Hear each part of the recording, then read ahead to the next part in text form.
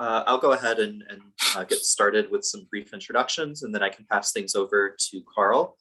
Good evening, everybody. Welcome to the October 2021 Charlottesville Board of Architectural Review virtual meeting. We are streaming live on the city's streaming channels, and we also should now be live on channel 10. My name is Robert Watkins. I'm city staff, and I will be running things virtually tonight.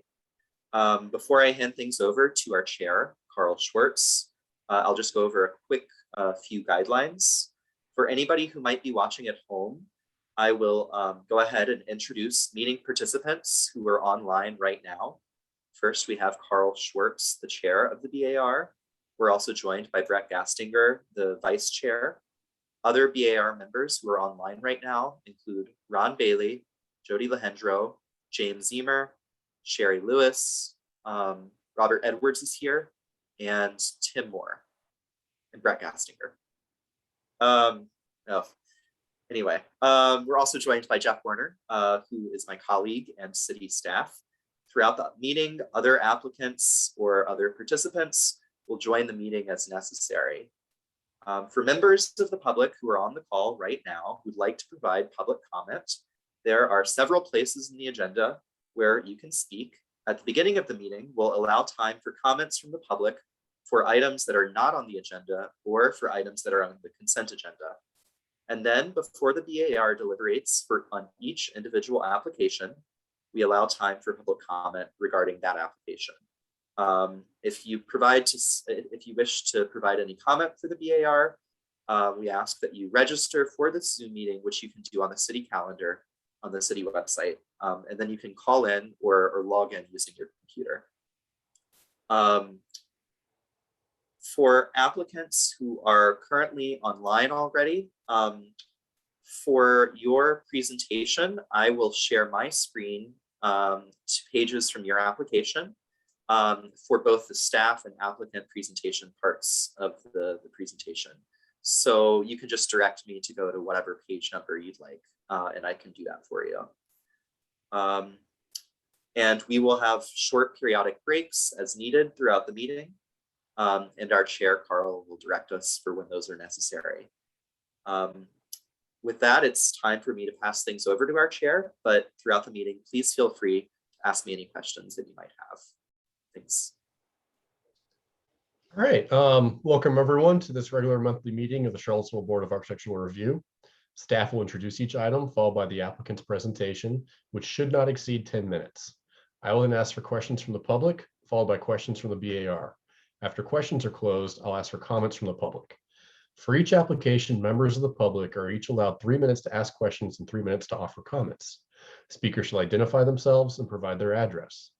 Comments should be limited to the BAR's purview, that is only regarding the exterior aspects of a project. Following the BAR's discussion and prior to taking action, the applicant will have up to 3 minutes to respond. Thank you for participating. So first on our agenda is matters from the public not on the agenda. So if you're a member of the public and you have something to say that is either not on our agenda or is on the consent agenda, now would be the time to do so. The consent agenda includes our minutes from April 20th, 2021, 109 to 111 West Water Street, and 110 to 114 Old Preston Avenue. So if you have any comments, please raise your hand or press *9.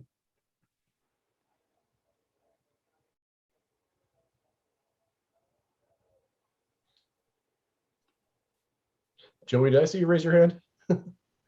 Yes. I did the official hand raise, okay. But the old hand is always good. Hi, everyone. My name is Joey Conover. I am here speaking about 110, 114 Old Preston Avenue, which is on the consent agenda. I'm the manager of the building, which my parents have owned since 1976. I think the application speaks for itself pretty much. Jeff was very helpful in finding some old photographs that I had never seen before, so that was kind of exciting for me. And I emailed you all a link to our website with some other historic photos. I went down to the Historical Society and looked in their vinegar Hill folder and found a few. Hard to get really good resolution on some of them, and most of them, you can see part of the building, but literally the door in question will have like a bush in front of it or some grass. So I'm open to answering any questions that you all have about our application.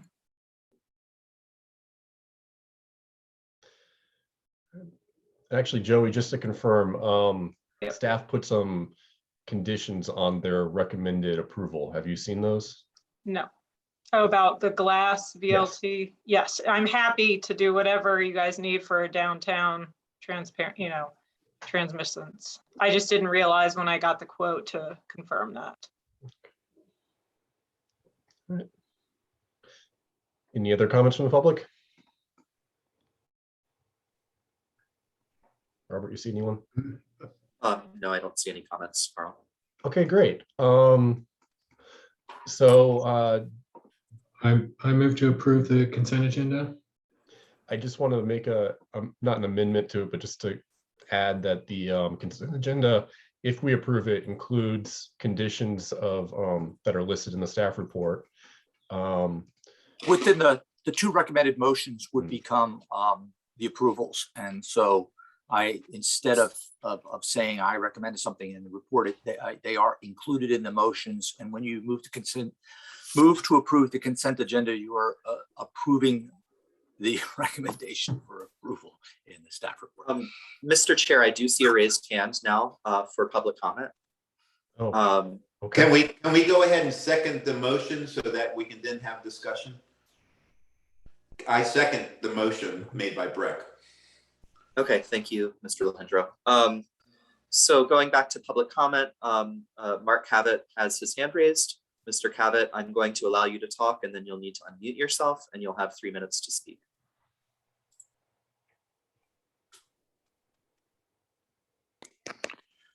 Good evening, trust you can hear me now.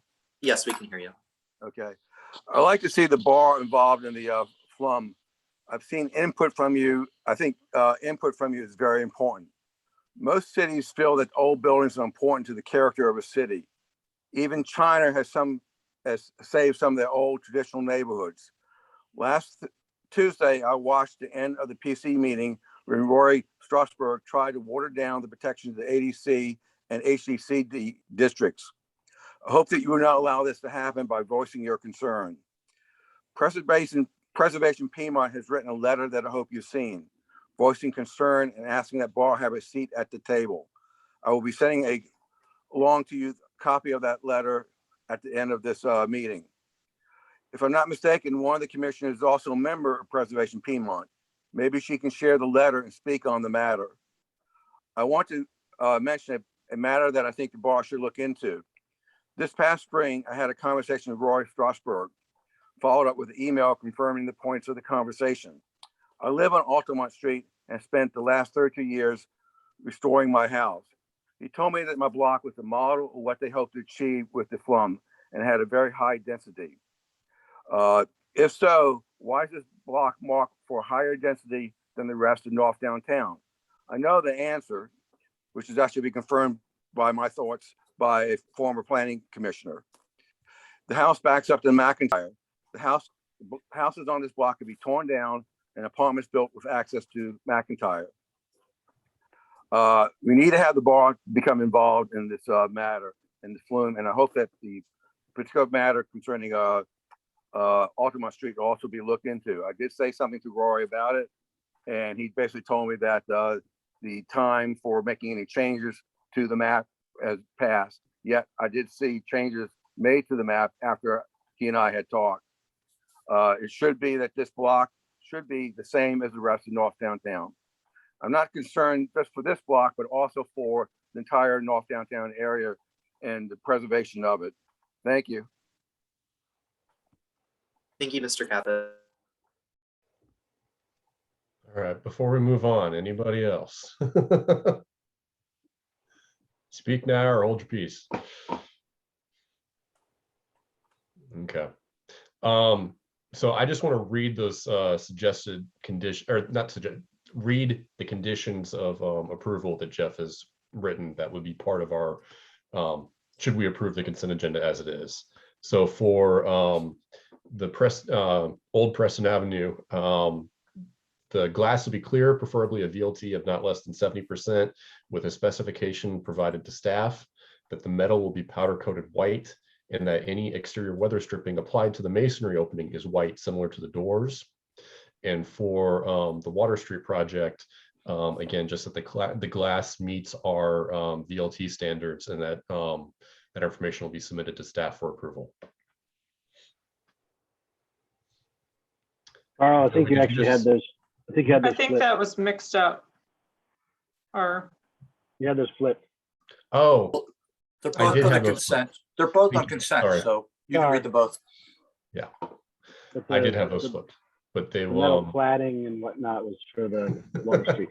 Thank you. That's That Ally's job. makes a lot more sense. So yeah, those will be included if we approve this as is. So we have a motion from Breck, and then we have a second from Jody. You guys are still good? All right, Robert? I will call votes in the order that I see you on my screen. Mr. Bailey, Aye. Mr. Lehendro, Aye. Mr. Zemer, Aye. Mr. Schwartz, Yes. Mr. Gastinger, Aye. Mr. Moore, Aye. Miss Lewis, Aye. and Mr. Edwards. Aye. The vote passes unanimously. So Ally and Joey, you're good to go, and just when you get to, let me know when you can, get ready to install, and we can talk about any of those questions. Ally, if you got any questions, I think yours is going to require a building permit, but, and then if you would please, wherever Robert put the sign out in front of your building, if you pull that down, I would very much appreciate that. And we'll talk to both of you soon. thank you. Thank you very much. Are we good to go? Yep, Yep, good to go. You're good. Wait, All right, good night, Ally. Good Thank night, you. Joey. Thank you. Good night. All right. Thank you all. So we're joined, I know, by, I guess next on the agenda is 605 Preston Place. And we have Kevin Riddle joining us. Yeah. And I'll pull up the application. I just was going to say, Robert, I hadn't seen the photographs of that building at Second and Water, and I just, I've been staring at it, going, "Is this the right thing?" And what an interesting. I That don't was know if you all wild. saw it. The house is almost like set up above these stores. That's Each storefront had its own address. They're filed differently, but there are like two storefronts in the basement and then the house above it, and each one of those had a different address. pretty cool. So, Yeah. all right, I'm scrolling down.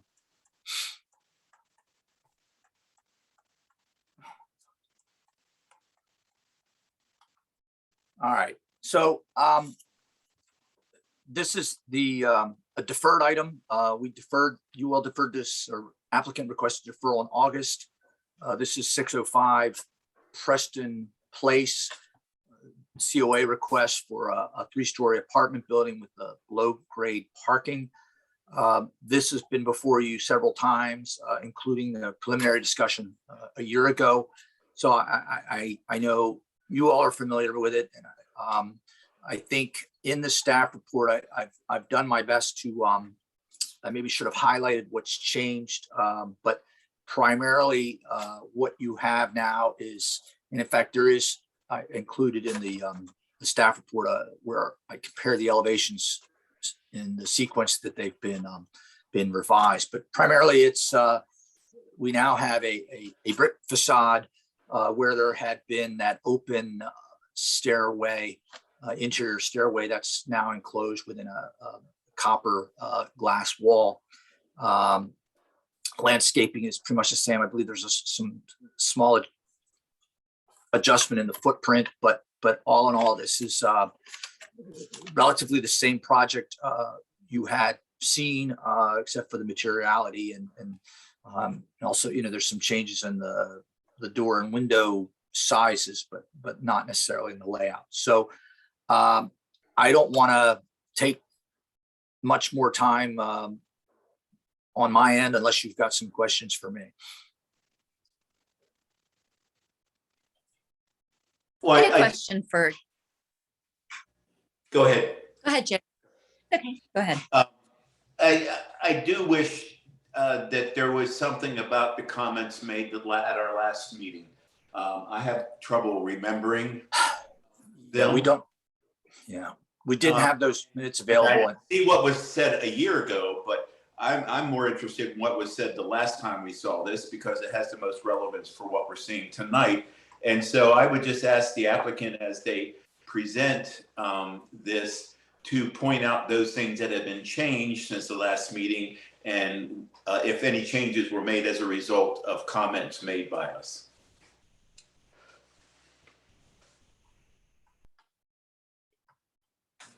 And my question went to some of the comments from neighbors and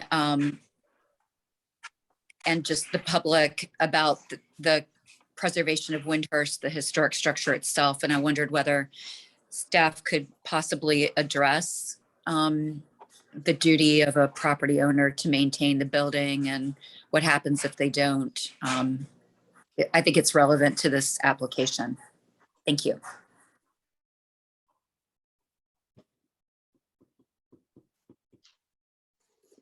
You want me to answer now or? You can, Jeff. Yeah, this is, if a property within a historic district or an IPP, if it's determined that it's detrimental to the character of the district or there are provisions that the city can cite the owner as a zoning violation, that would be, my understanding is the BAR could initiate that, and then I would meet with zoning staff to issue a letter making recommendations. And I have not had to deal with that, so I'll be honest with you, it would take a little bit of research for me to know exactly the steps and what the responses could be. I do know that this house had been approved for to be moved down the street. But yeah, we would have to say, what is it that we are citing them for? What are the issues that are causing it to be have a detrimental impact on the historic character of the district and on the site itself. So if we're prepared to go out there and look at it and go out and evaluate it and put together something, we can certainly do that. I don't know if tonight I could tell you, here are the things that we would cite this property owner for. Not that we couldn't, but I'm just not prepared to have that discussion tonight. Thank you. And Kevin? Yes. Good evening, everyone. We have a slideshow similar to the one you saw in August. I won't go through the entire show tonight, but I'm willing, if you want to look at any particular image and have questions or want to discuss it, I'm ready to. What I will do though, and Jody mentioned this, is I will outline the significant changes we've made between this meeting and the last and point out where and when they address comments that members of the board made.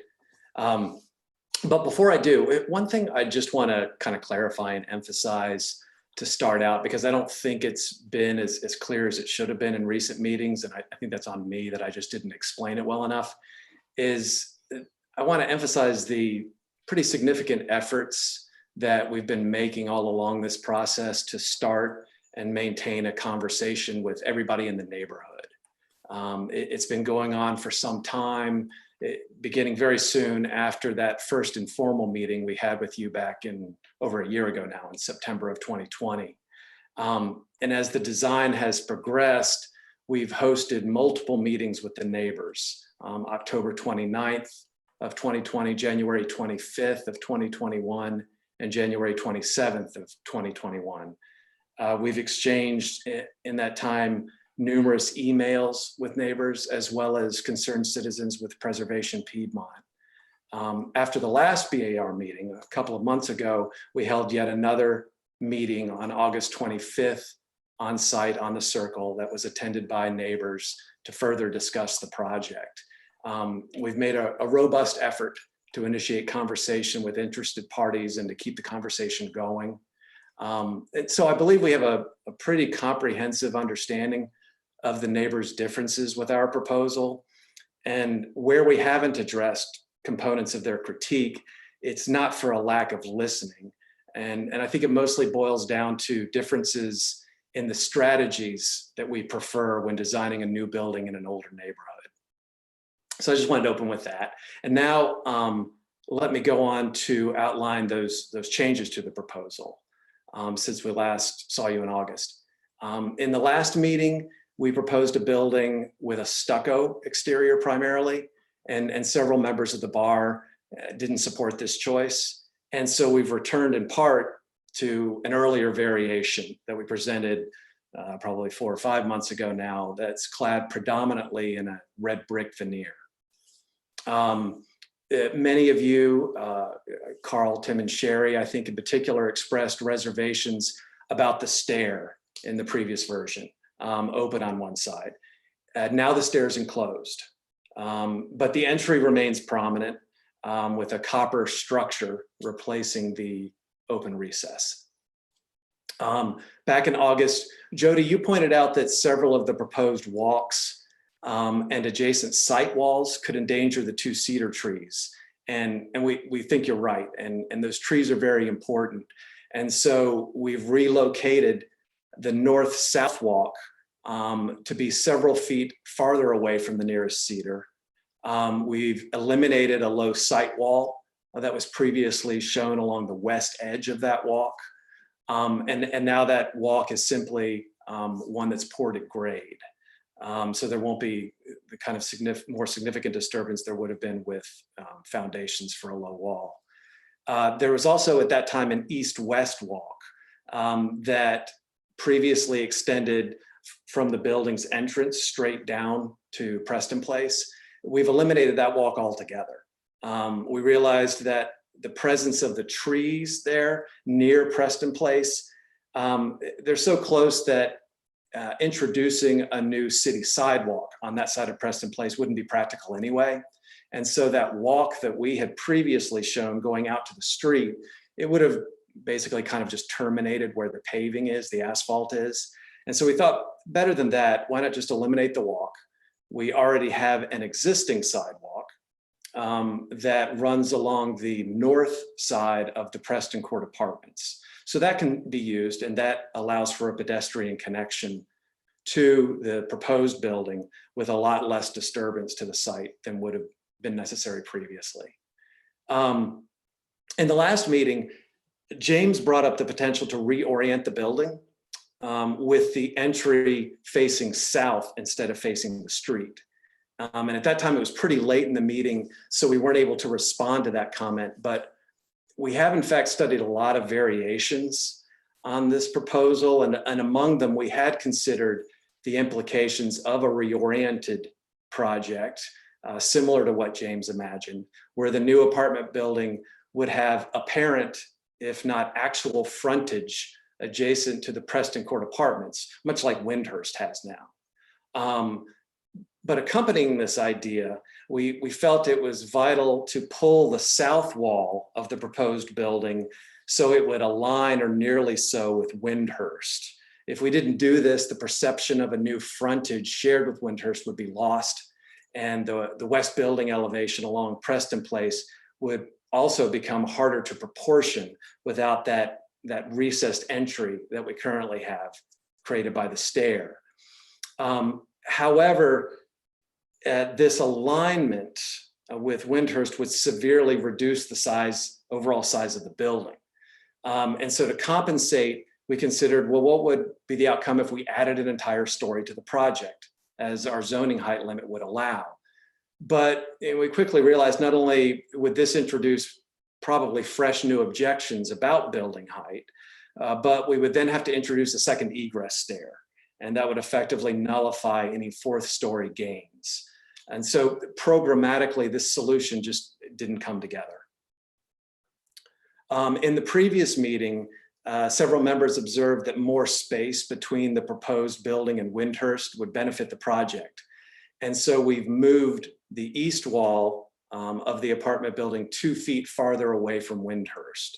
And so that leaves a terrace that's more than 15% deeper than it was in the last design. In August, Brett noted that it was unlikely that elevated recessed planting boxes that we proposed in the driveway wall would actually support plantings through the winter. So we took that advice that they probably wouldn't work, and we've eliminated them. Instead, we now propose that pipe vine that would be planted along the top of the north driveway wall could be allowed and encouraged to just grow down and hang over the wall. And with it being a stone wall anyway, a field stone wall anyway, we feel like it has the potential to be a fairly handsome wall, even if it's rather tall. And so the planting developing over time would only enhance it, but in the meanwhile, when the plantings are immature, it'll still be a nice feature. Breck was also concerned about shagbark hickories that we had proposed, that they may not thrive in this setting. So instead of the hickories, we now propose thornless honey locust, and they occupy a row south of the proposed new building. And I think that summarizes the major changes that we've made. So at this time, I'll open it up to questions from you guys. Thanks, Kevin.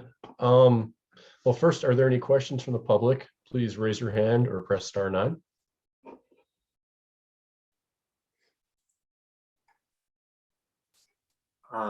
Mr. Chair, I see one raised hand so far from Elizabeth Turner. Ms. Turner, I'm going to allow you to talk for 3 minutes, and you'll have to unmute yourself. Okay. All right. Thank you very much. I'm Beth Turner. I live at 630 Preston Place, directly across from the Windhurst house and across from the side yard and terrace of Windhurst. I have some questions about the drawings that have been submitted. And I wanted to ask, where is the view from the north side of the proposed apartment building? That is the view from the house that is next door to the apartment building. I don't see it. I see a blank, black kind of, you know, we don't see the proximity of the house next door. I see a lot of drawings that relate to the Preston apartments, but I do not see, and I see some drawings that relate to Windhurst, but even that is not really quite clear from the east side. So but my main question has to do with the drawing from the north side. And do they account for this apartment building next to a house?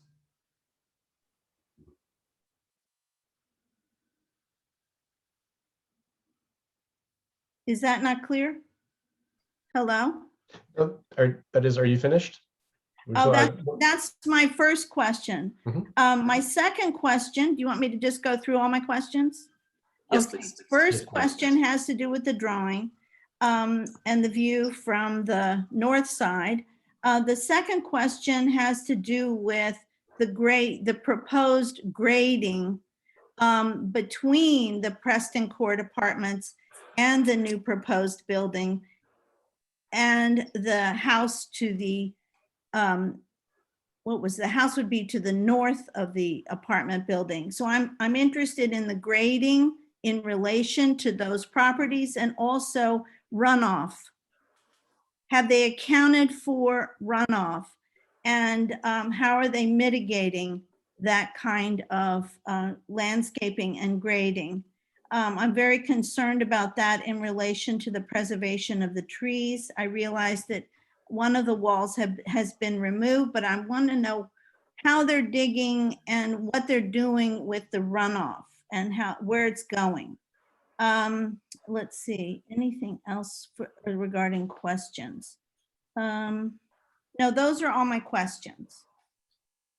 Thank you, Ms. Turner. Kevin, you can respond or not respond or wait until we've gone through all the questions. It's up to you.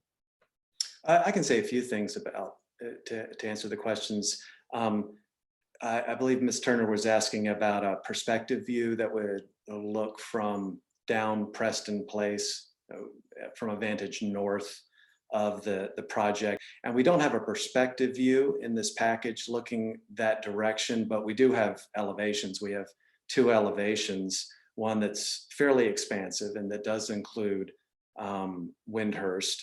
And so we thought that that would be sufficient along with the multiple perspectives that we show, including one that does look from the east side with Windhurst in the foreground and the proposed building in the background. Regarding issues of the site and runoff, those are issues that we'll end up resolving with the civil engineers who are involved as the site plan develops. To emphasize, it is in the staff report that this site, this project will require a site plan review, and I could just read right from that. No site plan has been submitted for the proposed new work. During the site plan review process, it is not uncommon to see changes that alter the initial design. In considering an approval of the requested COA, the BAR should be clear that any subsequent revisions or modifications to what has been submitted for that COA. So meaning that if the site plan alters what was approved for this, if there's an approval, that they would have to resubmit possibly a new BAR review. So does that make, so the drainage questions, those issues, tree protection, those are typically handled at the site plan. Now, if there are conditions about where they're putting things and what types of trees, and those will be incorporated into the site plan, must be consistent with what the BAR reviewed. But you all do not review drainage issues. Mr. Chair, we have several other hands raised for questions. I will go through the list in the order that I see. First, I see very good. Mr. Good, I will allow you to talk. You'll have 3 minutes to speak and you will need to unmute yourself.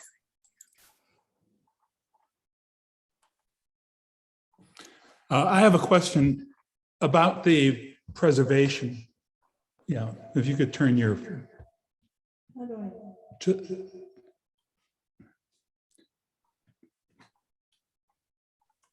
Can you turn it on? Okay, thank you. My wife and I are sitting in the kitchen.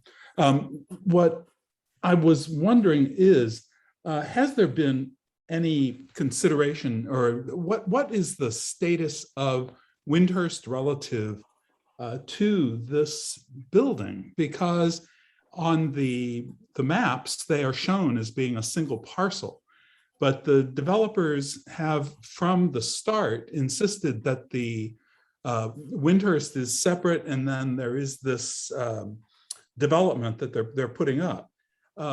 We really don't know what the condition of Windhurst is. We have heard that the roof is leaking badly, and we've actually been wondering whether the building is being let go. Just you might say, let it collapse and be done with it.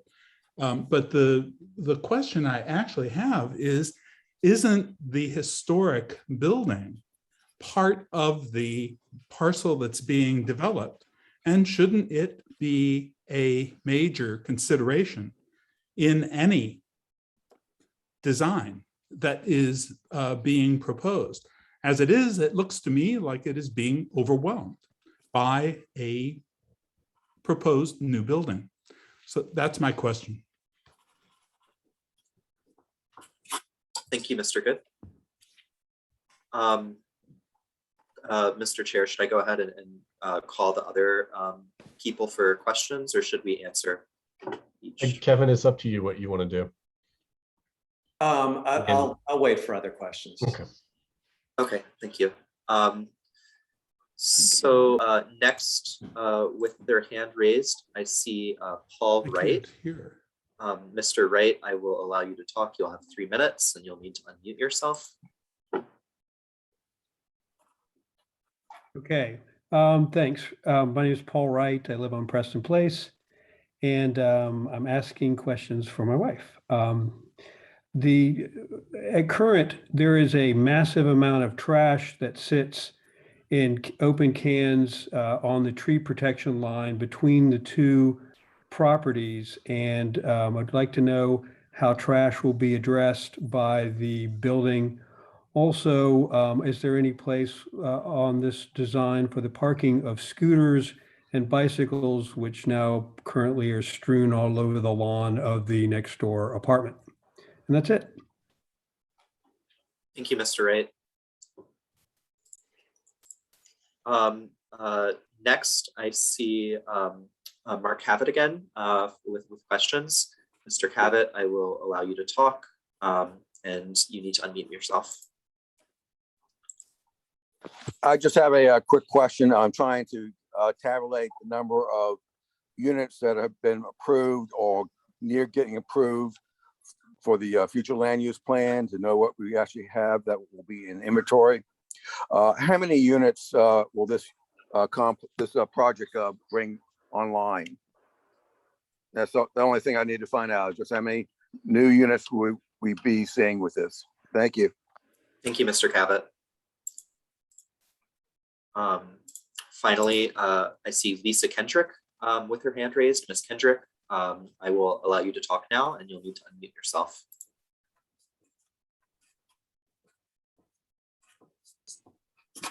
Hi. I think Beth was talking about 625 Preston Place, and that it is adjoining property to this proposed new building. And I wondered too, is just how and I would enjoy seeing a picture of that, a drawing of that, just how overwhelming or what it's going to look like if you're in that building and you're looking toward the new possible building, just how close it is and what that's going to look like, I think is what Beth was wondering about. And I am, just down the street from that at 622 Preston Place, and just the massiveness of the building is interesting to me as well. The other question I have is that when Kevin was talking about predominantly brick, does that mean that just the front or just the side he's proposing will be brick? Or, I mean, first of all, let me just say, I'm not for this at all. I like the grassy hill, but when you said predominantly brick, I wasn't clear on exactly what that means. So that was a question. Thank you. Those are my questions. Thank you, Ms. Kendrick. Just to be clear, 625 is, if you're looking at the street map of the apartments on Grady are to the south. Windhurst is 605. It's on the parcel on the east side, so that'd be to the right. This is going on that to the west side of that, the left of the parcel, and 625 is directly above that. So I guess immediately north of where this apartment would be built. Just to what Lisa was referring, if that helps.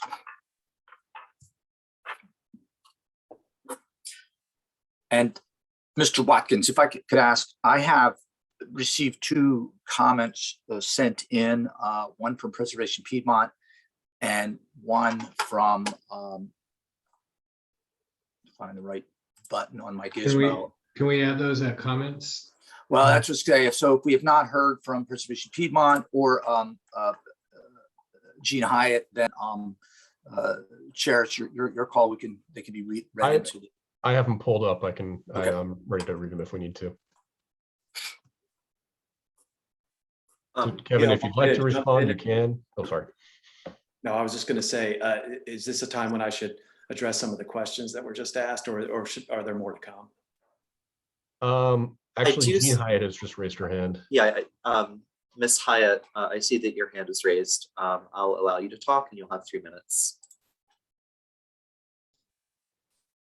I think we're waiting until we're not here to do the questions. We're here for later, Jeff Werner. So I just wanted to say that I'm ready to talk later, not during questions. Thank I you. just making sure you're there. Okay, thank you, Ms. Hyatt. So yeah, Kevin, if you want to respond to any of the questions, now is the point or the time. Yeah. As far as the condition of Windhurst goes, we have not been involved in any evaluation of the existing structure as a part of our task here. And I guess, what we're bringing to the BAR is a presentation of a new building, and is it appropriate? So I'm not in a position to really go into Windhurst and its condition. Regarding trash for this particular project, we have set aside an area within the parking level where the trash toters would be kept through the week, except on trash days. Now, again, regarding trash storage for the Preston Court Apartments, that's one that's sort of out of our purview here. Regarding bike storage, we haven't identified areas for bike or scooter storage at the moment, but that is something that we may potentially find space for. Someone asked how many units. We don't have that finalized yet, but it's our obligation to just make sure that we stay within the density limit that the city zoning allows for, which we will. I was asked about the exterior. I think the elevations make it fairly clear that there's a lot of brick on the exterior, so it is predominantly brick. There is copper cladding on the new entry enclosure, but otherwise it's a largely brick building. And then I think somebody wanted to know about how far this building is from the house north of it, 625 Preston Place. And the distance is a little over 29 feet away. I think that was all the questions. Robert, are you able to pull the packet back up just to quickly run through it? Because it sounds like some people haven't seen the.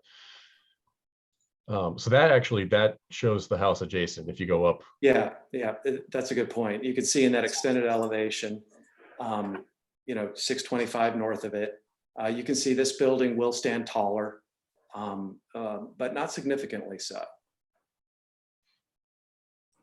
And yeah, if you just quickly scroll through so they can see the elevations again.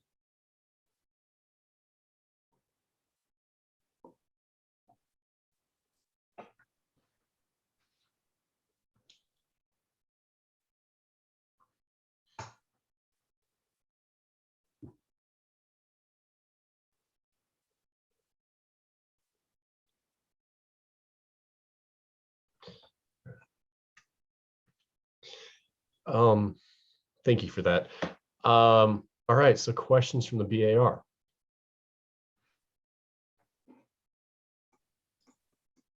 Kevin, I wondered if you could explain a little bit more about some of the brick patterning that is visible in some of the perspectives. And then I noticed that there are 2 brick samples that are also shared as part of the details. Could you explain the intentions there? Yeah, I think to add some variation, a bit of character to the building, we thought some somewhat expressive brickwork could be useful. And so in particular on the west facade, we're showing bricks laid with slightly proud projecting headers in the sort of vertical line of a number of the windows. And then up at the parapet wall, we're showing a kind of brick screen. I think sometimes people call it like a pierced brickwork, where there are deliberate voids. And while ventilation is not something that's going to be necessary up there, we thought it might be a helpful way to just to sort of kind of break up the wall a little bit there, and again just add some visual variation to allow a little bit of seeing through, but still the walls would be sufficiently solid that the mechanical equipment could still be by and large concealed. The two bricks, we're proposing a mix of those two brick types by Meridian. We can provide samples in the future if necessary, should the project be approved. These were samples that we saw over at Allied Concrete. I see. And so they're readily available. Okay, so if I could confirm what I'm hearing is that those will be mixed, it will be an even mix. And the kind of tonal change is a textural, not a different color brick in those. Right. I mean, we've attempted to be as accurate as possible with the illustrations.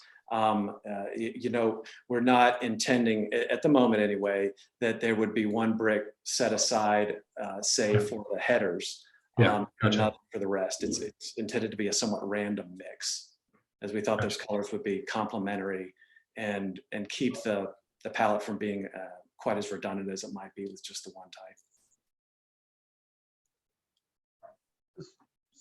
So I have a question, Kevin. In the previous version, we talked a little bit about reducing at least the throat of the driveways that came to the street, and I'm not seeing that, so I'm curious what conclusion you came to there.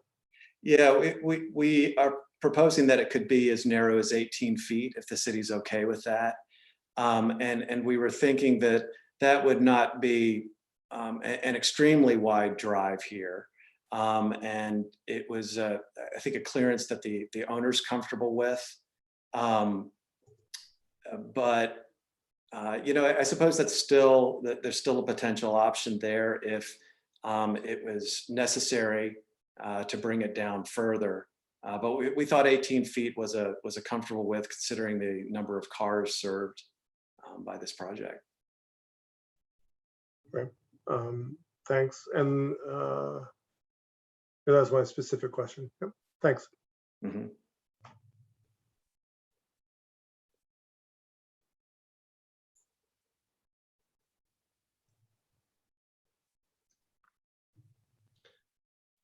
You guys are all quiet, so we'll open up for questions from the public. Please raise your hand or press *9. Comments from the public, not questions, comments. So I'm starting to see raised hands. I'll go ahead and start to call on people. First, I see Christine Colley. Miss Colley, you'll need to unmute yourself once I allow you to talk.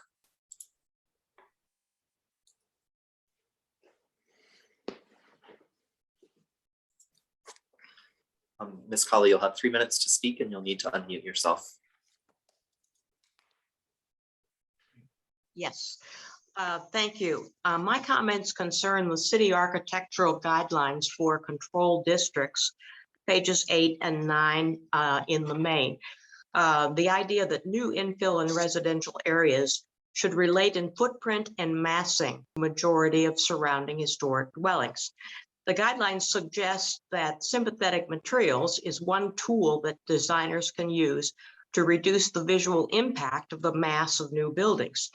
The new material choices for this submission are more in tune with the surrounding buildings than earlier designs, but the sympathetic materials are not used to address the fact that the mass and spacing created on the lot are very different from that of the surrounding properties.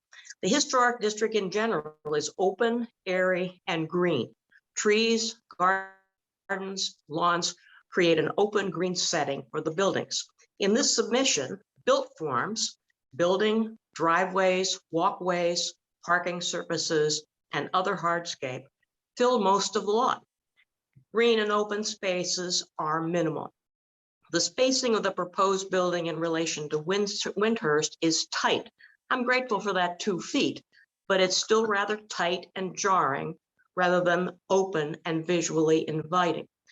The effect of the new building is to obscure Windhurst rather than to relate it to the open, relate to it in the open, respectful way that other buildings in the historic district relate to their neighbors. The building of Preston Court Apartments long ago certainly did Windhurst no favors. That's done. It does not follow that crowding a contributing historical structure is desirable or should be permissible. The design crowds Wyndhurst to the extent that views of the older house from the street are fleeting. The architectural guidelines seem to clarify and give examples of how new buildings can relate to and respect the character of a historic district. Doing that entails a great deal more than choosing surface materials from a list of those visible in the district. That's my comment. Thank you very much, Ms. Colley. Next, I see Lisa Kendrick with her hand raised. Ms. Kendrick, I'll allow you to talk now. Hi, thank you. For me, it's the same building that we keep seeing over and over with a few tweaks to it, and I appreciate the tweaks, but it's still the same building. And Kevin, I do appreciate that the openness that you all have had with asking for input. It works both ways. We have offered up, we have given multiple ideas and suggestions. So yes, I appreciate you're hearing us and asking for it. So it's also mutual in that we are willing to give you input and feedback. And so when I look at this building, I see that it does not contribute to Wyndhurst. And in fact, we just heard that Wyndhurst is not even being considered in this project. And this whole site is a historical site. It has not been subdivided. And so it seems to me that this new building should certainly be, the Wyndhurst should be considered in the development of this new building.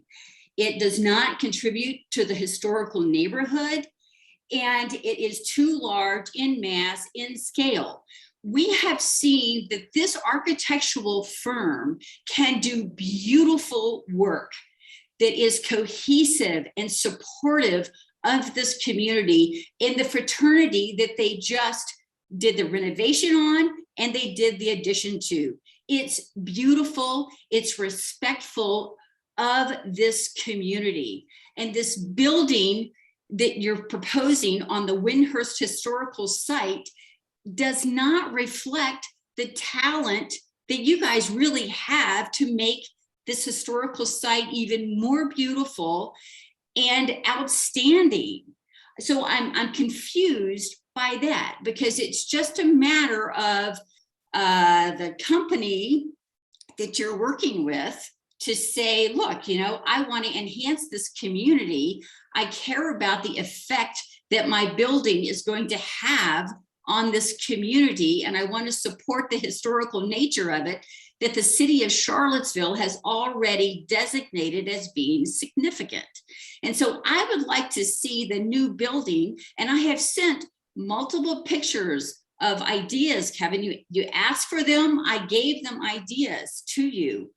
And so I just want that recognized, is that there has been feedback. It's the same building over and over again. It's a loss of green space. And this green space is a part of the historical site. So I see I'm running out of time. There's a lot more to be said. It's the same building, just tweaked, and it doesn't fit with the historical nature of this whole community. So I wish I had another 6 minutes to talk. Thank you. Thank you, Ms. Kendrick. Next up, we have Genevieve Keller. Ms. Keller, I will allow you to talk and you'll have 3 minutes. Thank you. Hello, all. Tonight, I'm speaking as a committee member for Preservation Piedmont, but I'm going to divert for a moment and say that I think Mr. Cabot may have been a little mixed up when he spoke about the details of our comp plan letter to council and the planning commission. So I'm going to ask that a copy of that letter be sent to you directly so that you have the actual letter. Preservation Piedmont has reviewed the Preston Place submission at the request of some of its neighbors, and our comments are consolidated from reviews by several members of our board and board of advisors. including an architect, landscape architect, 2 architectural historians, and 3 members with previous design review experience. You have our letter, but I will read it into the record for tonight. We certainly appreciate the adoption of the brick exterior that helps the new infill building to recede and embraces a more familiar material palette and fits better with the adjacent historic buildings. The open brick lattice of the parapets is a bit fussy, and if not necessary for airflow around the mechanicals, could possibly be eliminated. I think the architect just spoke to there not being necessary for ventilation, but I'm not entirely certain of that. Handwood molded brick, like the brick on the adjacent Preston Court apartments, would enhance the project further by adding more material quality, attention to the brick bond, softer edges, and irregularity, but the subtle detail of this proposed brick is appreciated. The brick color and metal cladding color are not quite a red clay brick and Charleston green, but they're close enough to read as part of the entire composition of the 3 building ensemble, and they are not out of place. We also paid attention to fenestration and shutters. Please ensure that the shutters are required as a condition of approval so that they're not eliminated in a later cost-cutting phase. The fenestration as shown is appropriate and also should be retained as a condition in future submissions. The new drawings show a connection between the 2 sections of the building as well as a defined entryway. And we find that both are significant improvements to the building design. Enlarging the door and the portico would enhance the project as well. There is still a grade difference of 14 feet from top to driveway at the bottom. The planter at the base and the plantings shown in the landscape plan help reduce that visual impact. There's still guardrails around the retaining walls on the drive down that we hope the plantings will conceal, also to mitigate the height of the retaining walls. The stone base and the low retaining wall seem appropriate. As many have mentioned tonight, we're still concerned that Windhurst, which is a unique historic resource in Charlottesville's urban fabric, remains neglected. We're losing you, Jenny. Uh-oh. Well, we do have the letter, and the remaining paragraph was about Windhurst. So I'll finish it for her. So we're still concerned that Windhurst's unique historic resource in Charlottesville's urban fabric remains neglected, although pulling back the mass from Windhurst helps to provide some degree of a reasonable lot line separation so that it can retain its own identity. Because the revised infill submission still crowds and intrudes into Windhurst's immediate environs, an appropriate way to mitigate that effect on the historic setting would be to undertake concurrent exterior repairs, restoration, and rehabilitation to enhance and strengthen Windhurst's contribution to this property. As the city contemplates adding more buildings and structures to existing lot configurations, it is important that existing buildings continue to be valued and well maintained as new buildings are added.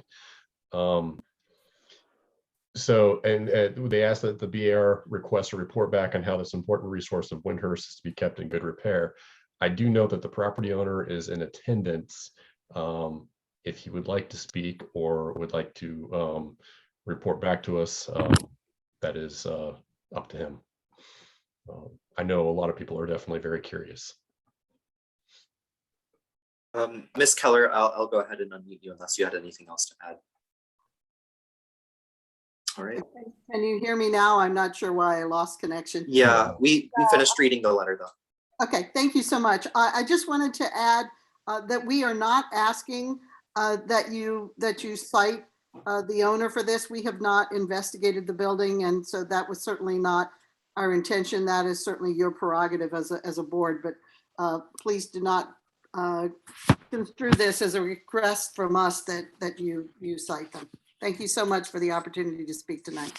Thank you, Ms.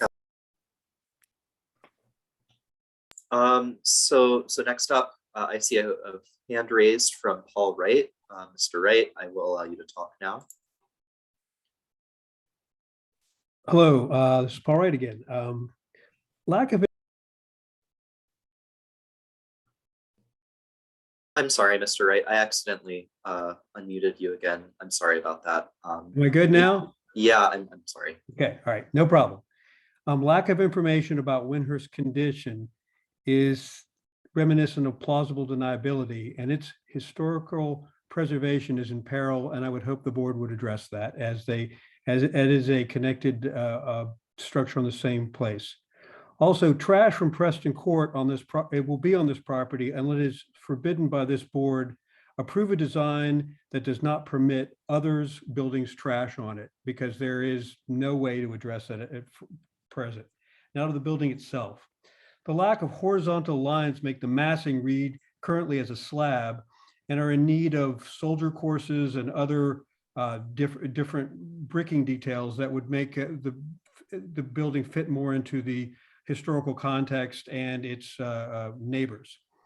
Also, the screening at the top wall adds to the massing, invoking a sense of 70s architecture, which, as anyone here would know, UVA and the surrounding areas have strived to eliminate with quite severe consequences. Almost none of it exists and has little relation to the overall neighborhood.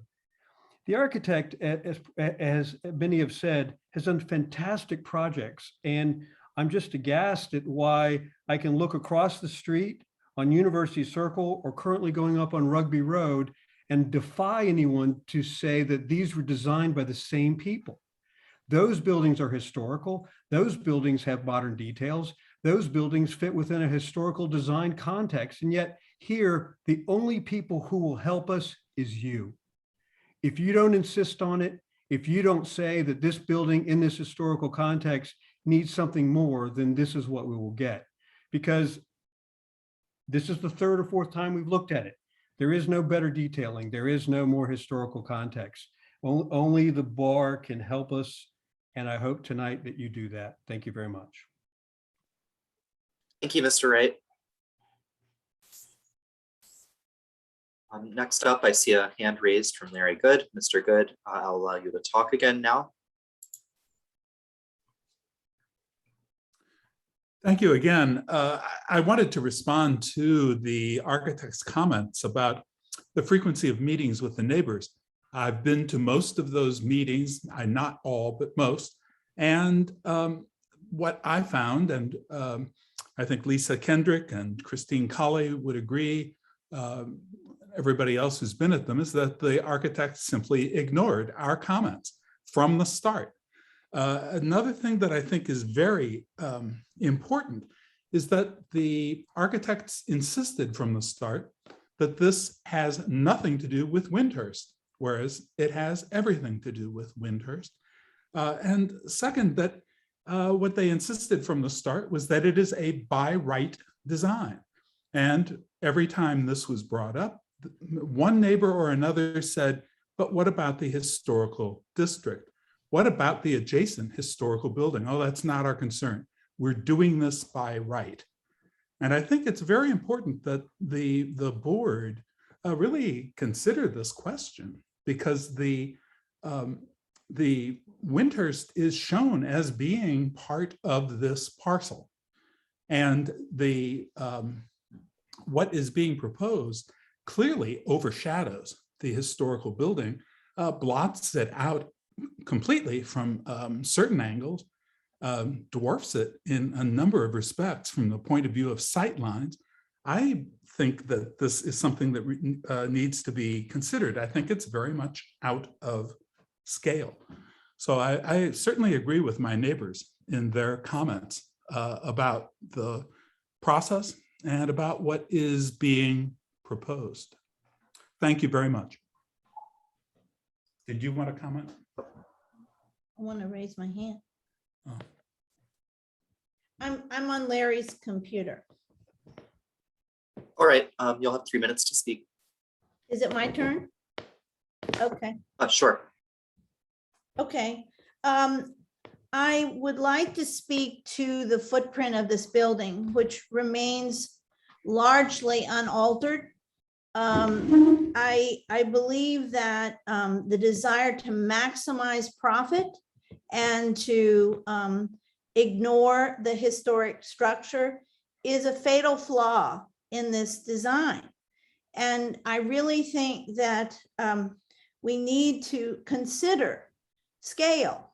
And remember, you're a part of your guidelines, and it was brought up last time by Jean Hyatt, referring to Chapter 3 of the guidelines, which has to do with a structure not overwhelming the surrounding properties. And the reason why I brought up 235 Crescent Place, which is an adjacent property, is virtually ignored in this latest submission. And that gigantic hole that comprises the driveway into the parking garage is a wall that abuts that property. I mean, it is a precipice. And I just think that we need to consider scale. We need to respect Windhurst, which is a derelict property. The roof is rusting through. I have it on good authority from the developer's son himself that the building is leaking. Now, the fastest way for a building to go down is to let the roof go. And I just think it's a crime. And I would encourage you to be vigilant about considering the whole parcel, understanding the proposed development as part of an adjacency to a historic structure in a historic neighborhood. We're counting on you folks to respect the historic district and enforce the guidelines that are already on the books. Thank you. Thank you very much. Ms. Hyatt was on earlier. I don't know if she wanted to. Her hand is raised now. Ms. Hyatt, I will allow you to talk now. I was waiting for everyone else. So I'm Jean Hyatt, Meadowbrook Heights Road, and I agree with a lot of what people were saying. I spoke at your August meeting on the same subject, and I thank you for unanimously declining to approve the August submission for the design of this building. That action did provide the time for the architect to go back to the drawing board, consider some recommendations, and create a building design that was somewhat more thoughtfully respects this property and the historic Preston Courts apartments, although not completely. Certainly out of concern for the homeowners living nearby and the significance of this historic property, the best scenario would be to leave this piece of land open as part of the Windhurst landscape. However, because of regulations in our current zoning law, the property owner has a right to construct a building. It's important to work towards the most satisfactory design for this proposed structure. I was pleased to see that Mr. Riddle's new design includes a connection between the two sections of the building as well as a defined entryway. That is a significant improvement to the building design. However, I strongly recommend that the new doorway and portico be enlarged. The entrance door appears to be the same size as a nearby ground window, and that small size is counter to the doorway being a significant focal point of the entranceway. I appreciate the drawings incorporating windows with divided lights, as that design reflects the windows in the nearby historic buildings. I trust that these mullions are functional, and could that be clarified? Divided lights add important detail and a greater sense of scale and articulation to the project. I hope that the divided lights and also the shutters will be retained through any new revisions and requests that be a condition. The removal of the balconies would be a plus for the neighborhood, as people hanging out on balconies would likely impact the nearby neighbors' peaceful enjoyment of their homes. Please consider a change in the design to show more of a distinction in the brickwork between the main facade and the foundation and the main facade and the cornice. In the Preston Court apartments, there's an artful distinction in the brickwork and materials between these sections of the buildings. Please include a requirement that the developer adhere to dark skies guidelines with shielded light fixtures in order to avoid light trespassing or spillover light onto farther away areas. Lastly, I'm very concerned about the current state of neglect and the condition of the historic Windhurst Manor House, a Charlottesville individually protected property. I see in the drawings that the Manor House looks beautifully maintained with a well cared for lawn, ! My request is that the rehabilitation and continued careful maintenance of Windhurst to be a condition on the issuing of a certificate of appropriateness. Thank you. Thank you very much, Ms. Hyatt. I see another raised hand from Richard Crozier. Mr. Crozier, I'll allow you to speak now.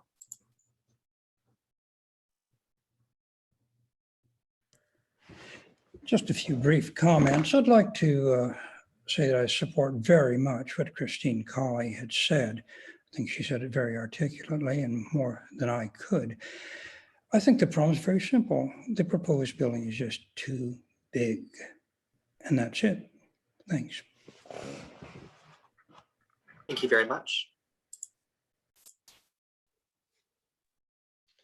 All right, last call for public comment. Mr. Chair, I don't see any more raised hands. Okay, comments from the board. Mr. Schwartz, I just want to interject something before you have the discussion begins, just to help clarify some things, I think, for everyone, so that we have an understanding of what the BAR's has available to it, what it doesn't, and what I think the folks that have spoken, so that everybody understands what can be done and not done. So I'm sorry, I'm cutting and pasting so that I have it to read, but the first is that per the ordinance for the ADC districts and then the IPPs, in considering a particular application, the BAR shall approve the application unless it finds the proposal does not meet specific standards set forth within this provision. And that would be within the design guidelines and provision of the design guidelines established by the board, which we have. Or the proposal is incompatible with historic, cultural, or architectural character of the district in which the property is located, or the protected property that is the subject of the application. So those are the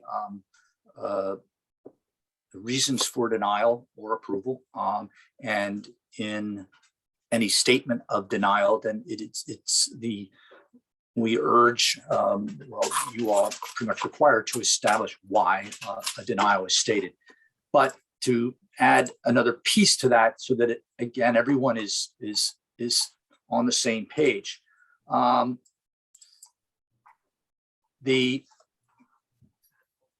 Sorry, I'm trying to not read all the legalese, but following approval of an application by the BAR, so this would be an approval, any aggrieved person may note an appeal of the BAR decision to City Council by filing a written notice of appeal within 10 working days of the date of the decision. So if you all were to approve this, anyone who wishes to could appeal that decision to City Council. However, there is a fee for that. It is part of the BAR application.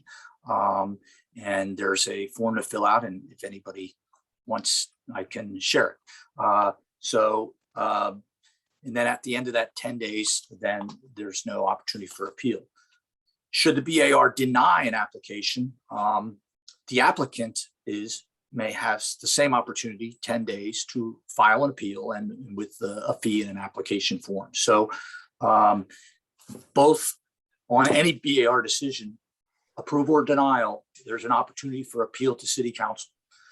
And so that everyone is clear that there's no deadline for when something goes to council. So we get it on the agenda when we can, but if the BAR denies something and the City Council upholds that denial, then the applicant or the property owner can appeal that decision to the courts. That opportunity doesn't exist for, so if, let's say, you all approved this, it was appealed to council and council upheld the approval. That is, I mean, I guess anybody can do anything, and I'm not an attorney, but according to our ordinances, that appeal to the courts is available to the applicant and landowner. So I just make sure everyone knows that you all are you make decisions, but you are not a legislative body. Your decisions are appealable to council, and that's available to both sides of this argument. What you decide, if someone disagrees with it, is not final. But there's 10 days in which to take that action. So, and I'm citing from the City Code Section 34-286, City Council Appeals, Section 34-285, approval or denial of applications by the BAR, and relative to the BAR's conditions for approving an application from Section 34-284, BAR review and hearing. So yeah, I'm not an attorney. I'm trying to paraphrase as best I can, but those are the options that are available so that everyone knows going forward what the BA's decision one way or the other. Those are the options available to us. So thank you. And I apologize for interrupting. And actually, I'm going to have you interrupt one more time. Can you explain briefly the site plan process for, I believe with some site plans, there's an opportunity for public input. Is that the case with this, or does this count as their public meeting? I can't speak to what I know that there is, public comment during a site plan, but it's there's less discretion involved. It's more of a, have you met the stormwater standards? Do you have, the proper grading, and do your fire and egress issues? So there's there's more of a checklist involved. If you've met that checklist, then so now people can raise issues. I know, and certainly at any time, anybody can make comments to the city staff about things, but there's less discretion in my understanding of how that is proceeded. I would look at a site plan from the design review. Mine would be to look at what did you all review, what's been submitted on a site plan, and do they align? And if they don't, is it of a significant enough issue that it should be brought back to the BAR? So does that help? I think so. And I just to make sure, I mean, some people, it may give some people an opportunity to understand better, like the grading question, Correct. Asking, they could ask the site plan reviewers how that's going, or the same thing with the trash or the scooters and bikes. Those would be opportunities, I think, for people to get a little more information on that. For that, correct. And now I would say, and I know, it's been asked in, I know some entrance corridor projects would have apartments that we've dealt with it. You can ask where the trash cans will be stored during the week. They'll be rolled out to the sidewalk, but they certainly can be, just like we require or request the screening of mechanical equipment. It could be a condition that when it's not trash day, those are stored in in that underground space or inside those doors or whatever you all would like to say, behind shrubs. I'm sorry, behind plantings. And if you feel that that's important, I think you can do that.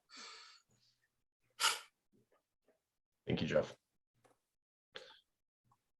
All right, guys.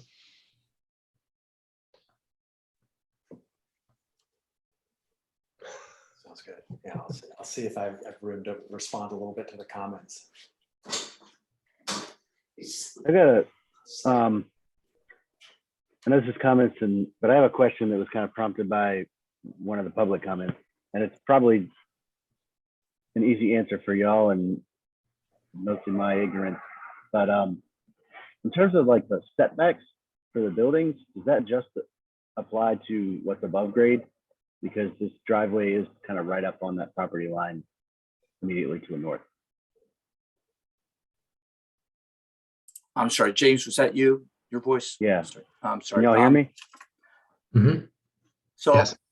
I can't, yeah, that would be addressed during the site plan. That's a zoning question. I know you recall the, I guess it was Zero Rugby, but it was the empty lot, and there's an underground parking garage that's actually, so I think a determination was made on how to treat that. I can't recall what it was, but that, the fact that it's underground, it's not in your purview, but it would be something that within the site plan, the zoning administrator would review. I believe a driveway has to be 3 feet off the property line. Right. The retaining wall, I'm not sure where that qualifies in that. Okay, I'm so assuming outside of the 3 foot line. I think that's the guiding principle there. I guess since nobody wants to start, I'll start. Two things. I know there seems to be a lot of distress in the neighborhood about scale, but that's the one thing I'm really not reading here. I mean, I think if I look at this in the city map, obviously, you know, Preston Plaza itself, or Preston Place rather, not Preston Plaza, is a large building, and so is Windhurst.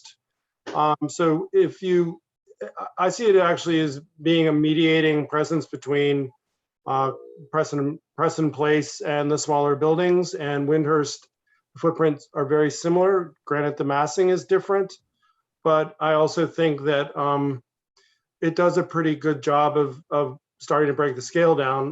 One thing that I think is kind of curious or of interest to me, even though it countermands the setback strategy that has been demonstrated, is that by swinging the, making the primary entrance off the side street, for lack of a better term, the pedestrian side street between Preston Place and the new structure, I think the entrance relationship is curiously backwards. If you flip the building, the way the notch works, Kevin, it actually seems like that's the more appropriate way to approach the building. I realize that doesn't quite work with the setback angle, but it's something to note, whether anybody else picks up on that or thinks I'm right about it. Wait, I'm sorry, Tim, could you explain that one more time? I just want to Yeah, make sure. so the building has a notch right now. So if I was to look at it in plan right now, I would say its primary approach is either head on or from the north, the way it sort of captures the walkway. So if you were to basically mirror it and make it flip the other way, the entry sequence makes more sense to me than facing Preston Place. Does that make sense? The way your stagger actually works better once you start having your entrance come from the Preston Place. If you were to actually just flip the footprint, and I realize this has some other issues in terms of the setback and all that, but all I'm just saying is that the primary, can I draw on this, Robert? I can, right? Or no, I can't. So you can try. So are you saying I'm not seeing that as I don't see it as an option. You're saying the north portion should stick out further than the southern portion. Essentially, if you were to mirror it, that makes like the wider sidewalk should be facing down. It's just more an observation. I'm not really sure how it works programmatically, or with maybe more to the point with the setback, right? Because the stagger is following the setback. It is, yeah. So I get that. It just is more an observation that it seems a little counterintuitive, is I guess where I'm going with that. And do you not see the way it's currently stepping as being somewhat in keeping with the buildings south and north of it? You know what I mean? Yes, I do. That's what I'm just saying. It's more an observation because I see it's picking up the line of the street, and that's why the setback works like that. I'm just commenting that the sort of the capture of the L seems a little bit backwards given the primacy of the walkway from. Yeah. I do see what you're saying. Yeah. So it's more an observation. I don't have a solution for it. That's just kind of, I'm just pointing that out. The other thing, going to the elevations, I think that having the centerpiece collected together in a closed fashion, I think is more successful. But I'd be inclined to say that I'd rather see the bulk of that the same color as the windows, and then maybe the copper highlights accentuate the canopy and maybe the front door or something to that effect, where it's more recessive. It just reads a little funny to me relative to the other metal on the building, whereas I can see the copper being not as much of it. And I also agree with what Jenny's and the Piedmont Preservation Alliance was saying about the screen brick. That seems a little, I get it, but it seems a little gratuitous. I also do like the idea of using the hand molded brick. I think that really softens things at a street level considerably. But again, I don't really have an issue with the massing. I really don't. I don't think the scale of it is, I don't have an issue with the scale of it.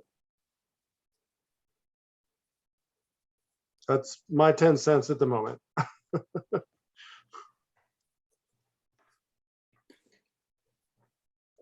Oh, and the only other thing is 18 feet's better, but I'd much rather see something like 12 feet at the entrance.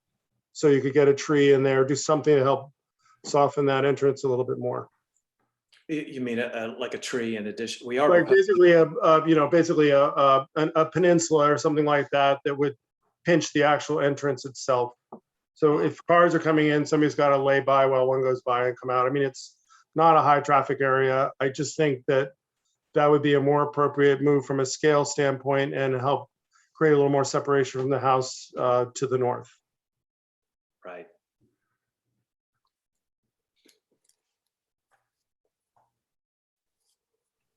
And I do think that 2 feet, oddly enough, makes a difference also between the two buildings. And last but not least, I totally endorse that whatever we do, there needs to be a commitment from the developer about properly maintaining and, really taking care of the house next door. That's clearly part and parcel of this. Sherry, since you got your hand raised. Yeah, I just wanted to thank staff for the 3 elevations and different perspectives, reflecting the 3 submittals from the applicant. That was really helpful. And I know it's extra work considering the agenda that we have. So thank you, Jeff, and thank you, Robert.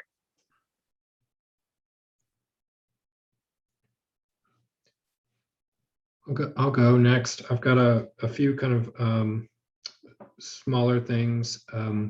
One is that related to the planting plan, Friends Tree, I think, is a fantastic plant.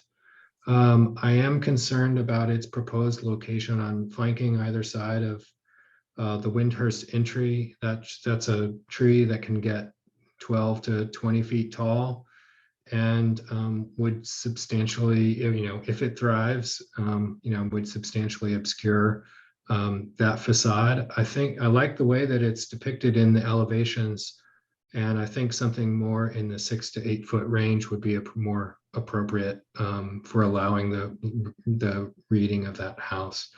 Fantastic plant. I just worry that it's going to potentially bury Windhurst a little bit. The second is related to a recommendation from staff in one of the motions related to the undergrounding of power, and I fully support the undergrounding of power. I will just say that given the locations of the power poles, and especially in proximity to the large deodar cedars, that the routing of the undergrounding, any undergrounding, should be coordinated with tree protection. I don't want to have an accident there. And I also agree with the public comment about some of the architectural detailing. Shutters were mentioned. For that matter, I think this project has a nice combination of materials and detail, and that's something I think that we all expect would need to continue to carry forward and is part of our approval or vote on this project. I'm also sympathetic with the condition of Windhurst, and given that this is part of the project property, I'm supportive of whatever means we may have at our disposal to ensure that the integrity of the thermal and waterproofing barrier for that structure is intact. I do see them as combined projects, even if Kevin's firm has not been hired for that part of that renovation. Lastly, I'll just say that I think that this project has come some distance. I think it began with an appropriate approach to mitigating the scale between some difficult and nuanced circumstances. I think in the end, this is a project that is actually properly scaled. I think that they've proposed is breaks up the mass in a way that is appropriate to a residential neighborhood. I think it will actually, give more consistency to that street elevation. And the materiality, I think, is one that is appropriate. There are projects that should be perhaps a little bit more forward in their aesthetic. This one, I think, is smart to actually be quiet and recede. And I especially appreciate the views looking at Windhurst with the project in the background.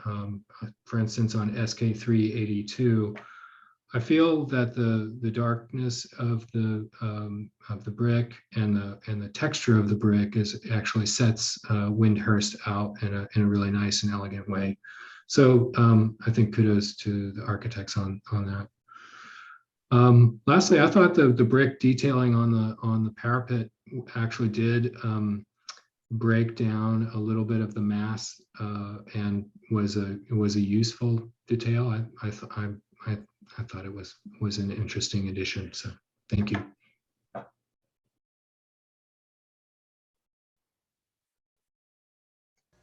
Jody.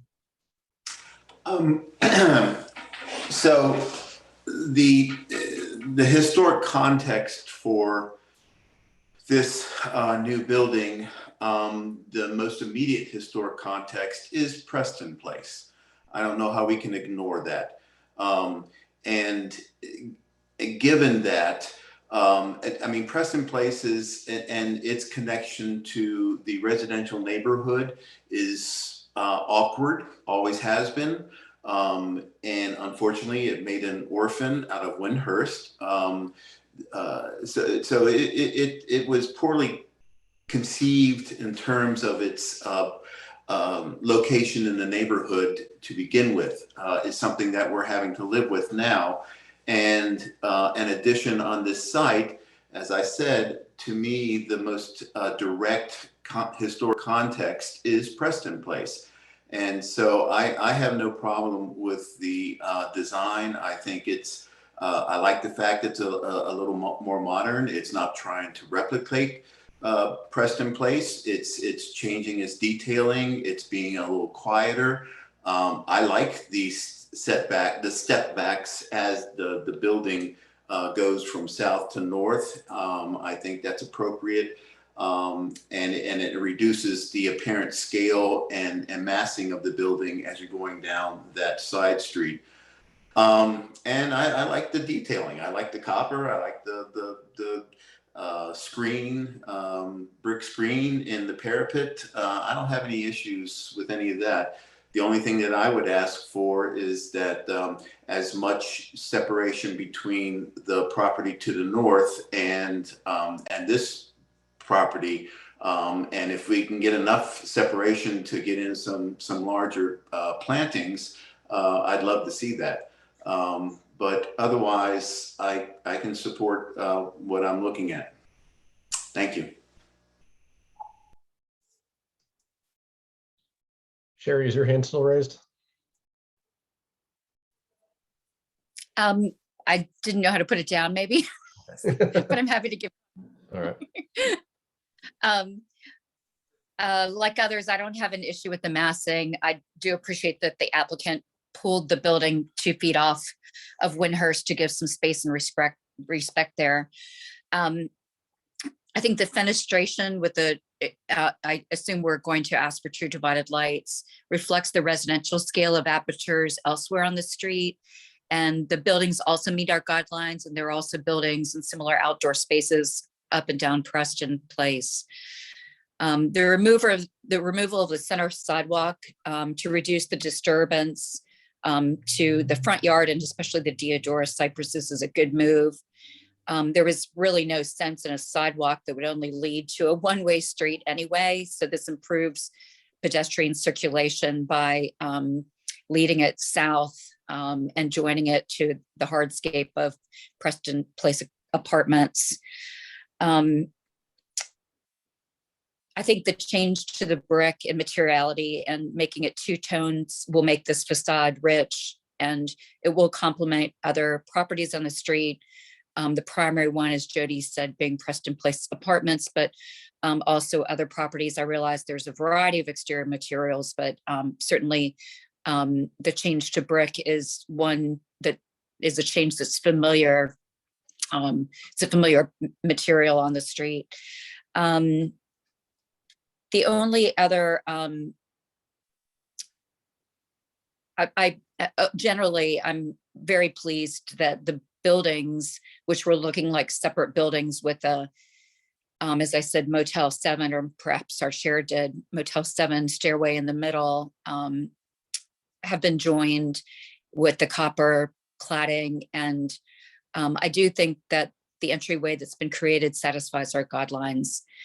Lastly, I want to say with regard to Windhurst that I think it should be a condition of our motion that the owner be required to maintain Windhurst, and that if there is any indication and a complaint, that the city will follow up within 30 days of receiving such a complaint from any neighboring owner or member of the public about the condition of this property.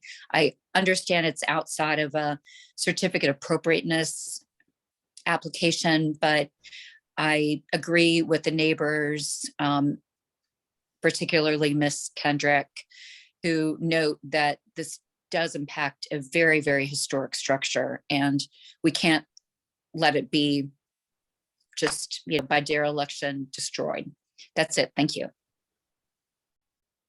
And I meant to say, add that to thank the public for the observations about Windhurst. I would ask that the BAR consider asking staff to initiate whatever legal inspections are allowed to make sure that the Windhurst is not being demolished by neglect. We need to protect Windhurst.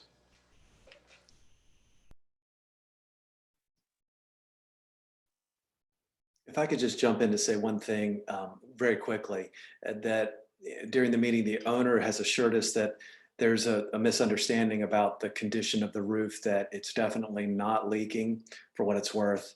And he does truly intend to continue or to restore the house and to preserve it. So that is the intent. It's not to let it fall by the wayside.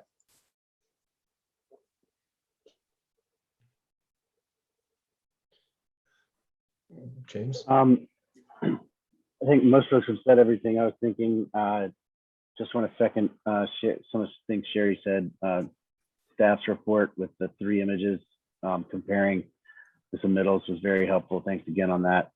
And I think the divided lights is one of the biggest improvements that I think was made from the first submittal to the second, but it was retained in the third, and I think also was supported by maybe Ms. Hyatt in her letter.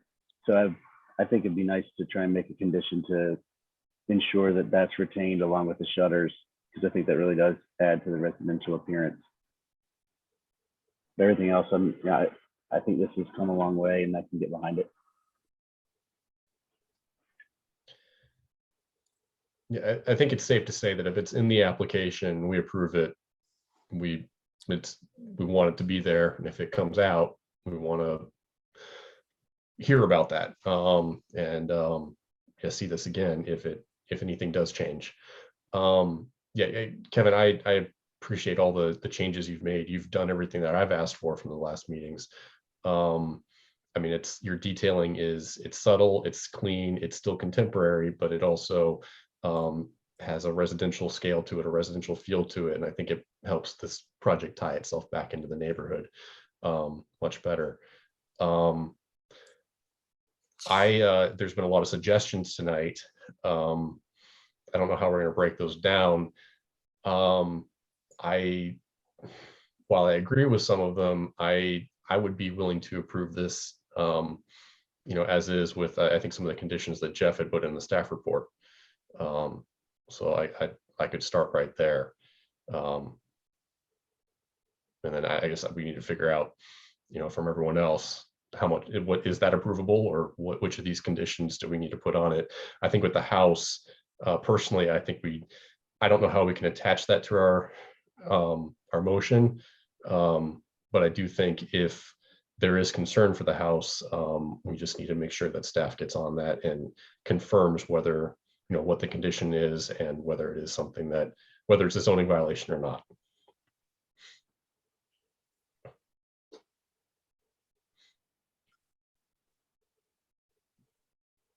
So if anyone else wants to add anything, or do we want to start with a motion? Actually, I do have two quick things on the lighting front. I can't quite read the schedule, Kevin, but those wall packs, I think they're 3000 Kelvin, but what's the lumen on them, lumen rating on them?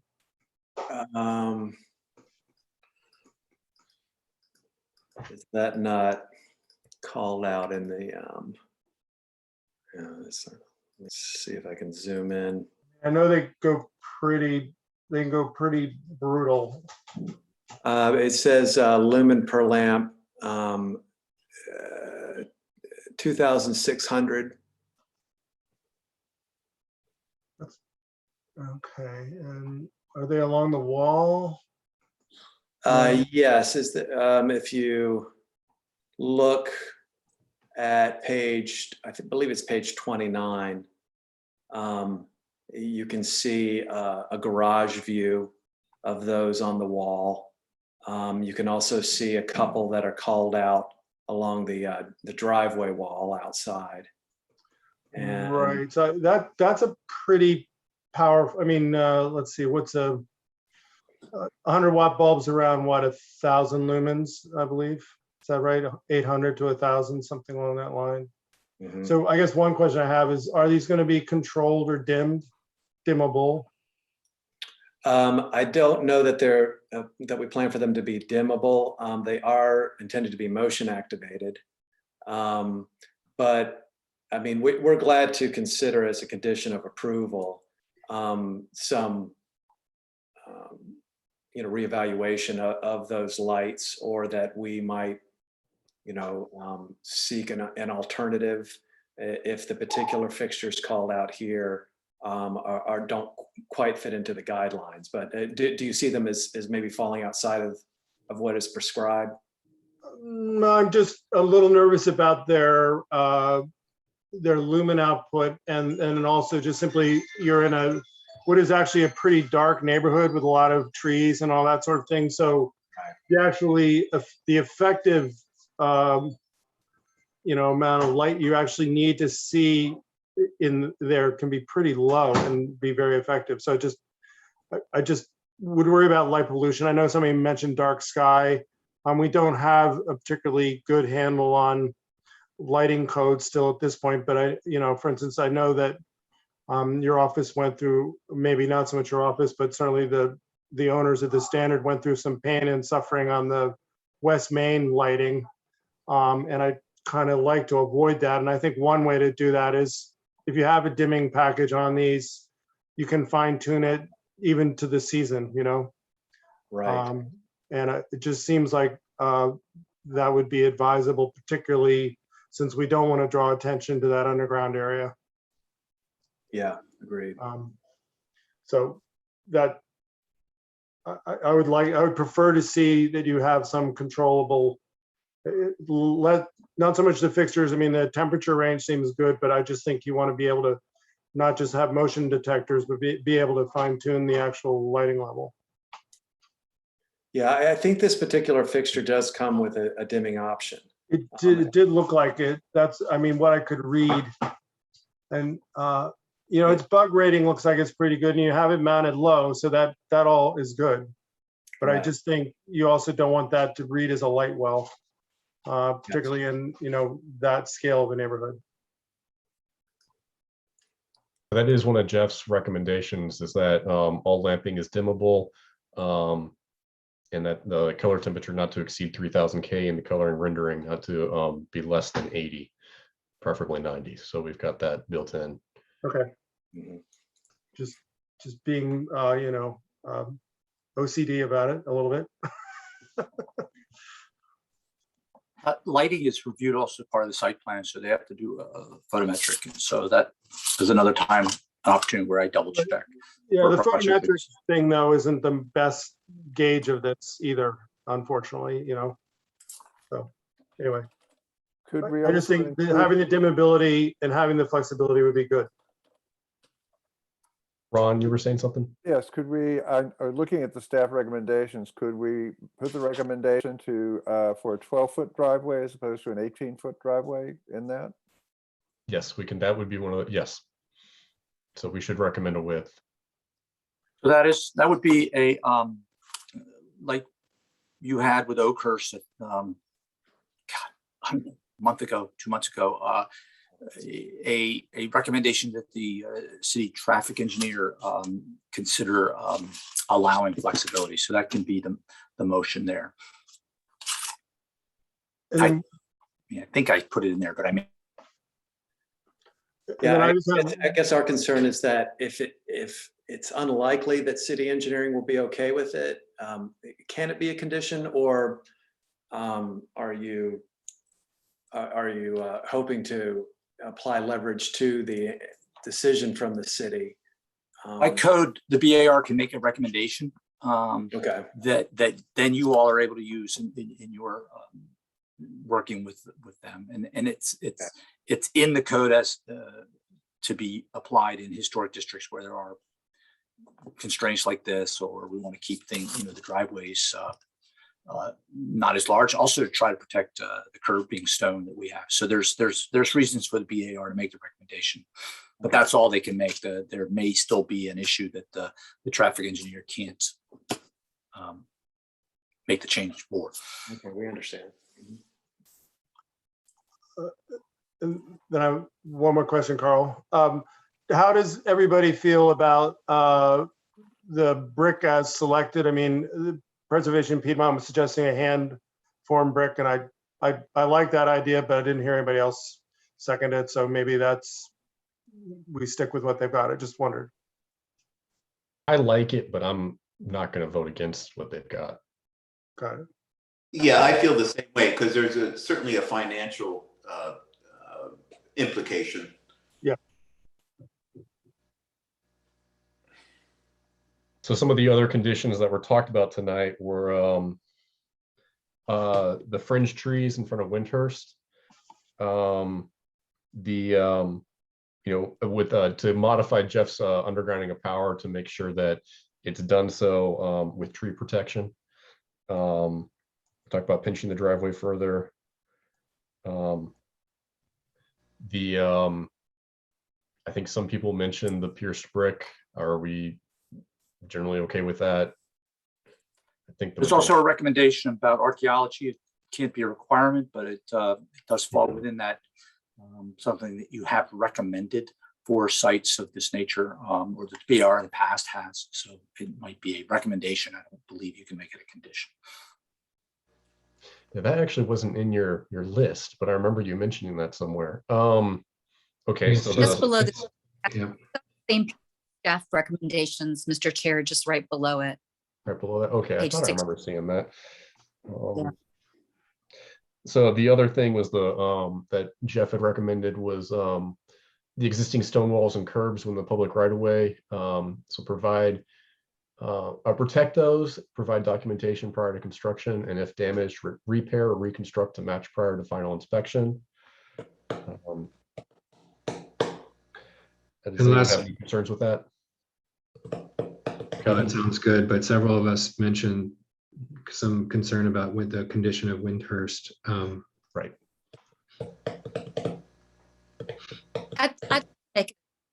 I would support a condition that would say that the city cannot issue the certificate of appropriateness until a building inspector has inspected Windhurst. I think that's the best we can do. I defer to any other colleagues that have better ideas about how to handle this, but I think that's just a bare minimum that I support.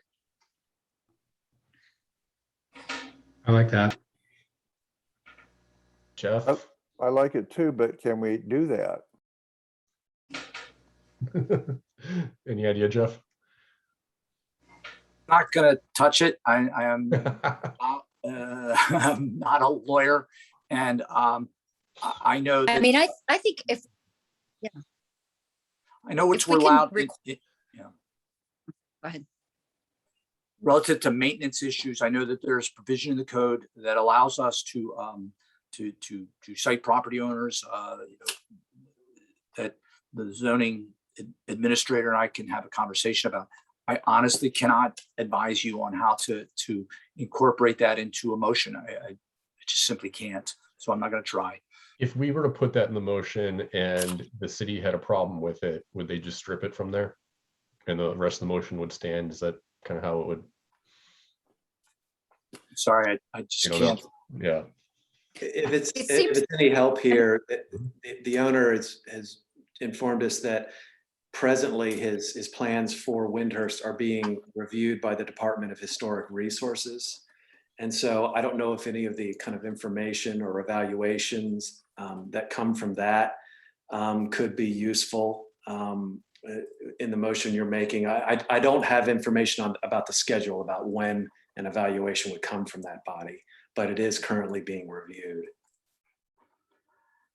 So in circumstances like that, and I'm not aware of it, but as you all know, I administratively review projects that have rehabilitation tax credits associated with them.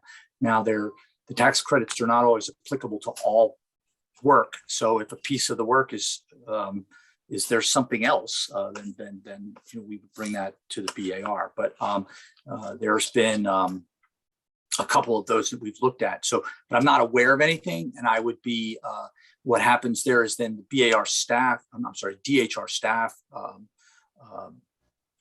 there's an agreement with the owner on what is done and how it's done and what's associated with it. But again, it may not be everything. So I would have to see that. But I just can't comment on that. And what's pending, maybe pending, but I don't know. Here's a way to get past this. How many people would require Sherry's motion amendment to be part of an approval for them to vote approval? So we got Sherry, Breck, Tim. That's three. And Jody. I mean, would we say the same thing by making a motion saying that we direct staff to do what's legally possible to be sure that Windhurst is not being demolished by neglect? Because there are ordinances against demolition by neglect. So I would just ask staff to find out what is the mechanism for making sure it's not happening, and follow it and get it done. In my view, and the thing is about the review with the Department of Historic Resources. I'm sure that's a review that's happening as a result of it being a contributing member or a historic resource, and what will happen to it if development, whatever the owner is proposing. There's no condition survey being done as a result of that. So the issue of the leak in the roof and the building undergoing deterioration, that's not going to play into DHR's work with whatever they're doing right now. I agree with Jody, and I just want to comment to fellow members that if we're considering imposing a requirement of a phase 1 archaeological survey on land that hasn't been inhabited for 100 years, I do not know why we can't send our own city officials out to just look at a building. I mean, this is a city cost. This is what they're supposed to do. I find it a lot less burdensome and a lot less troublesome legally as far as imposing something that's out of our purview or is burdensome on the applicant than I do an archaeological survey. in this instance. I'd like to still see the survey. I would have liked to have seen the applicant proffer that or offer it. But certainly sending our own building officials out to look at a structure, with the permission of the owner as a condition of the certificate of appropriateness seems very reasonable to me. Yeah, and I'd just add to that, Sherry, that I think that, the project has been presented as a full in its documentation. The site plan wraps Windhurst. The perspectives include images of Windhurst intact. We are ostensibly voting for an approval of this building as a complementary structure to an intact Windhurst. And I think it's reasonable to assume that that's to ensure that that's the case. All right. How many people feel that the comment on the fringe tree is a necessity? And Breck, how would you word an amendment to that? Or word that? So I think it could be a recommendation that a smaller statured tree or shrub be selected for that location. I'm not sure if We'd be glad to take that recommendation. Yeah. I mean, it seems clear that's what the intention was from the perspectives. I think just making sure that you've selected something that would do that. Do you guys want me to try and put this together, or does someone else want to try? You demand. Oh, fun. All right. Okay. Fun. Where is Jeff? I can't even find the motion in here. I found your recommendations. There we go. 61. Yep. Having considered the standards set forth in the city code, including the ADC district design guidelines, I move to find that proposed new construction at 605 Preston Place satisfies the BAR's criteria and is compatible with this property and other properties in the Rugby Road University Circle Venable Neighborhood ADC district, and that the BAR approves the application with the following modifications and recommendations. We require that all the lamping is dimmable and color temperature not to exceed 3000 K, and the color rendering index is not less than 80, preferably not less than 90.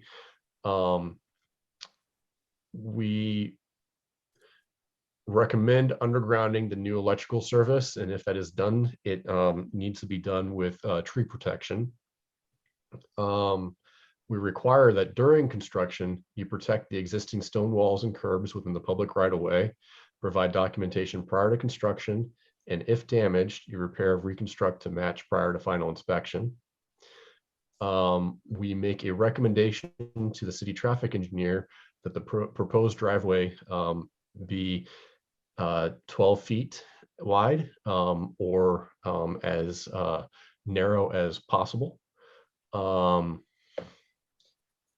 We recommend that the fringe trees planted in front of Windhurst be something smaller as chosen from the city tree list.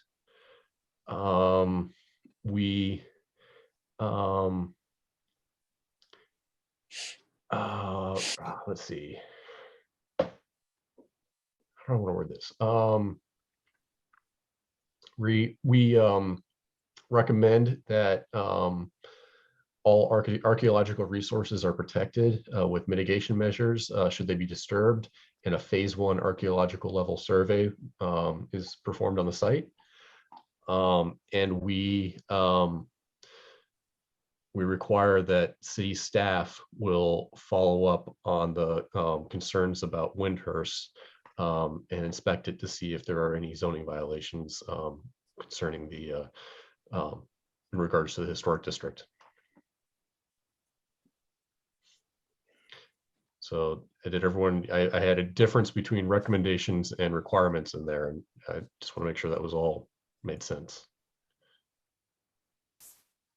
I will second. A second.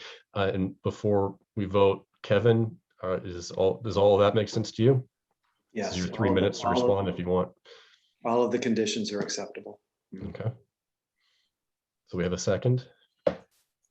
Second. I'll call a vote in the order that I see you on my screen. Mr. Gastinger, Aye. Mr. Bailey, Yes. Mr. Moore. Thank you. Mr. Lehendro, Aye. Mr. Zemer, Aye. Mr. Schwartz, Yes. Mr. Edwards, Aye. and Miss Lewis. Aye. Thank you. The motion passes unanimously. Thank you, Thank Kevin. everyone for all your time on this. Thank you, Kevin. Thank you, Kevin. Thanks. Good night. And I apologize, thanks to the guys. neighbors. Oh, sorry. Go ahead. Sherry, sorry. And thank you for all of the neighbors for their participation in this process as well and their comments this evening. I was just gonna say, I need a 5-minute break. We good with that? Perfect. Okay.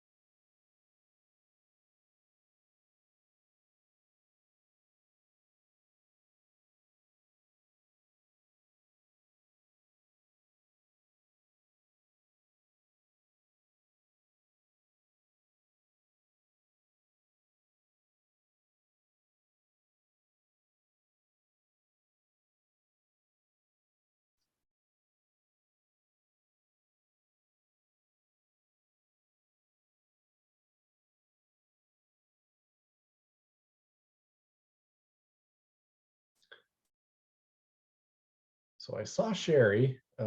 James, you there? Ms. James, okay.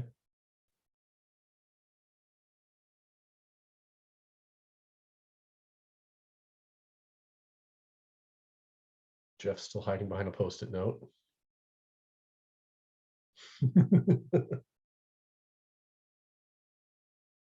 See, you're, reading about what amusing fun my kids have had today in their professional lives. Trying to let's give Sherry wish I were there.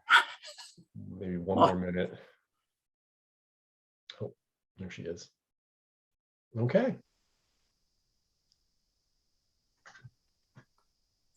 So we're joined by the architects who are representing this project, and I will go ahead and share my screen so Jeff can give the staff presentation.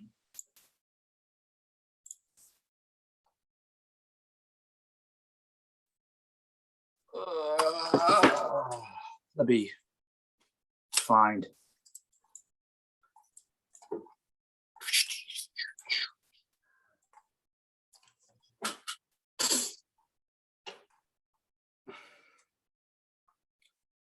Slowly, slowly, slowly.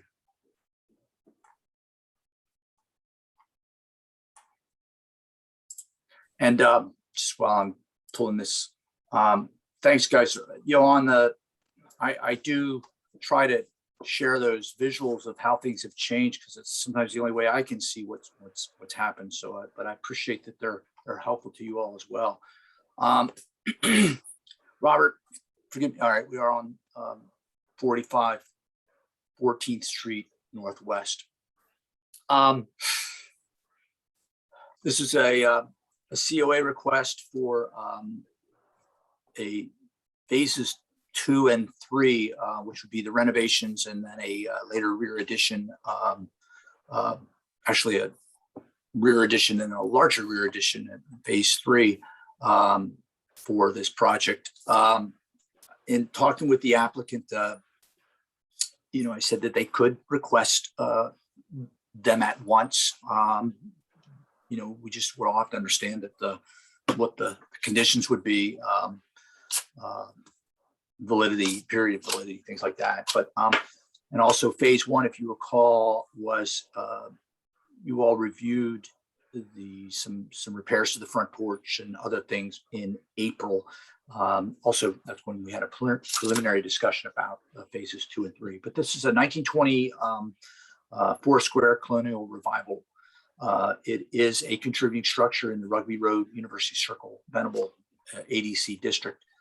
The COA request for phases 2 and 3, and it's again of a 3-phase project. The applicant has requested the 2 phases be evaluated and considered as a single COA request. Phase 2 includes removal of the existing rear stairs, construction of a 2-story addition. Phase 3 includes a 2-story addition onto the rear of the phase 2 addition. And also just want to note that phase 1 did include planting of new street trees and some minor site work. So that was approved. And there's a garage. I don't know if it's still there or not, but its removal, the garage is not contributing, so would not require design review. Those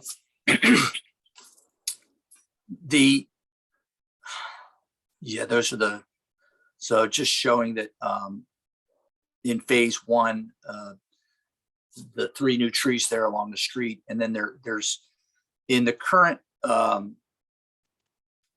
phase 2, they're showing those 2 trees still there at the rear, but ultimately in phase 3 they're gone. So just the understanding that approving phase 2 and 3 were you 2, and in fact I'm strongly recommend that this be discussed tonight and deferred, and I think I've expressed that why in the staff report, but just pointing out that if there's 2 separate sets of drawings, but being asked to approve both, so you really have to look at the sort of the end result as in phase 3 is what would be ultimately approved.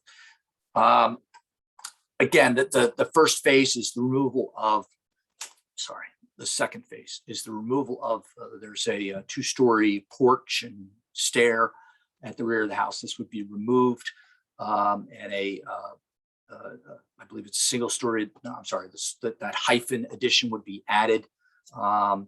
Phase 3 would then build on to that to the rear, and would be, I believe it's in brick. And so there's a hardy plank for that hyphen, and then the larger Phase 3 addition would be in brick. Excuse me. There are, as when we look at additions, there are a checklist of things that we look for, and there's also information in a submittal that the BAR is typically requested. Measure drawings, elevations, showing wall details. A wall section is always helpful. The type of roofing and gutters and downspouts, foundation. Some of these are addressed, but some of those are not. There's some information in the drawings and renderings, but there's some lighting, doors, windows specs that are not. And I think that it'd be helpful to have the discussion of, what's in this, what additional information is needed. And also this process, this project, and I had a lengthy discussion on Friday with my boss about a site plan for this. And I believe the architects have contacted the planner about getting that process started, if not already. But just like with 605 Preston Place, this will require a site plan and a site plan amendment. And there's an awful lot that has to be resolved in the site plan review. Driveway at the rear, that access, where utilities are, where things can go, where's that building can be placed in this parcel. So it's one of the reasons that I think that the applicant should continue and get that site plan review further along to make some determinations about where things will actually be, and not have to come back later and resubmit for another review by the BAR. And I make the note here that there's regarding deferral, you all, this is the first time you're seeing it. You all can defer it. The applicant may say they want a decision, but you all have the opportunity this time to defer it. However, that would mean the applicant has to return at the next meeting. Well, would have to return in November 16th BAR meeting with a submittal. And it would mean that submittal deadline, I think, is next Tuesday. But that is an option for you all. The preference would be that the applicant requests a deferral. And that allows there's no time for that. They bring it back when they're ready to resubmit. And I laid it out here. There are,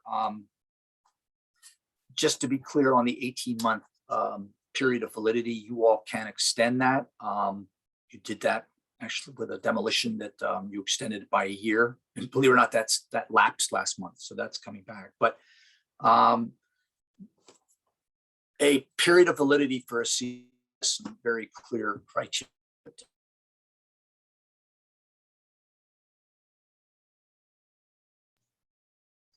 Jeff used up his bandwidth.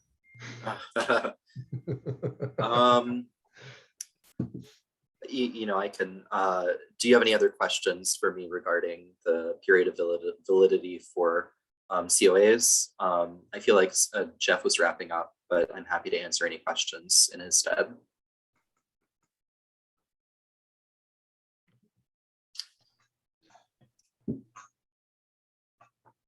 Kurt, would you like to take us through your project? Thank you, board members. Appreciate the opportunity to go through this again with you. And let me start by saying that this is an update on the phase 1 that you approved back in April. We have been able to successfully find a company to restore the windows. So those are just being completed right now. So there were no new windows added to the building. The existing windows were restored. We were able to save the ceiling wood, which is a beadboard trim. So that's being saved and restored as well. The decks, there was some question about the deck material for the front porch. and that is being replaced with wood. There's some structural damage, rot and so forth underneath that needed to be repaired, but we're replacing that with wood. There was a suggestion and a requirement of a condition that we replace the railings with the railings that were done down the road on a similar project to this, and we're following those guidelines as you had asked us to. I don't believe there are any items that we had on the prior conditions that have not been addressed by us, consistent with your recommendations and goals. So I think we've got everything done, and I just recently got done with the contractor part of this. As you know, it's a little bit hard to find people to do stuff these days, but I will send a confirming memorandum to Jeff on that, just so we wrap that one up correctly. I wanted to mention that we did have a survey of the site done, and my partner Greg talked to Jeff, but we have a survey. We are completely within the survey boundaries in our zoning envelope for all of the building parts. So I don't know that there are any issues in which the building is outside of anything that it would not change from the zoning envelope piece. So I think that everything that you're seeing is within your purview and not a zoning related issue relative to the building envelope. I apologize for some of the complexity of this. To go back to the, maybe we can, Robert, if you could go back to the rear elevation of the existing building, I'll just mention quickly the existing little backyard, that thing is probably pretty close to collapse. And we did look at trying to work with it, but it's really gone. And so we are planning on taking it off and using it as a link piece, trying to do something that's somewhat consistent with it, but linking it back. So I don't know that there are any outstanding issues on the existing phase 1 piece. So let's move on to phase 2. And I'm sorry, Robert, if you could go through. Yeah. So the thing that we wanted to do, I won't get into all of the details, but there's some code related issues to the existing house that needed to be addressed. They conform under the existing building code, but they're really not up to code standards that the owner is comfortable with. So one of the goals, the design goals of the second phase, which is what you're seeing in this area, I don't know if I have control over it, the white area, that's the phase 2 addition, and it's a 2-story addition. It does include a rear fire exit and a rear fire stair, which is conforming to the current code. So that was a safety issue that we wanted to address, as well as providing a living space for the 2 4-bedroom units that are on the 2 floors of the existing building. And let's see. So what you're seeing is there's a front porch on the existing phase 2 building. And let's go down to the next page. Yeah, this is the second floor. It's just essentially a duplicate, a common bathroom and a living room and so forth. I will mention relative to Jeff's comments, we have finished the construction drawings for these projects. So we're happy to provide the full working drawings and so forth. There's nothing magical or special about the construction of these things. They're wood frame, brick, and so forth. But we have those drawings, and I'm happy to submit those as part of our, part of an amended application or additional supplemental information to what we have in front of you. And let's keep going. This is the proposed phase 2 side elevation from Gordon Avenue. And we're just trying to work with the typology of the building that's there. You may recall that the VAR, you had requested that we shift the eave line on the rear section to distinguish it from the original house, that we shift the colors on that to more properly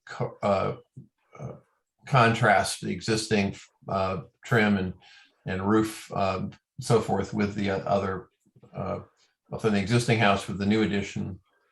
And let's go to the next piece. Oh, yeah, that's right. This is the rear of the phase 2 addition. It's just really simple. It faces the alley. There are parking spaces in front of it. We did not show all of the plantings in front of this on these renderings, but there are plantings that go along the base of that. And we'll keep going. So let's see, this is the inside elevation that essentially is about, well, the back part of it is actually against a parking lot of the house adjacent to it, but it's not visible from the street. And again, just trying to follow the basic geometry and typology of the existing house. And let's move on to the next one here. This is a street view. Again, it's a corner lot. We're just trying to fit it in with the existing houses and buildings that are around it. And let's keep going real quickly, and I'll come back to some of these things. This is the view from the alleyway drive in the phase 2 configuration. And we have parking along the back. You can see in the rendering, we're proposing a standard curb paving. The alley is gravel now, but we'll go ahead and pave that back parking area. And I'm not sure if it shows that we do have bike racks, which offset one of the two of the parking requirements on the zoning. And we'll show those on our site plan when we finish that. Let's keep going real quickly. This is just a side elevation, essentially from like if you were standing at the entrance to the alley, looking at the back of the house.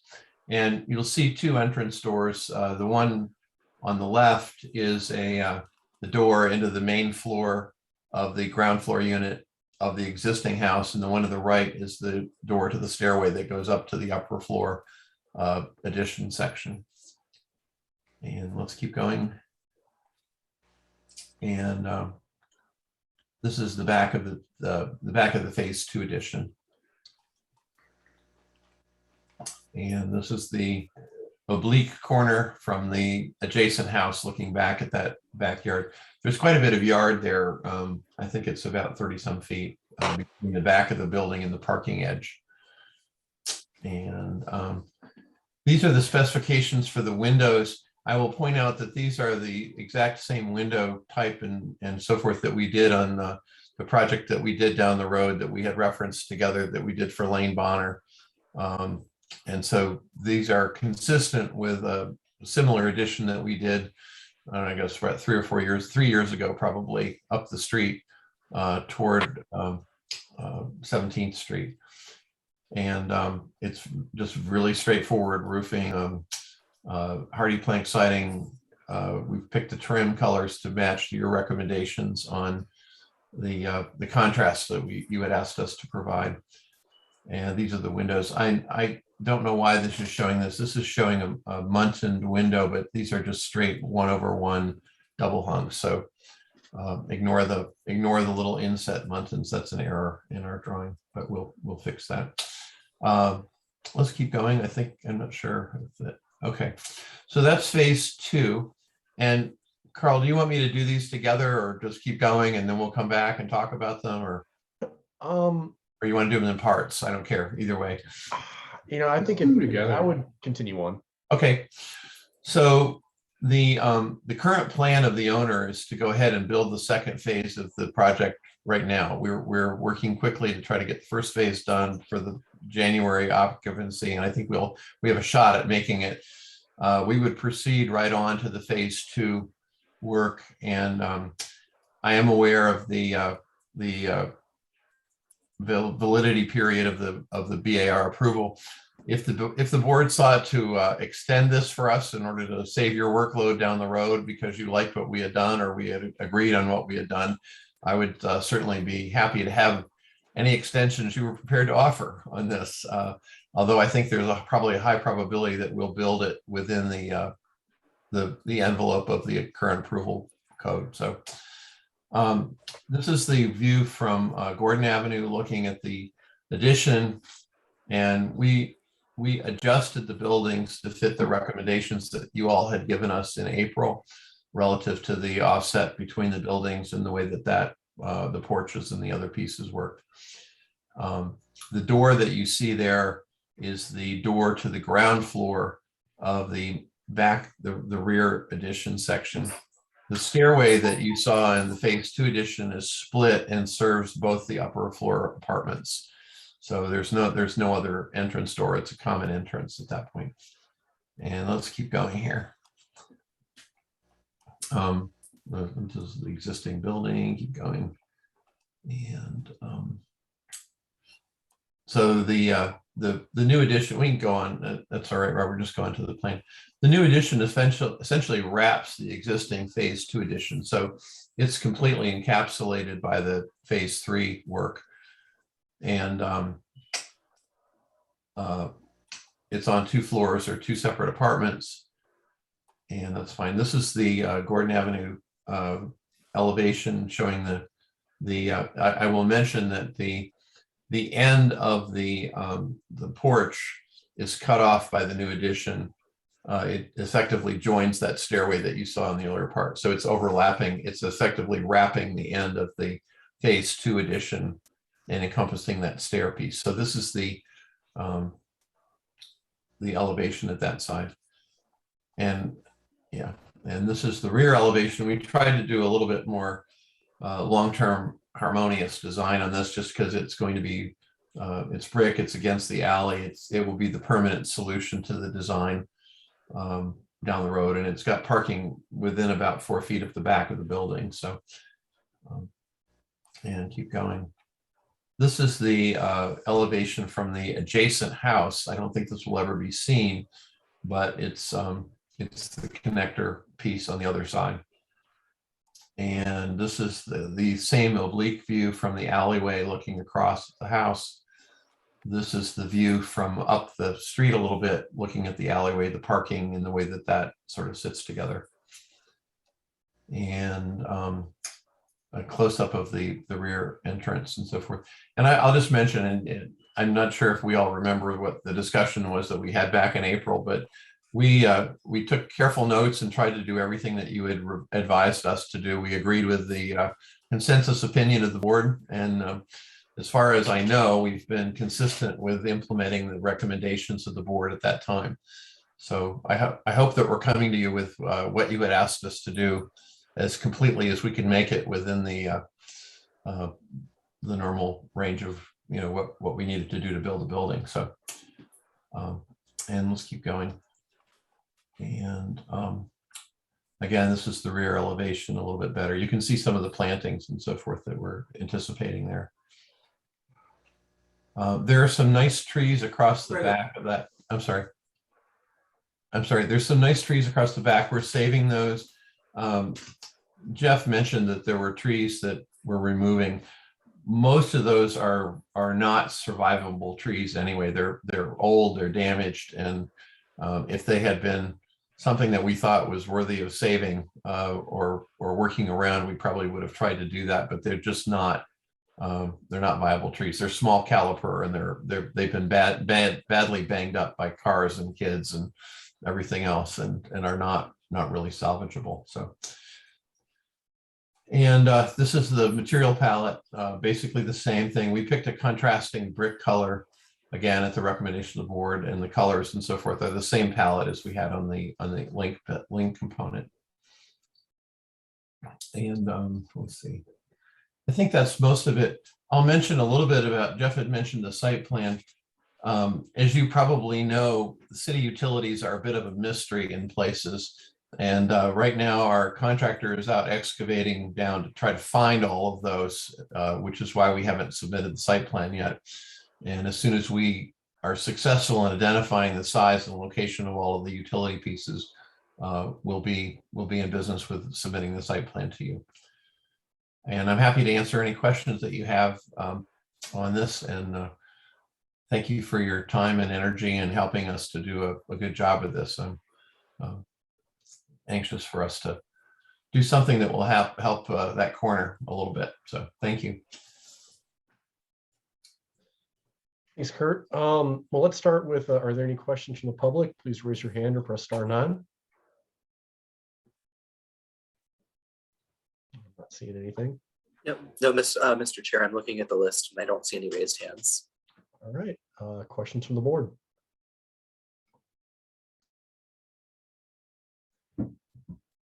I'll go ahead and start with a really simple one, I think. The windows show some kind of heavy jams and nothing at the head. Is that just kind of a graphical error?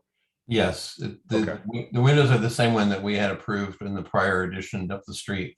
Well, I think it's more the brick mold that goes around them.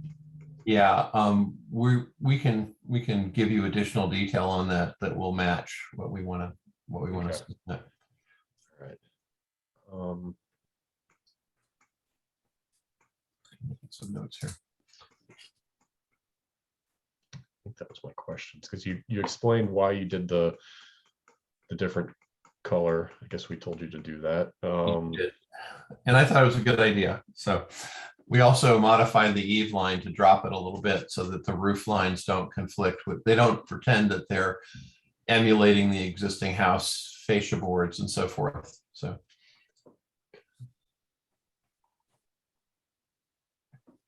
Can you describe the two little back balconies, what you're thinking of, what those will be constructed of? Those are just flat balconies with a railing that the doors open in, and they're not protruding beyond the edge of the piece. We're within a foot of the zoning envelope back rear setback, so we really don't have anywhere to go there. We're just trying to provide a nicer living room experience off that back side of the building. I guess I'm just wondering, are they is it wood that's painted? Is it a little metal thing? Is it? It would be a metal railing. Okay. You know, essentially what it looks like, but with a square bar steel. Okay. Feeling anodized, and I can provide additional detail on that. I'll put that on my list to give you. Yeah. I guess because it's small, I couldn't tell if it was. No, I understand. We'll give you a detail on that. That's fine. I think we have that in the working drawings already. So. Kurt, you described a difference in the brick color, and I sense a color and a difference in some of the renderings, but we only, we have an example of what you're suggesting. Would you describe a little bit more about how they would compare or contrast? We've dealt with this with the National Park Service guidelines on not trying to emulate or duplicate the color of the existing brick. So, and the general rule, as you all know, as design professionals, is that we want to shift the color enough that it looks different when you see it in various light conditions. So that's the goal.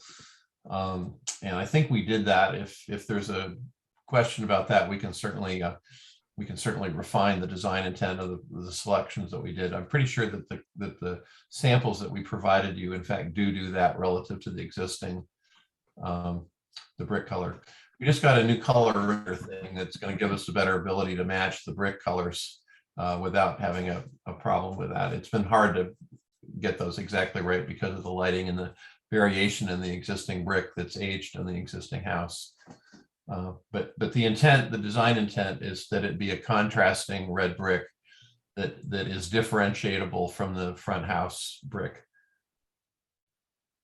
And to my eye, it looks like maybe a little bit more brown and lighter, or how would you describe the difference? We just have the renderings. Yeah, the palette at the back of the house that we were working with was to try to go to more of a lighter color, just because of the mass of the building.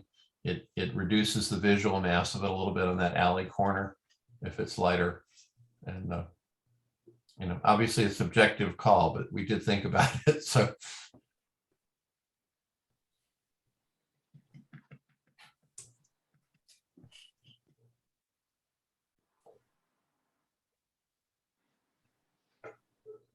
I guess one other question I have is there are a number of, primarily I'm thinking of the phase 3, but there is a number of plantings that are suggested in the renderings. We'll be receiving a planting plan. You will, and that's going to be part of our site plan submission. Okay, great.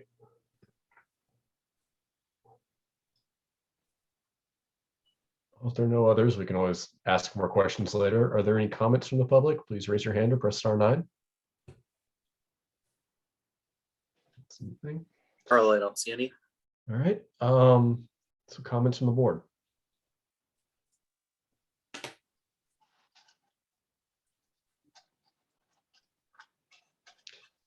Well, I will start if no one else is jumping in.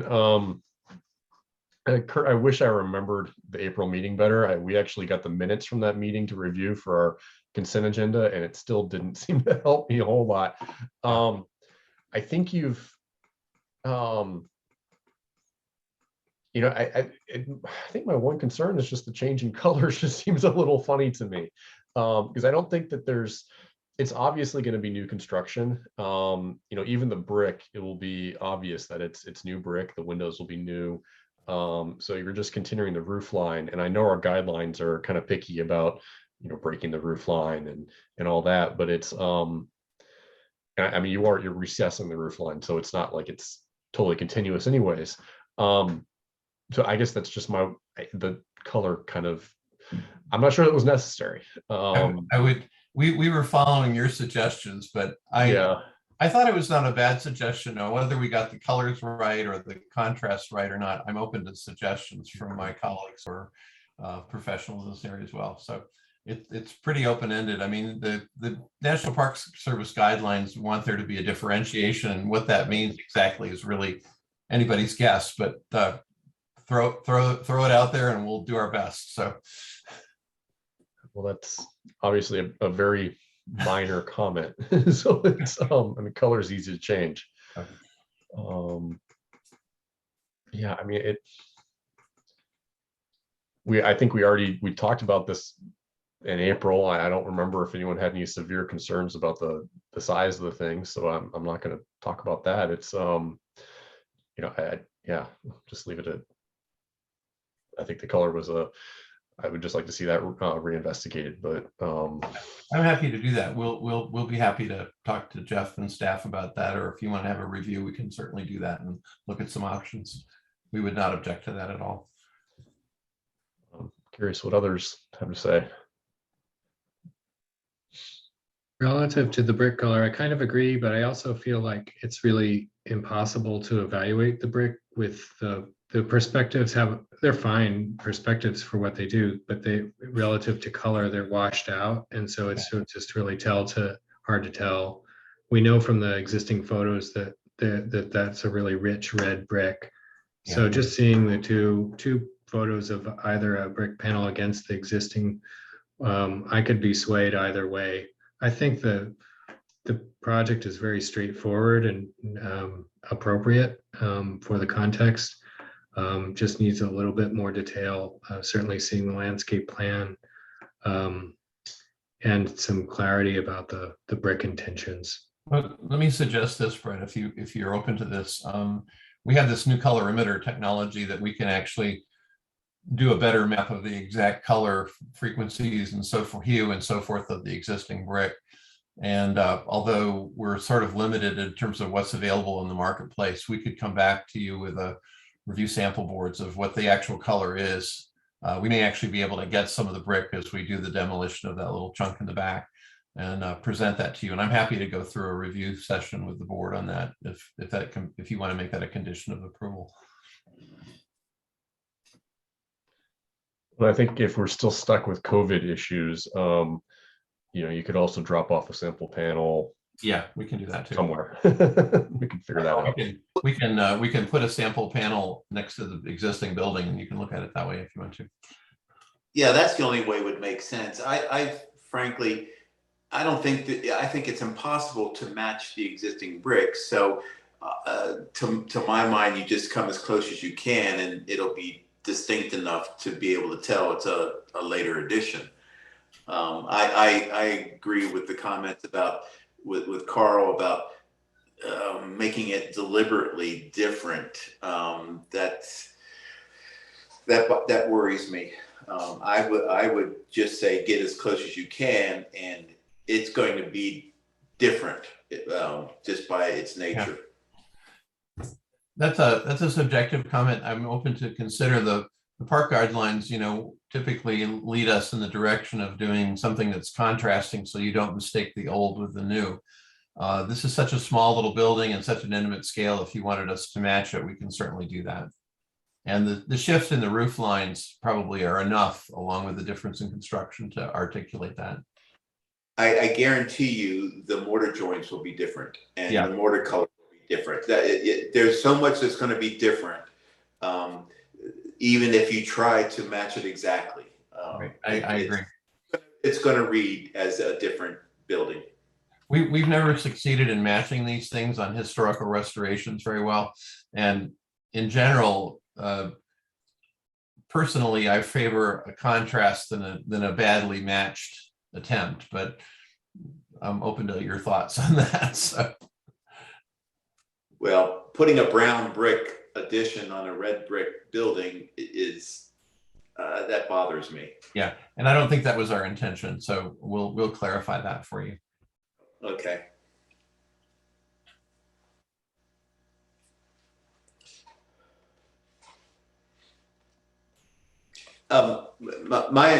So we're being asked for COA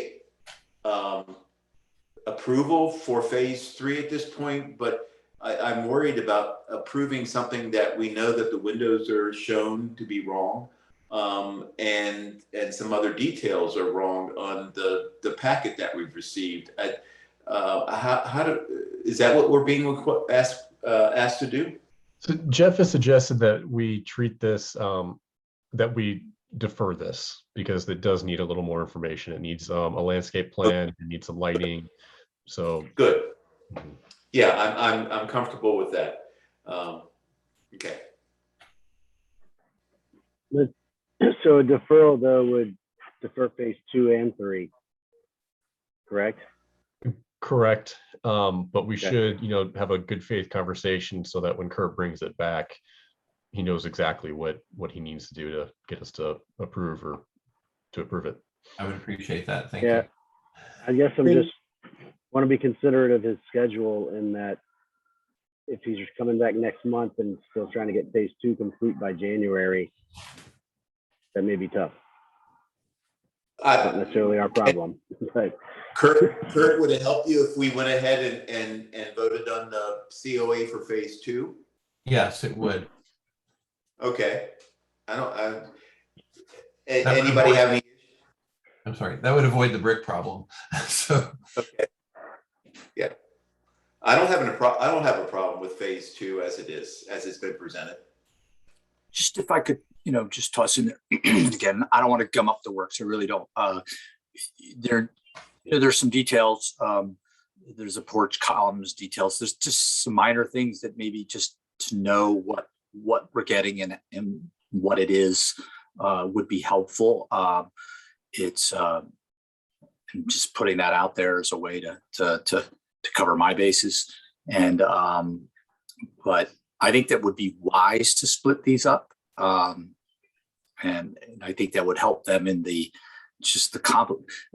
obviously there's an investment going on in this expansion. And I think, I don't mean to be trite, but to save $125 on making this one application probably is the best idea. So I think that it would be fine for you all to evaluate it and make it clear you're approving only phase 2, but I still think there might be some clarification points that you want to address, or it, again, would be helpful for me. Anything besides the columns, Jeff? Sorry, I've got too many windows open in my, just to sort of. We can give you details on that. That's not an issue. It's, where did I put it?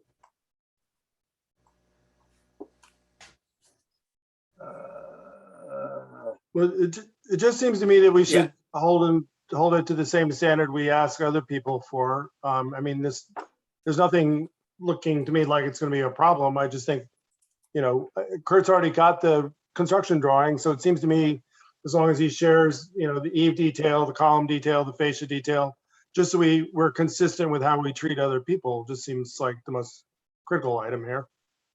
Not the project itself. I would just ask Jeff to be clear about what it is that he's lacking or he feels that he's lacking. That's fine. We're happy to do that. So, it's always a struggle of from a design review of, renderings are really helpful and they're, but at the same time, we've also learned that renderings can be,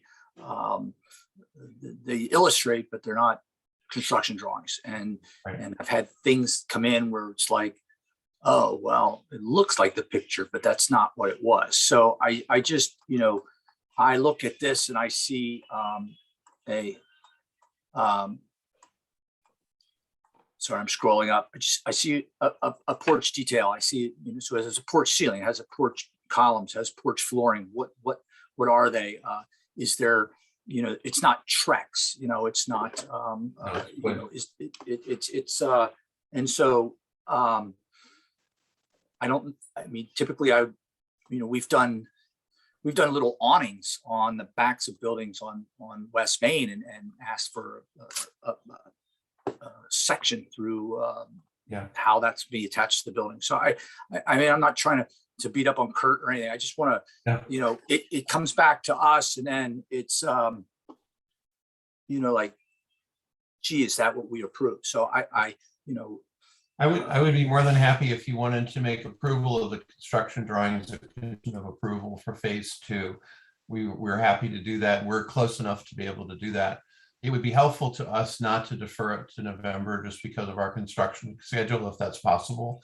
But I respect the wisdom of the board. So that's fair enough. If you would, go to Jeff, page maybe 138 on the.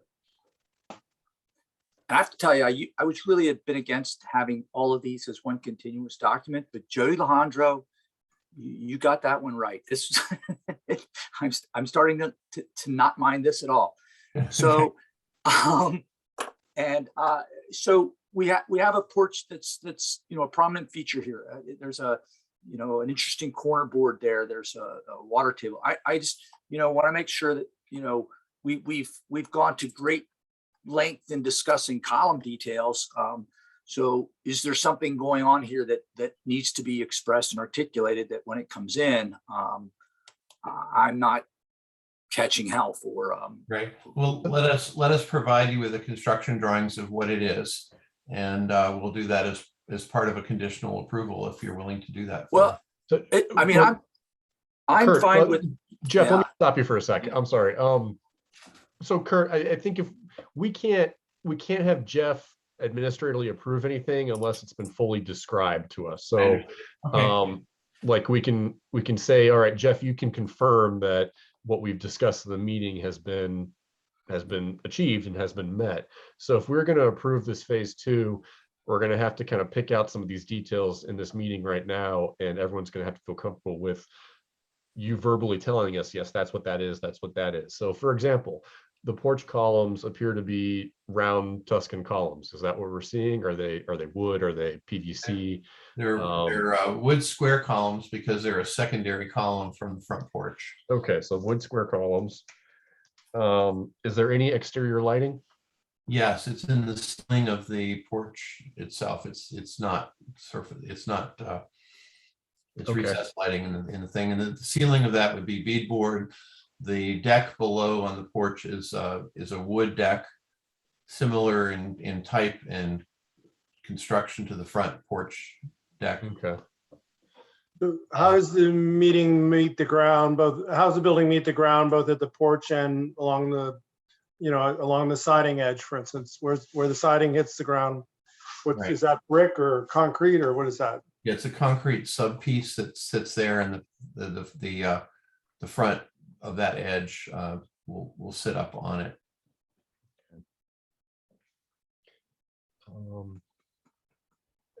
And then we will match the windows from what we did in the other project that you've already approved, but I can, we've got all those details. And we can give you a detail on the fascia and the soffit scenario and so forth. And the corner board, for instance, looks super wide. Is that how it's going to go? No, it's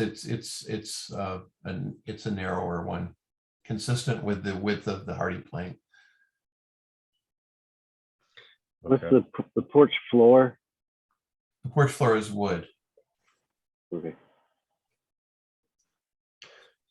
So the corner boards would be about 6 inches or so. Is that what you're saying? Yeah, that's correct. Okay. If it helps, we have it in tablature on the front porch, that we have porch ceiling. That can be a guide. Right. We're going to follow that. That's the intent of all of this. If that's. But please, again, as Kurt, you pointed out, this is to be distinguished from the historic part of the building. Right. So we're not looking to exactly reproduce the front porch.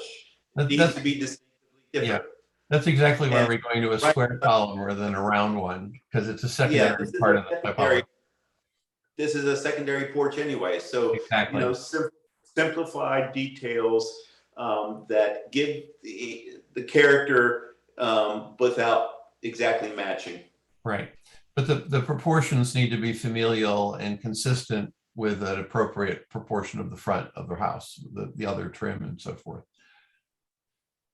So, so we have the lighting, we have the porch construction. I think we've got a better understanding of the trim boards. We have it'll be a concrete foundation that'll be exposed underneath the siding and at the underneath the porch. Yes. For cornice detail, yeah, cornice detail at the top and at the porch. Yeah, we can do that. We'll give you I mean, that. the frieze to the window heads, you know, is that like on the old house, there's the jack arch and then the frieze board, right? I'm trying to remember that. If we could roll back and You go to the picture of the old house, you can see, yeah, see the soldier course above the top of the window. right, we're not.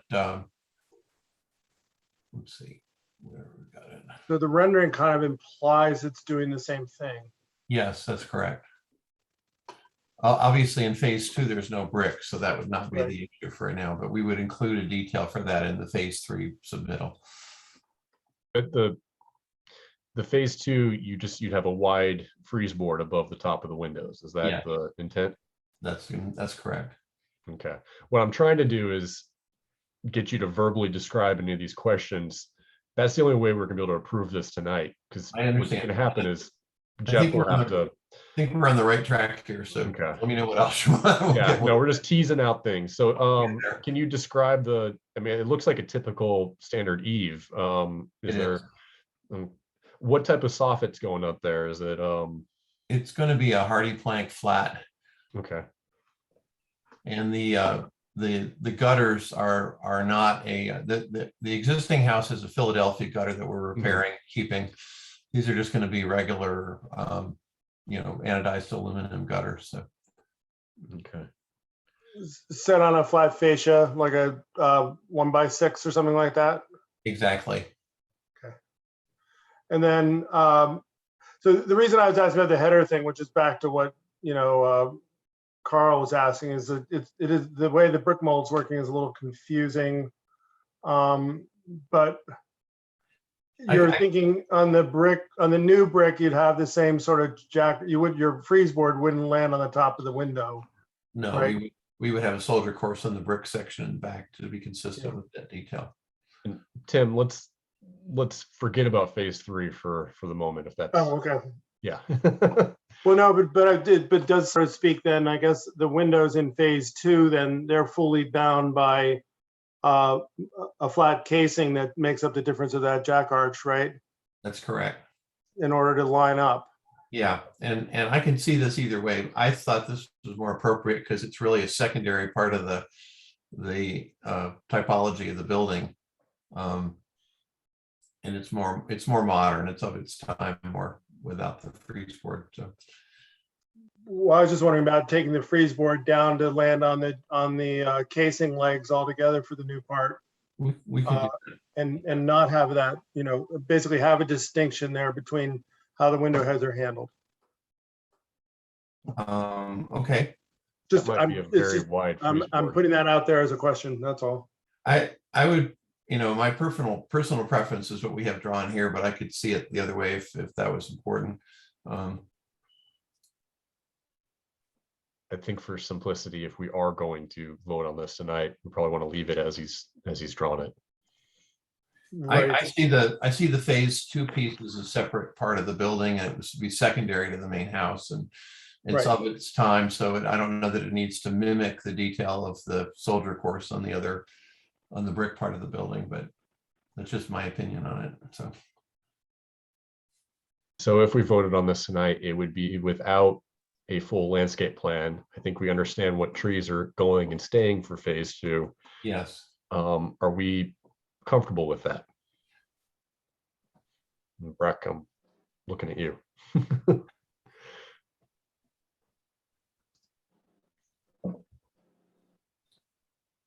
I'm comfortable with that. It doesn't seem like there's any new proposed plantings or demolitions then as part of phase 2. It's a pretty simple landscape plan, actually. So, yeah.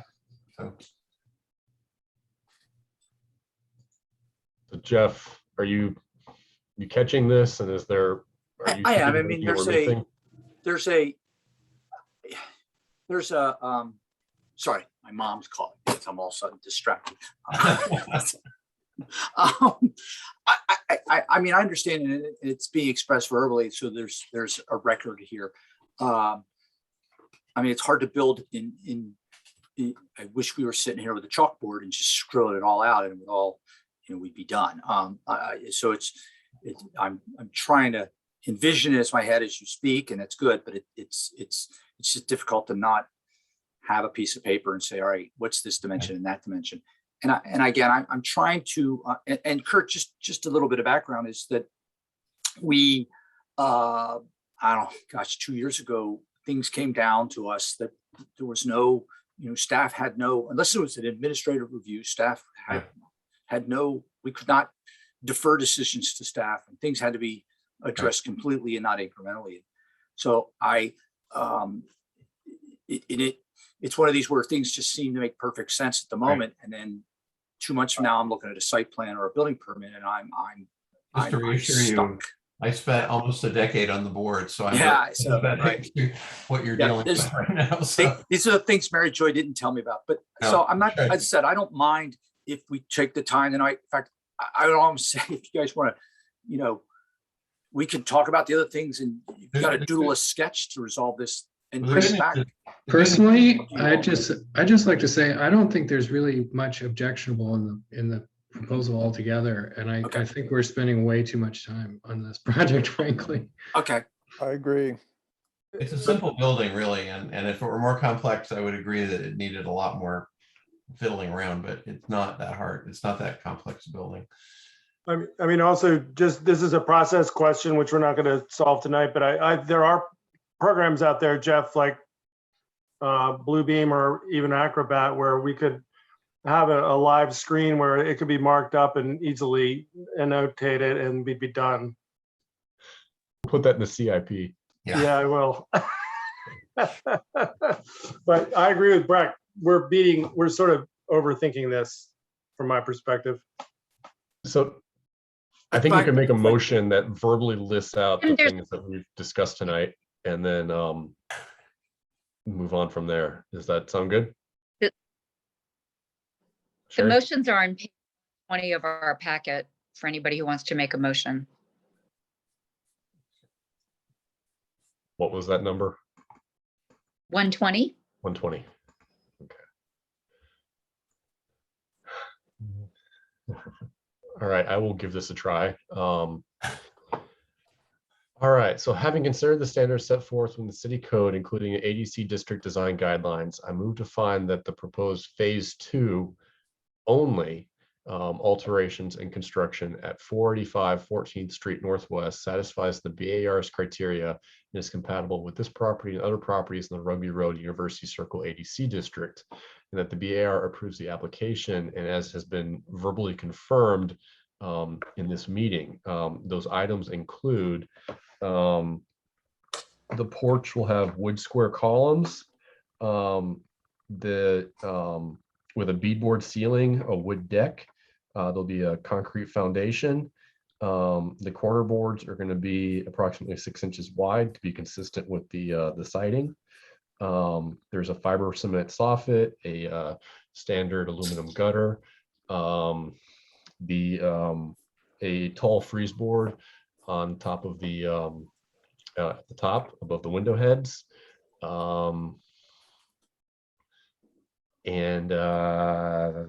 The exterior lighting, the only exterior lighting for phase 2 will be in the ceiling of the porch.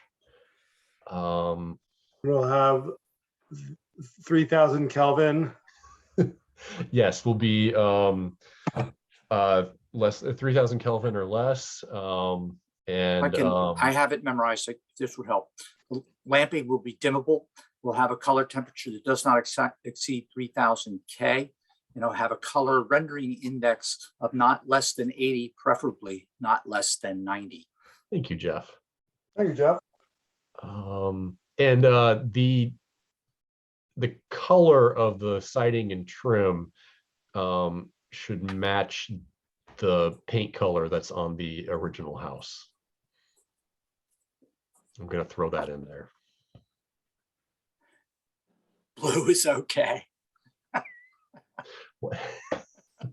Sorry. Kurt, you missed the earlier discussion. Sorry. Oh, is that right? Okay. I'm sorry. I'm fine with all of that. Thank you. Second. Thank you, Jody. Thank you, Jody. I'll go ahead and call a vote with the order that I see on my screen. Mr. Bailey, Yes. Mr. Schwartz, Yes. Mr. Gastinger, Aye. Mr. Zemer. Aye. Thank you. Mr. Moore, Aye. Mr. Lehendro, Aye. Mr. Edwards, Aye. and Miss Lewis. Aye. Thank you. The vote is unanimous. I will thank you all for your help tonight and also voluntarily defer phase 3 for a future date. Thank you. I We're move going to to need to the move to accept. Can I clarify that? So phase 3 is it's not deferred, it's a new application at a later date. Can I defer it instead? Nope, so this is the board approved phase 2. So by separating it, we have to reapply for the other part. That's fine. Just so make sure I'm clear on that. Sorry about that. No, it's fine. I thought I was doing the right thing, but that's good. So, It was a good thought. I think it was. Some of I'm us, trying. I was confused. Anyway, thank you all. Appreciate it. Well, wait, Kurt, before you go, let's Yes. just make sure that you're set with what you need for phase 3. I think if there's a planting plan, we're going to want to see that. Yes. A little additional detail. I think you said you had some details on the balconies, for instance. And if you could clean up those elevations so that the brick mold on the windows looks like you want it to look. Yes. We'll give you construction drawings that'll detail all of that out for the phase 3 part. And some brick color. Yes, that's good. Compared with the existing. Yeah. Yeah. Good. Anything else from anyone? Or I Kurt, think did you have any questions? move to accept the deferral. I'll also move. Well, we're not, it's going to be a separate application, Jeff clarified. So no deferral. Okay, sorry. We're good. Thank you all. Appreciate it. Kurt. Thank you, Kurt. Okay. Are we ready for? Robert, Yes. I need to make a call. Can you introduce the next one and I'll be right there? Yeah, sure. All right. So I know that we have Robert Nichols, the third Robert on the call for 310 310 East Main, I guess. So I will pull it up and just read through the staff report.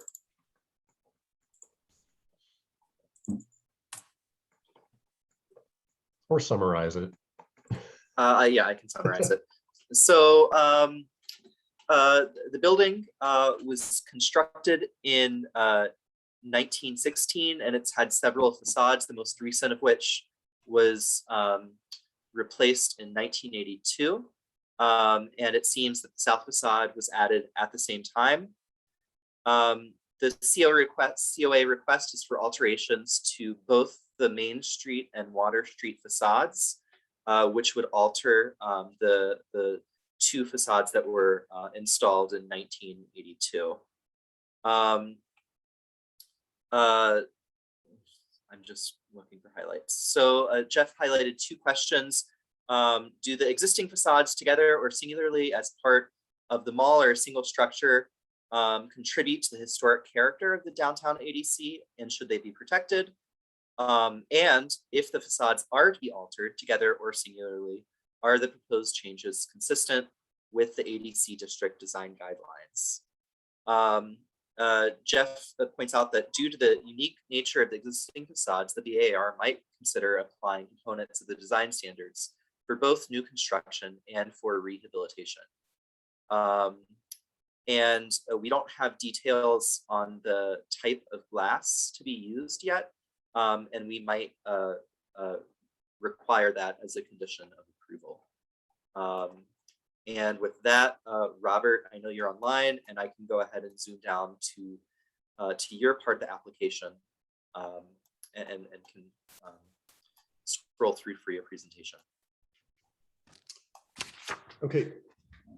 Am I visible? Audible? Yep. Okay. Yep. Hi, everybody. So this building, which has always caught my attention, stuck out in its own unique way since I moved here in 1990, has two facades. It's one of the few through buildings in the mall. Both of them are quite tired, kind of curtain wall essentially. And the owner of the property has come to us to replace them for performance and technical reasons, and also to give them give the building a better presence on the mall. So we're presenting two full facades, Water Street and East Main. Looking at East Main Street first, well, let me just generally,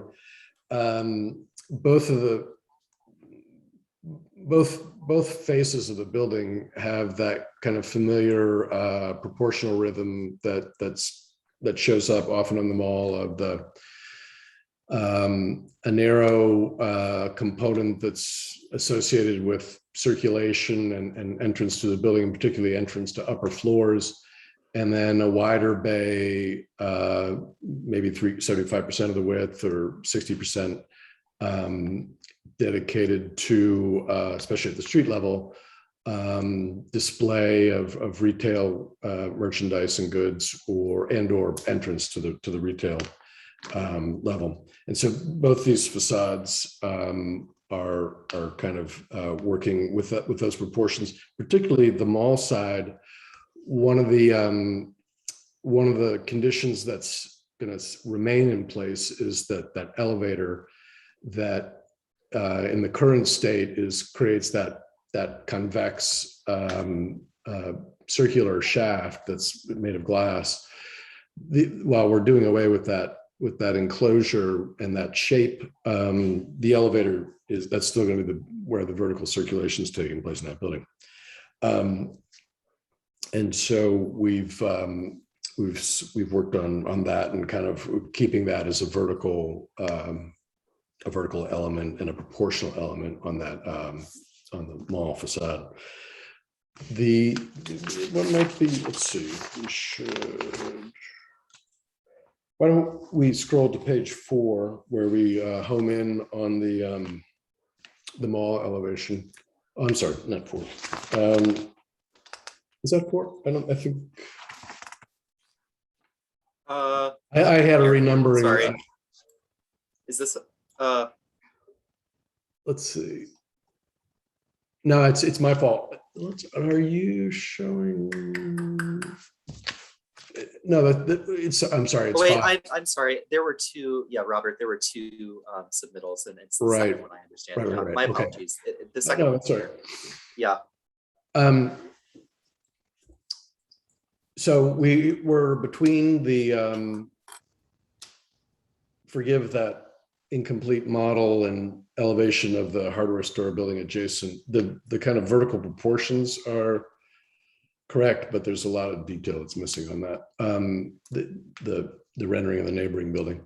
We're between the old hardware store and the annex, what I think of as the annex to the Bank of America building, or the People's Bank, I think it goes back.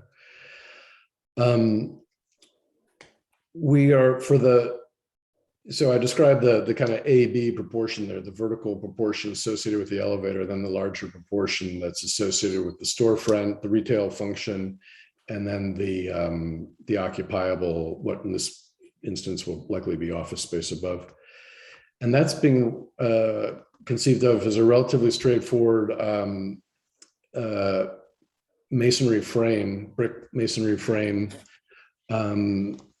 with a large aperture at the ground that's creating the vision and the passage, and then a double height aperture at the above where the two occupiable floors are, and then there's a painted metal spandrel condition there dividing the larger opening.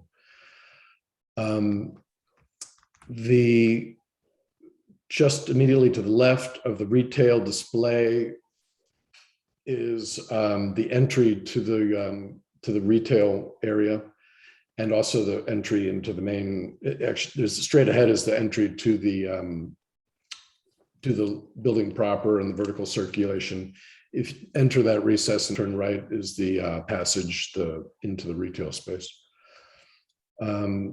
Street numbering signage hangs in three-dimensional letterings from what's effectively the header or the underside of the second floor assembly there. There's a misalignment that I'm noticing now, I think, in the vertical mullions of the glass between the retail level and the level above. That's an error. Those should be aligned. The building itself, the brick is going to be a gray, a warm gray color. We're still dialing that in and don't have a selection yet, and so I don't yet have a sample to get into your hands. But that's ongoing, and we've got some candidates. To resolve the relationship, the meeting with the neighboring building, both right and left, we have a recess, about a 6-inch recess and 8 inches in width of a recessed panel of brick that will allow the corners of the neighboring buildings to be expressed and to avoid a continuous plane of the adjacent brick with the new brick. The vertical shaft condition is receiving what's really a decorative treatment of charcoal, and we'll have color samples for this, fabricated aluminum with, and what we're currently working with is to get we're looking for a density of ornament there. And we are, what we're showing is a collection of rhythms and patterns using steel, and then also what ideally would be a bronze. We're trying to see if we can get the effect we want using not much of it so that it would be cost effective. And you can tell the way I'm speaking about it, this is not yet fully resolved, and so it's likely that we would be bringing you a resolution for that piece at another meeting.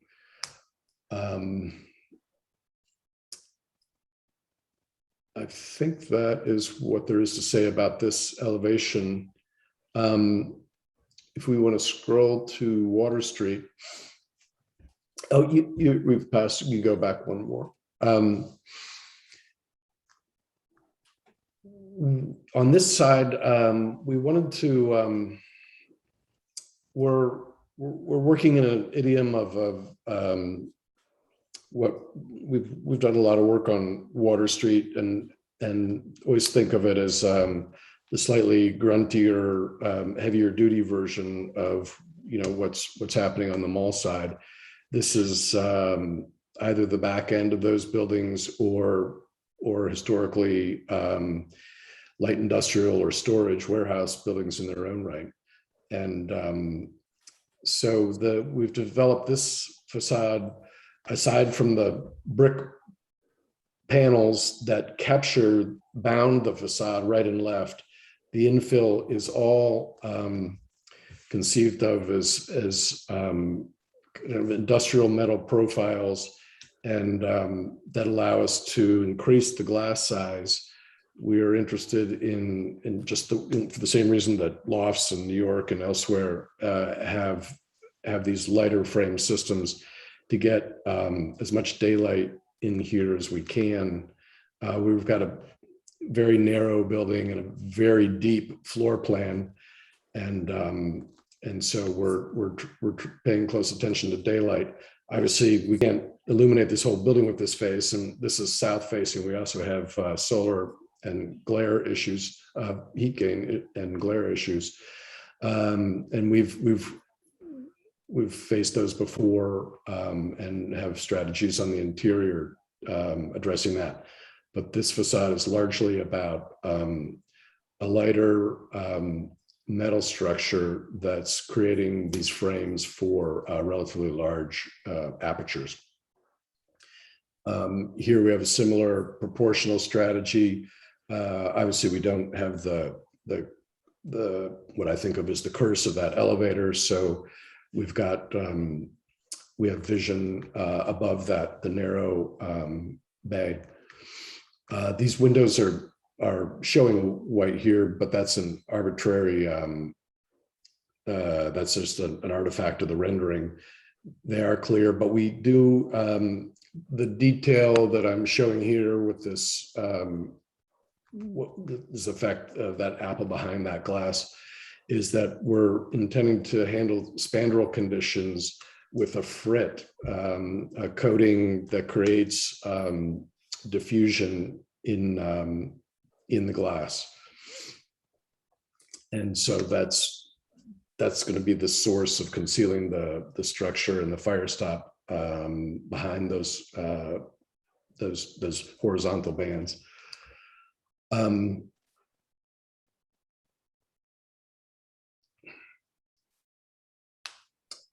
That I think we can move on from this page. This is a floor plan of the mall level. Goes a little bit deeper than the purview of the BAR, but it may help you understand what's happening. As you do of course perceive some depth there. You will pass into the, it's still really considered the public way.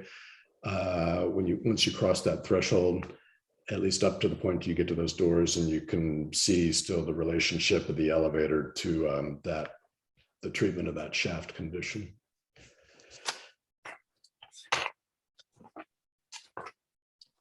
I think that's where I will leave it. Thank you. Are there any questions from the public? Please raise your hand or press *9. See anything? Mr. Chair, I'm looking at the list and I don't see any raised hands. Questions from the board?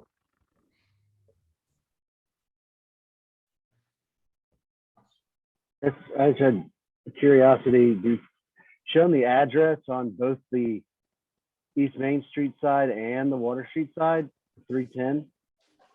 Like, can you have the address on both facades of the building? It can be confusing. Well, yeah, we want. Maybe just consider it. Yeah, well, we do want the. I'm not even sure how they handle addressing the rear of the building. We need some identification just for wayfinding on the Water Street side. To be honest, I can't say I have any clear idea if they. What the rules are, if that's just a back door. Anyways, I see your point. Yeah, it's more of a, maybe look into it and just to help people from getting confused. Yeah, well, the intention is for it to help people find it. So we'll, if that means that changes to say 310 East Main rear entry, something, we can bring signage clarification. So I would suggest, first off, and Robert has filled in occasionally for the person that's handled some addressing issues, but the primary issue with the posting the address is for 911, and so there are things you have to follow with that. But I would suggest looking at the style of the lettering, the numbering, whatever, and if some sort of signage follows that, that you're okay with it. So Or a name would get you right out of the whole problem. that's right. Yeah. That's right. But no big cow. But yeah, it's sorry, it's late. But I think if we look at that as far as there might be some signage on the window or door that, you know, when it comes in, if it would be something that you all looked at. Remember that these things, all the signage requires the separate permitting. So it's not as if it doesn't matter what you all say, but if there's a concern about what you see, express it. But it will be reviewed again. So, Robert, I got a question. Are you basically rebuilding this entire building in this volume? I mean, No. are you putting in, no, so you're just doing the facades? Yeah, there's going to be some interior work, but it's really incidental partitions. So I was just wondering when you're talking about lighting, so no skylights or any kind of roofscape kind of stuff? At the moment, no. Okay. Robert, could you describe a little bit more the fritting strategy? If I understand correctly, that it's just in the spandrel, so that's kind of what's shown on the left side of page 5, the little dimension of the spandrel, but it would not be the kind of opaque tone that's suggested in the rendering. It's not the full glass that's opaque or fritted. No. And usually the way that that works is, if you're familiar with the way an automobile window gets a kind of a halftone screen that fades in to keep you from looking at the ceiling.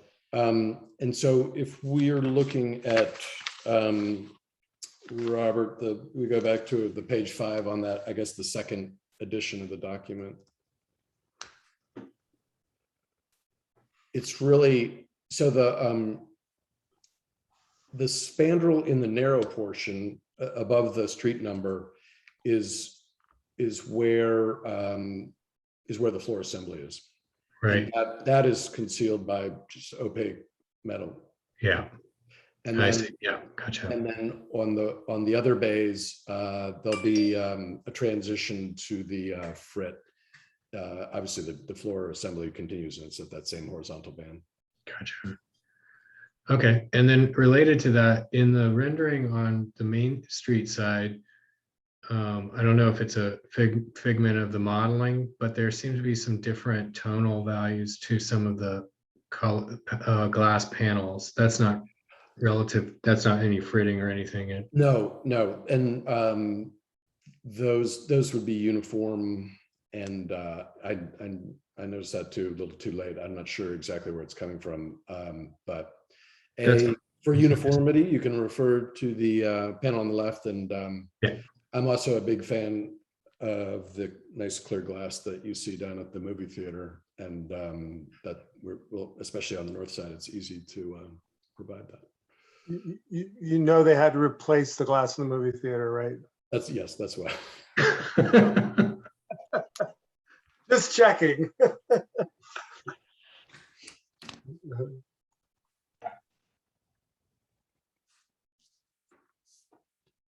Well, if there are no more questions, comments from the public, please raise your hand and press *9. Mr. Chair, I don't see any raised hands. Great. Comments from the board.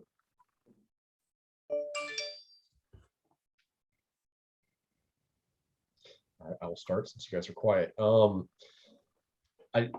I actually think this is really successful. I can't find anything in the guidelines that would specifically bar us from approving this, except that I think you've kind of alluded to yourself. There are some things that still need to be worked out. And unlike a residential project where, I know you watched us kind of make sausage with the last project, but I think there's a lot of commercial construction and all this metal and everything. There's still a lot more unknowns that I just feel like I'd love to see a wall section. You're showing a lot of depth, and it just would be nice to kind of know how much depth is there and how these things are getting put together. And maybe that would give you some time to figure out your artistic piece on the elevator. I don't know if that works with your schedule, but that's my recommendation is going to be to ask you to defer this. But I think personally, I see no reason that I would end up denying it. That does work with our schedule, and it was more or less our intent. And so that's fine.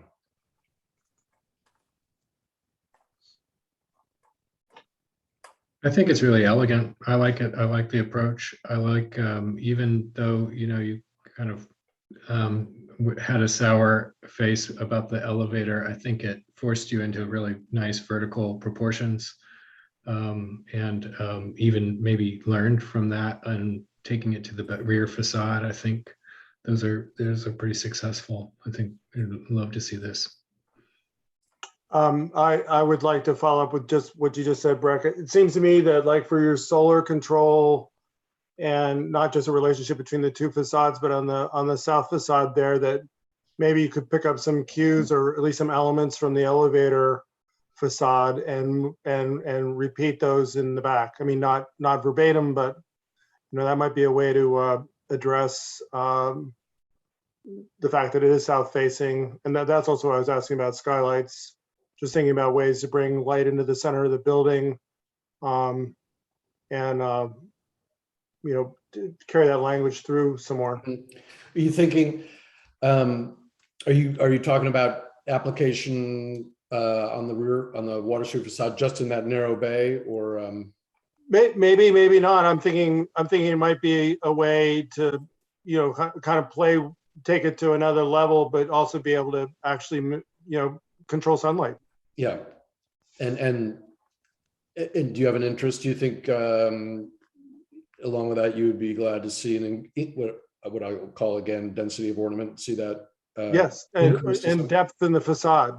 Because that's a facade you can really see because of where that building is. You can see that facade from a number of different angles. And I mean, I just always think about Oliver's Glass building and remember when they built that and a feng shui guy moved into that corner and then basically put newspaper over the windows for the next 6 months. Yeah.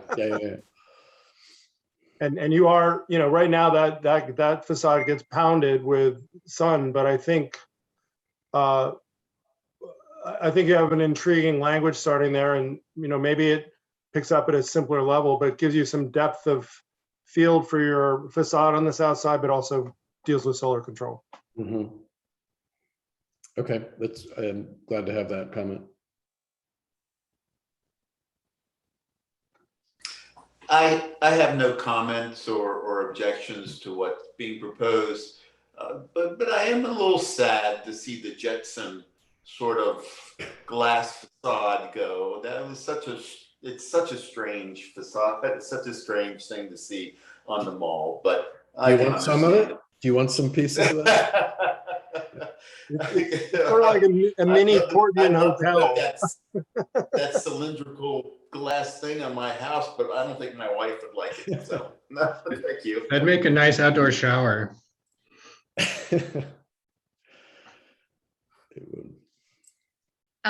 Just for the record, I'm generally supportive, and I don't find that the current building contributes at all to the ADC district. And I think that's a threshold question that we were asked to address.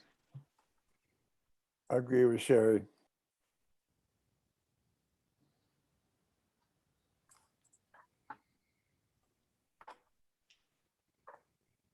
So should we accept the applicant's deferral? That would Robert, need to do here. Do you have any questions for us?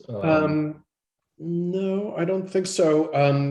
I think what we'll do is, in addition to some drawing and modeling, get some physical brick samples for ourselves to evaluate, and then into your hands. And I guess I'll just talk with Jeff and Robert about how to do that, and whether that means we can maybe set up a little panel down there that might find a way to make it stay where we leave it. Okay. And for what it's worth, the gray, I'm glad that you focused us on that application because I was a little worried about the red. It wasn't quite.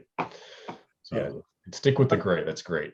So wait, I'm going to say something about gray, if I may.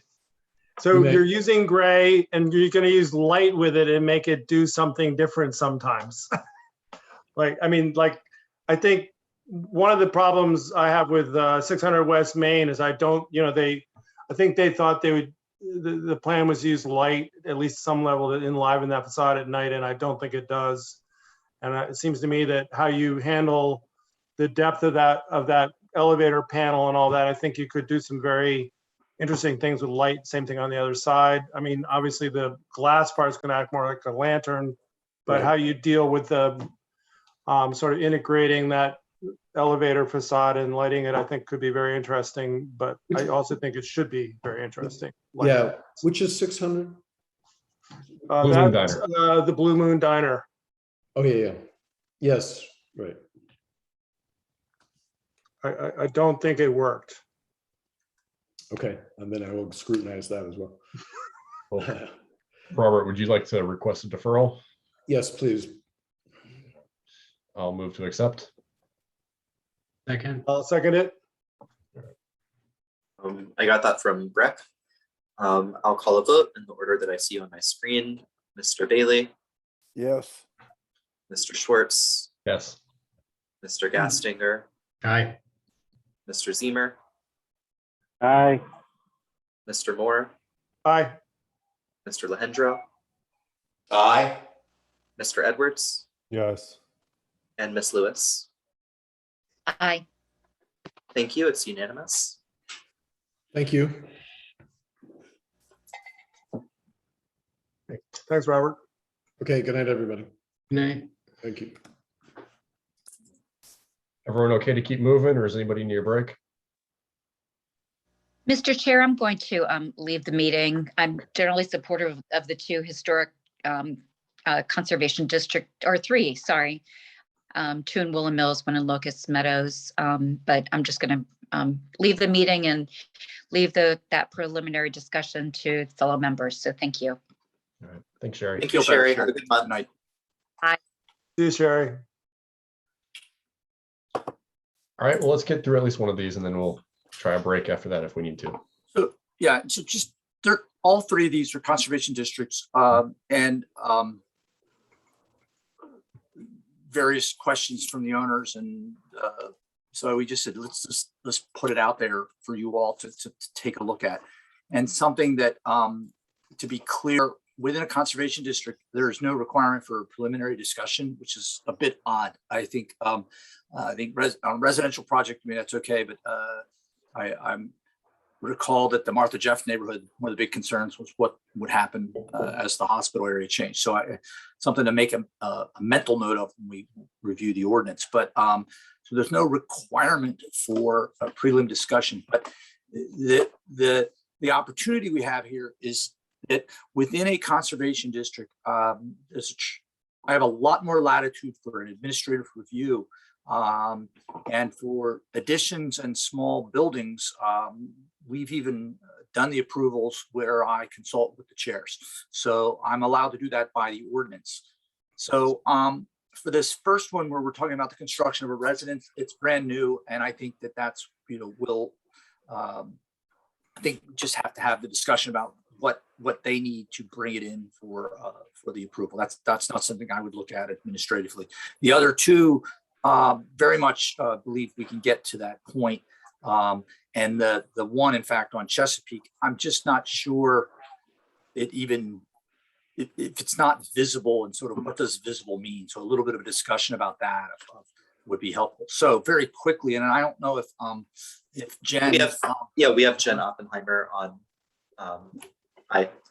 And I can tell you that Jen Oppenheimer has a doppelganger somewhere in the United States that I had a very lively email conversation with over a couple of days, until I realized it wasn't the right Jen Oppenheimer. So nice to finally meet you, and welcome to our monthly VAR fund.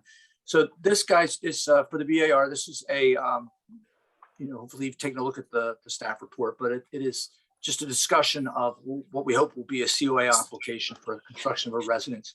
And the Oppenheimers have subdivided a parcel on East Market Street. So this is, as Jen explained, it was easier to construct a new house next than just do a bunch of additions on the existing home.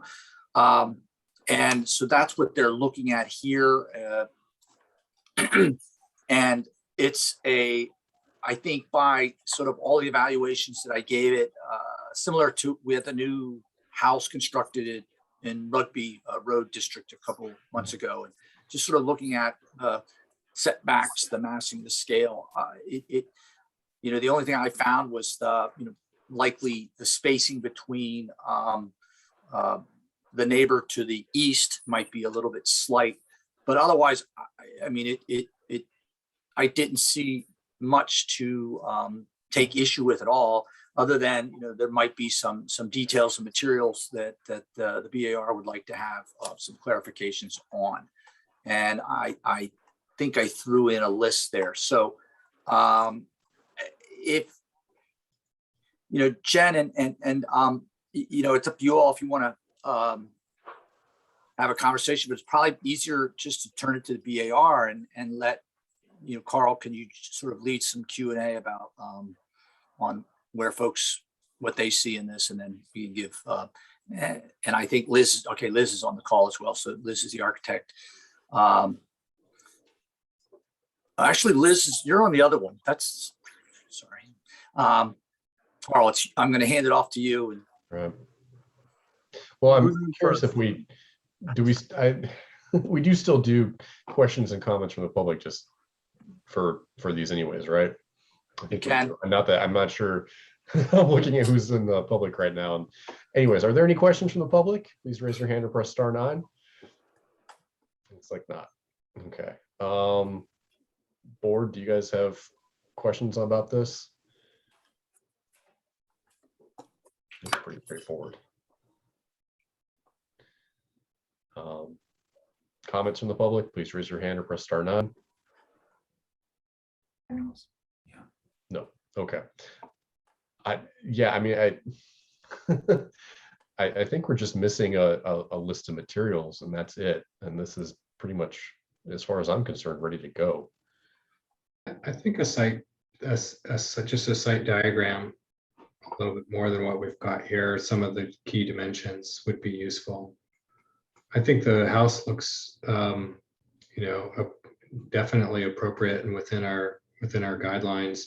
I think in terms of thinking of the character of the street, it does start to step back a bit further than the adjacent homes. And I am curious a little bit about the spacing relative to the neighbor, but it's pretty slight. And it just wondering a little bit more specific. Shall I speak? Mm-hmm. Is that appropriate? Okay. Thank you for having us. We didn't know what we were doing here. And so we just kind of this is still really, we're not there, and we're working with an architect, and he kind of put that there and said, I got to go work on something else. And so the house will come up, I think, to the 25 feet, and it will not be so close to our neighbor to the east. We just having not known what this process was about and what we needed to do. We knew we've lived on the street we bought our house in 2001. And so we are, we're diehard Woolen Mills fans. We're not going to build a modern house, even if we could, so we just wanted to make sure and get this out here. And Jeff's been so wonderful to work with, and just to say, what do we need to show? What are you guys gonna want or not want?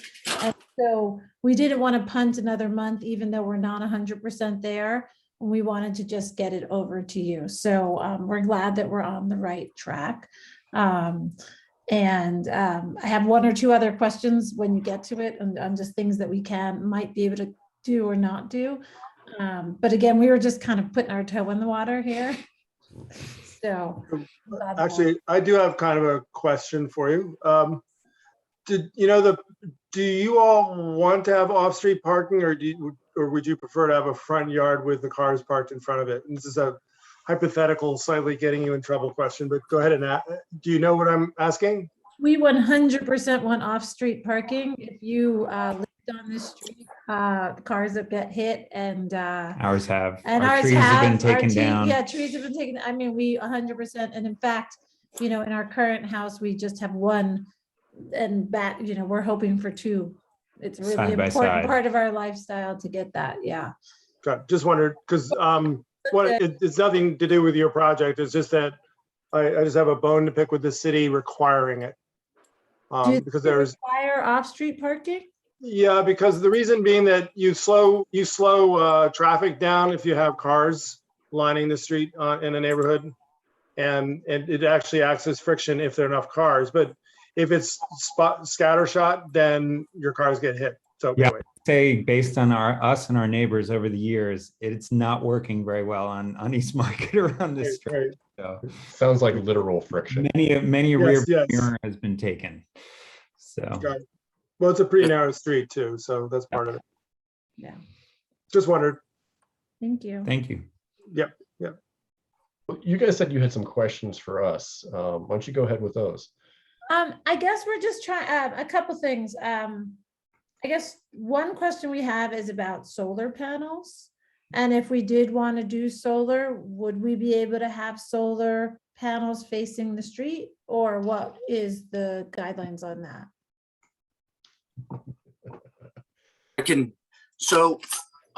We give the nature of the house. I think it would be something we would, we've worked with the installers that put things on the metal roofs. They can attach and everything. The interesting thing is that it's when they're putting these on older houses, and I talk to the folks, and they're, they've got an old roof that hasn't been repaired or maintained, and now you got to put panels on. So on a new roof, relatively simple. I think it's one of the things that we could handle administratively, or the BAR could review formally, but it's not something that's a problem. It's been approved relatively easily in conservation districts. Great. and in any direction on the house. Yeah. And so sorry, I'm again got to get back to the right window here. So the things with your house that I would say the list we have is, with the BAR, I'm expressing that hey, this is what they've expressed about the scale, the size, the space. Those things are great.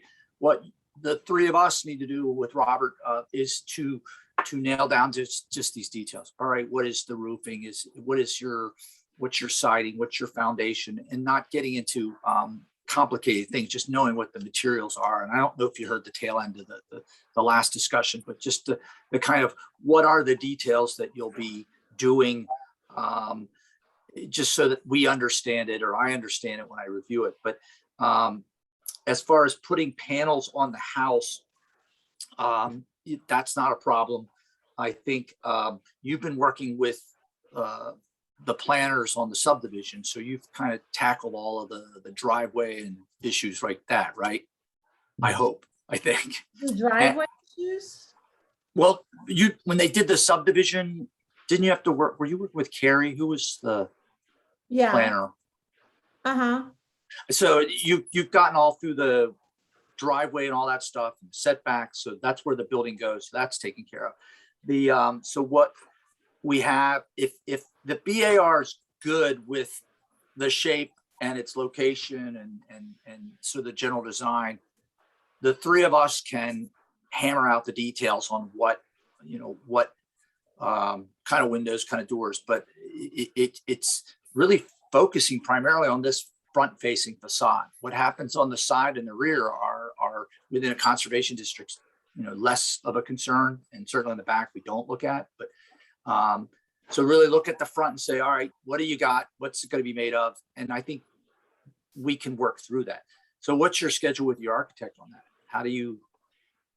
I was trying to get through the subdivision and whew, So we just kind of took a little bit of a break, and I figured we might as well have this, and then we're gonna go back and work with him. We're almost there, but we just want to tweak a few things, and I don't, those siding, I don't want to look like that.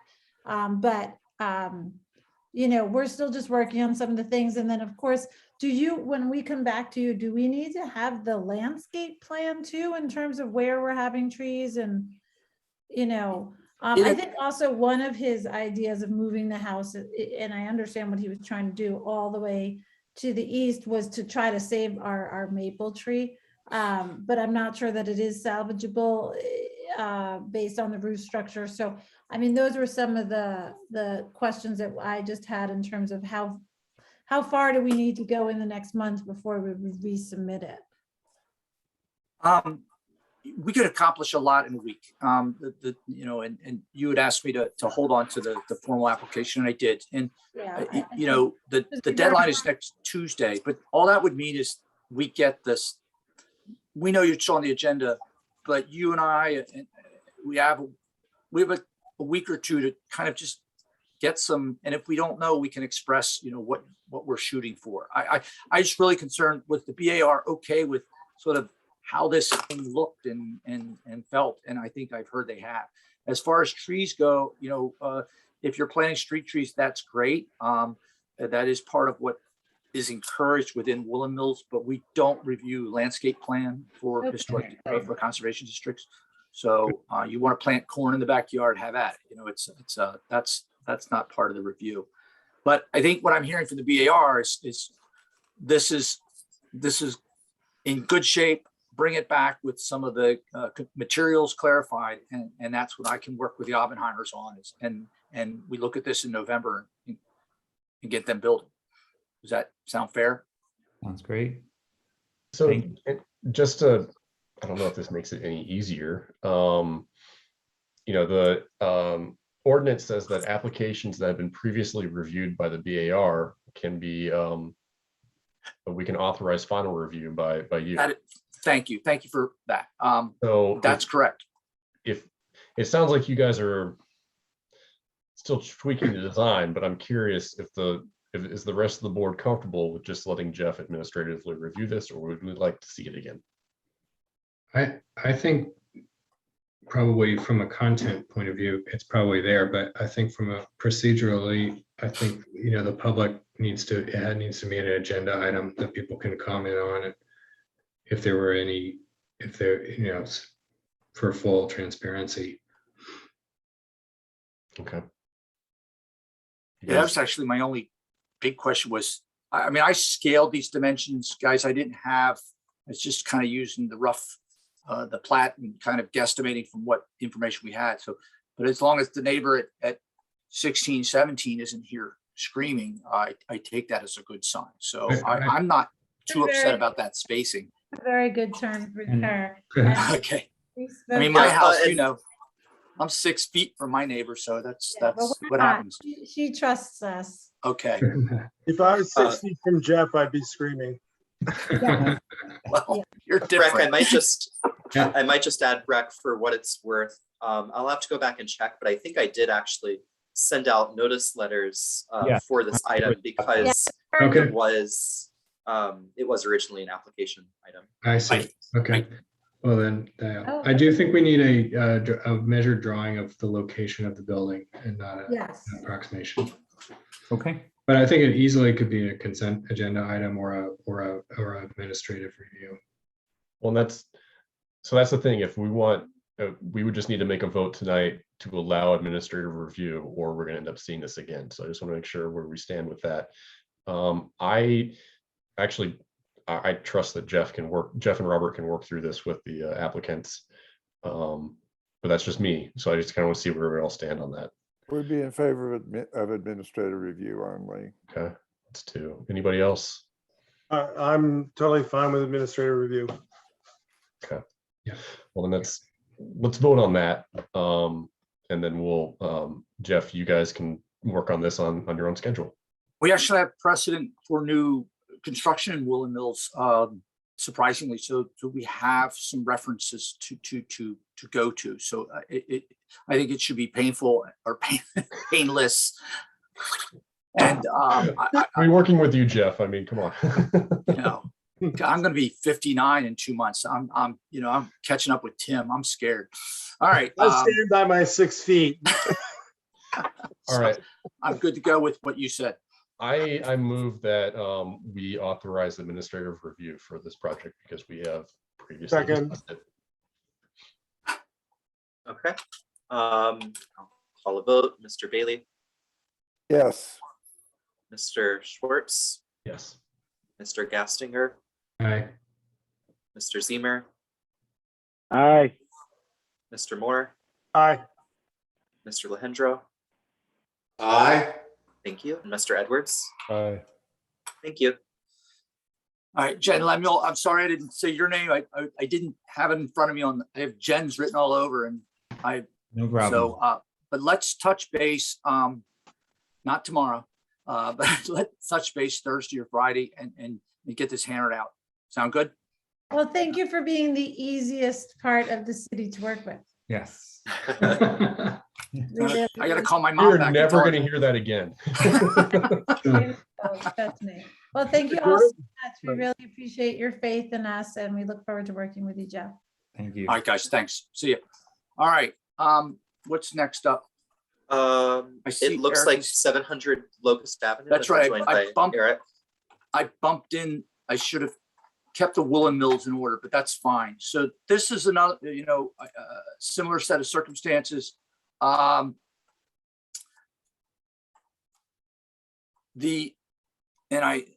It is, all right, we got Eric and this is a 700 Locust Avenue within Martha Jefferson Historic Conservation District. There is it's a request to construct an outbuilding, having again a discussion on I think same objective with the ability for a staff sign off. Though there are some questions on this one that we'd like to go over. The house is built in 1900. It is contributing. There is a existing garage at the rear. It's non-contributing. I don't know whether Eric's made a decision to remove that or not, but that doesn't require BAR review. This is a corner lot, so that's why we are looking at something in the rear yard. Otherwise, it wouldn't be an issue. I think as I laid it out in the staff report, I think that this does allow for administrative review per the code, but there are some components that I'd like to get your input on, and I've added an image in here where while the one of the provisions of the conservation district, you want to encourage new and contemporary design. It's not to make everything look like everything else. My comment to Eric was this seemed to kind of mix the elements that maybe we needed some consistency within that contemporary design. So hoping that you all can kind of guide the design, any suggestions you have, any changes you could make, so that then he can bring it back to me and we can work through it for an admin review. So Eric, I know you've been talking about this as the use of it, and but that's it could be a big concrete block with so it doesn't matter whether you're using it for sound studio or whatever as far as BAR is concerned, but just for you all, that's what the goal is here for Eric. So again, I don't know, Carl, if you want to kind of lead the discussion, and Eric, you can respond to any questions, but it's not much of a presentation. Yeah, I mean, Eric, do you have anything you want to add to that, or do we just dive right in? I guess I'm totally open to changing the exterior design however you'd like me to. I want it to look nice, but there's a lot of options for that. So my main concern is just it's taken me like maybe 5 months to get to this point, so I'm eager, but I'll work with you however it makes sense. Well, just to stick to procedure, are there any questions from the public? Please raise your hand or press *9. Nope. Doesn't look like it. questions from the board? Breck, you look. Well, I'm just curious if I mean, this doesn't appear to be a corner lot. I don't see how this building would be even visible from the street. Do we need to review this? I think it is a corner lot. Corner parcel, yeah. 1804 Chesapeake? No, No, we're I'm looking sorry. at This is 700 Locust. Oh, okay, sorry. Jumping around town, I'm replacing a garage. Okay, sorry. It was right next to the 1804. Sorry.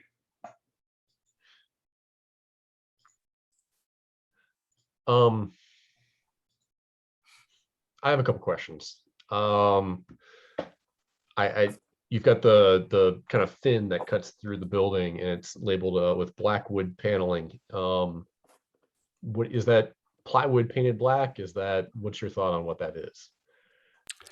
I was thinking cedar siding. Okay, that's much better. Okay.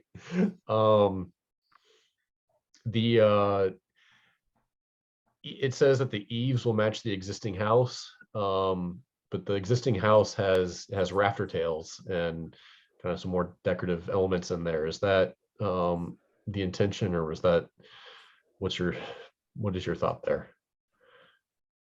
That was added by the architect. I'll do whatever you would like me to, though. All right.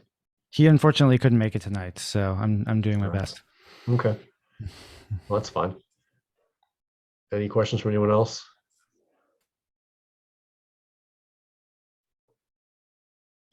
No. Okay. Any comments from the public? Please raise your hand or press *9. Nobody. So, all right, guys. How do we? If this were to be something that Jeff could administratively review, because it is kind of a small outbuilding, how can we direct him? Or we could also just ask this comes back to us. But I think what type of direction do we want to give them?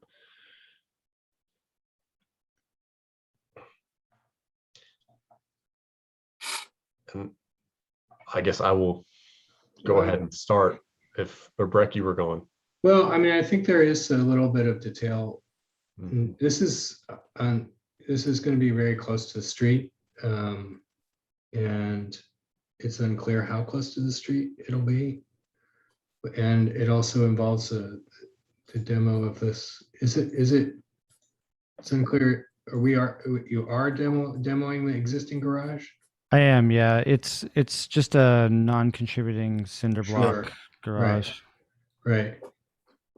And then is the fence remaining? Yes. Okay. I see. So it's just fitting in that slot where the garage is currently. Yeah, and expanding the footprint somewhat. Yeah, right. Okay. Okay. Trying to figure out what the orientation is exactly. Little porch is facing the street. If that helps. Facing south. So facing Melanie's house. Is that Melanie's across the street? I thought that was. I think she's a block further south. Away. Yeah. Oh, okay. I thought that was the brick house. The brick house that looks like it's from the Midwest. No, I was wrong. It's not Melanie's. It's isn't it that really nice low brick house, Jeff? Yeah. Yeah. I don't know how to describe it, but yes, it's opposite that. Yeah. So the shed is facing the street. Got it. I guess the thing I'm having a little bit of a problem with mentally is just it seems awfully complicated the interior actually for the sound looks really cool. The exterior just seems awfully complicated to me. I'm not really sure what the objective is there, but I think it would be more successful without the brick water table. Okay. That's confusing. I mean, it's kind of funny. The alley elevation is very simple, but the yard elevation seems really complicated. I'm not sure what that's getting you really, but the brick in particular seems a little strange.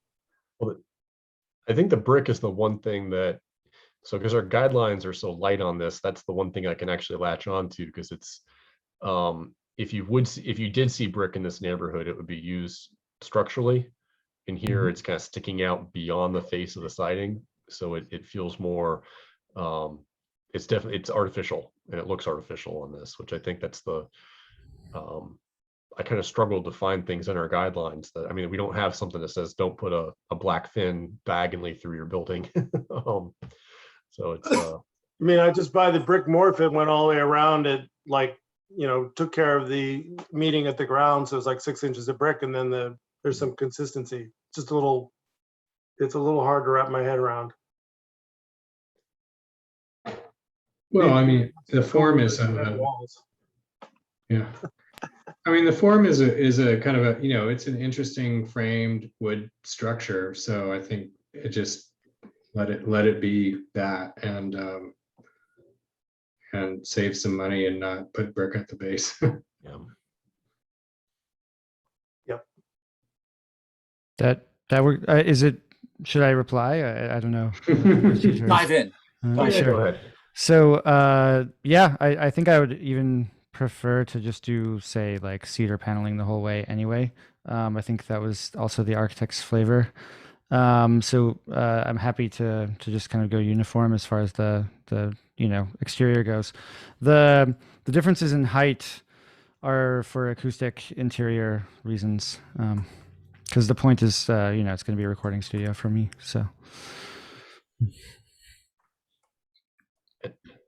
And I think there's something kind of interesting about the fin marks you see it on the floor plan, and it marks what's going on inside the building. So yeah, I think that's, although it's unique, I think it's I don't have an issue with that. I mean, the only thing I was worried about the fin was it was made out of something that's going to deteriorate in 50 minutes flat, which is why Carl asked you about the plywood, Eric, because that was like, and I guess the only other thing is the little shed roof over the door, it seems like you could put a hood over the door and not have such a long shed roof. So you can see more of the form of the building, but doesn't, it's no skin off my, anyway. But I think the brick is weird. And I'm not sure you're gaining anything if the match the eaves on the house. If you're just kind of matching a thin eave, I think that's great. I'm not sure you're going to gain anything from rafter tails if that's what the architect was. I don't think that's what they were intending from looking at the drawings, but I guess what I'm hearing from you is that's also not a requirement on your end that I do that. Okay. When you're breaking from the design of the house somewhat, so don't have to be wed to it.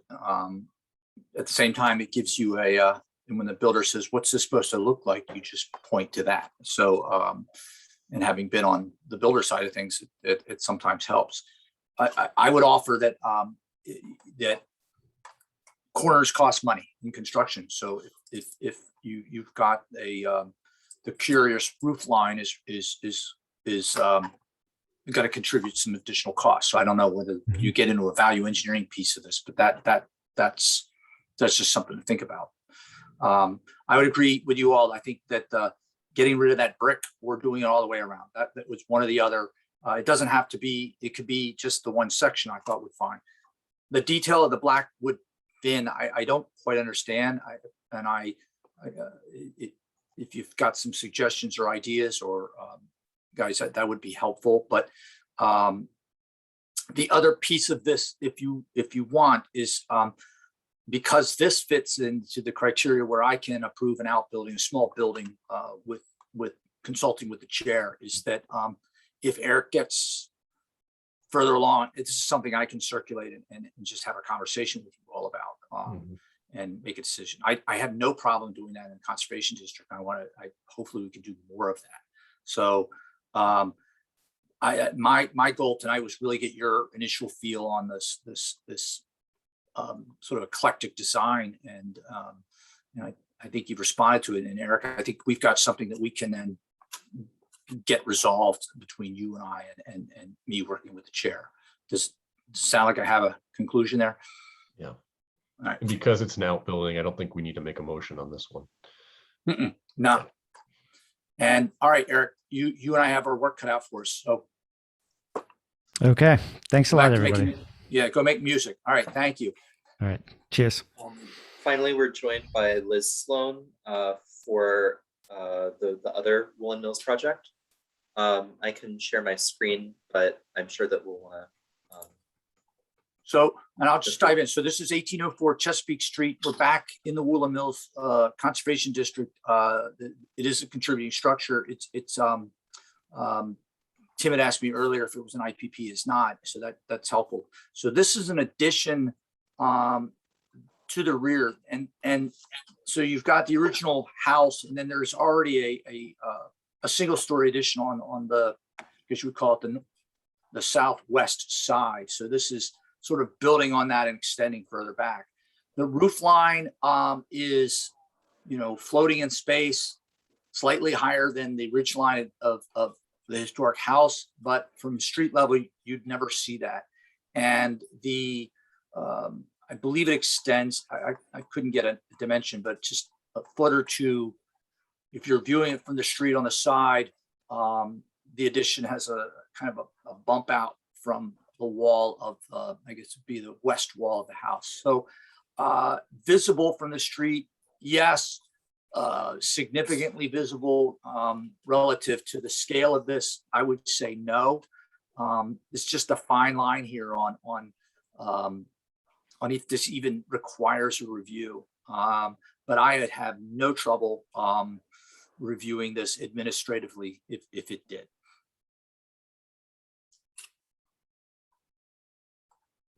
Point being, whatever the windows are, whatever the siding is, it's not going to be visible. So that's, and the scale and the form, the footprint are consistent. This is nothing gigantic or odd compared to the rest of the district. So it really is a question of, is the minor amount of visibility that you'll have with this, is there any problem with it administrative? Okay. There's no change to the front porch or front existing facade. Jeff, I think this is a kind of a tricky one because it does stick out a little bit. And I think as a technicality, it probably needed to come to us once, but we can probably let you, the same way we did with the other one, let you finish this up administratively. Liz, is there anything you want to add or describe? It looks pretty straightforward. The intent is the owners love the original house. And so we've worked hard to come up with a design that they have 3 young children, so that they want to stay there. They love the neighborhood, and trying to come up with a design that fits with the house, but gives them the space that they need. And we're open. We haven't got to material selection because the price of everything got so crazy that there's really no pushing time frame, but now the price materials has gone down to a little bit more reasonable. So in a perfect world, they might like to start sometime next spring. And if you all had any feelings on what the siding should be, it's a very, very simple house. And so the tricky thing is to not let the addition to stay very quiet. So I'm not sure of it's a simple horizontal siding. I was thinking of something, perhaps cedar shingles, or else maybe just a beaded siding, just the same proportion, but just would read slightly differently. If you all go to page 224, the north elevation, that's really what we're zeroing in on right there on the left. And it's that, sorry, I'm putting this if you can see, that slender piece behind the chimney is really the what will be visible from the street. And to my read of the drawings, that's it's merely a corner that's turned with siding on it. And however, the roof line, if there's any roof detail. We could lower the roof. that particular angle sort of matched what the existing gable was. And the street's so narrow there, I don't think you'd ever actually perceive it. And Yeah, we- I'm not even worried about above. It's just along that vertical And the side. side, Yeah. it's just because of where we're trying to do the addition 20 feet by 24 feet. Oh, my dogs are getting involved. But we could just cut that back and make everything a little smaller. It just made the stairway be a little wider than 3 feet down to the basement. It was just sort of a matter of ease. Liz, I don't think you need to worry about that. I mean, Okay. the issue is, I mean, because it sticks out 2 feet is the only reason you're in front of us right now, that's the only thing. But I don't think we can get in the conversation, but I don't think we're going to stop you. Well, I will say that the front elevation does not count as visible from the street. And in this house, there's an empty lot or to its side. So it actually will be quite visible. So, but that being said, I have zero problem with the approach and the drawings. So I think, it's going to be, well on its way. And it's a curious question too. This is, so on the east side, I guess it's, well, Chris and Allison live on the corner but the next 2 lots are not in the district. So this is the edge of the district. So yeah, that the conceivably that it's visible from Chesapeake. Thing is, there is already an addition there. This is somewhat extending what's there. So, but I don't know how, and I'm sorry, there's washing laundry in front of you, but it is that visibility from the street, that's another piece that maybe would be helpful to define the conservation district of from where and how far and to what extent. But let's get Liz through this, and then we can tackle that when we in the next probably 5 minutes from now. So just to maintain order, are there any questions from the public? Please raise your hand or press *9. No one's raising their hand. All right. Any comments from the public? Please raise your hand or press *9. No. Okay. Thank you for humoring me on that. Yeah, Liz, our guidelines are really simple on exterior materials, which I had them up just a second ago, but I mean, it says use, materials that relate to the district. Yeah, they should be architecturally compatible with and complementary to neighboring buildings. Long-lasting, durable, and natural materials are preferred, including brick, wood, stucco, and cementitious siding. And standing seam metal roofs. So it looks like, I think cedar falls right into that, or, I'm sure you can find many other materials that could fit that definition. Does anybody have any concerns with what Liz is showing, or Liz, do you have any questions for us? Well, I guess, I don't really have any questions. I think the question of what visibility means is not very clear in your descriptions for the district. So the ordinance says, oh, why did that just? All new buildings and structures require COA if they require a building permit, and unless they are concealed, well, that's poorly written, unless they are concealed by the principal structure from all abutting streets. So yeah, it's our poorly written ordinance, which hopefully we can fix next year. Yeah, that's I've always taken that as meaning if you look dead on at the house from the street, does it stick out in elevation at all? And There's Breck has actually mentioned that. no sidewalks on this part of the street. Street is very narrow. Mhm. Right in front of their house is a parking area, and then across the street is the house that's directly across the street faces out on Riverside Avenue, and you're looking at this front elevation of that, and they park over there. It's a very, very mixed bag of architecture in that particular. Totally. But it is visible from the street. I think this is easily a consent agenda item, or we can have Jeff review it. I also think the principal issue here is the scale. You know, if it's not just so much that it's visible from the street, but whether the scale is appropriate or not, and it seems fine. So we don't really get into it beyond that. And I think the idea of using shingles is great because it differentiates it from the original house and call it a day. So we can have Jeff look at this administratively, correct?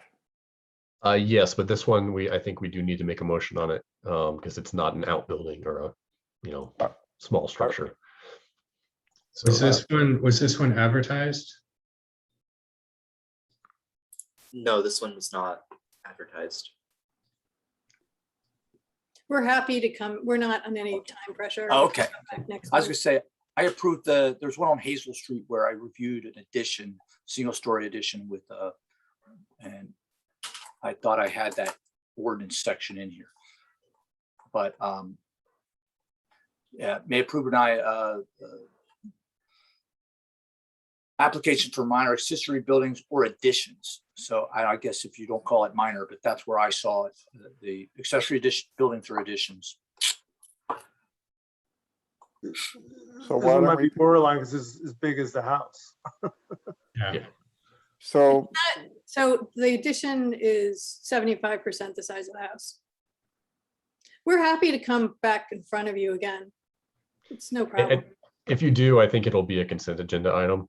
So it should be simple and easy. I mean, I would be fine with leaving this to administrative approval, but yeah, Breck raises a good point if it wasn't advertised. Does that mean you'd want to do it in December then? So you have that extra time? Well, So- since this well, is there's no preliminary discussion, requirement. you could bring it back whenever. Okay. Yeah, there's no requirement for admin reviews. It's not advertised. Oh, So Well, Jeff, I think Breck, correct me if I'm wrong, you were saying you think this should be brought in front of the board just for the public participation purposes, correct? Yeah. Okay. Yeah. So it'd go on the Liz, consent- yeah, if you're good with that, that's fine. That's fine. yeah, we're perfectly fine with that. All right.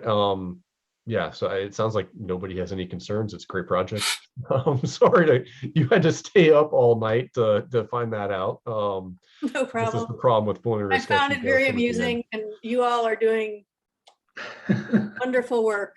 I applaud you. You know, there's a vacancy. Really? Yeah. Mhm. Both architect seats are up for dibs. Oh, so tempting. And you live in a, oh, no, you don't live here. This is not your house. I was gonna say you live in a historic district. No, well, I live in the Lewis Mountain neighborhood. Up to you. We have great parties. Not since COVID. Yeah. Yeah.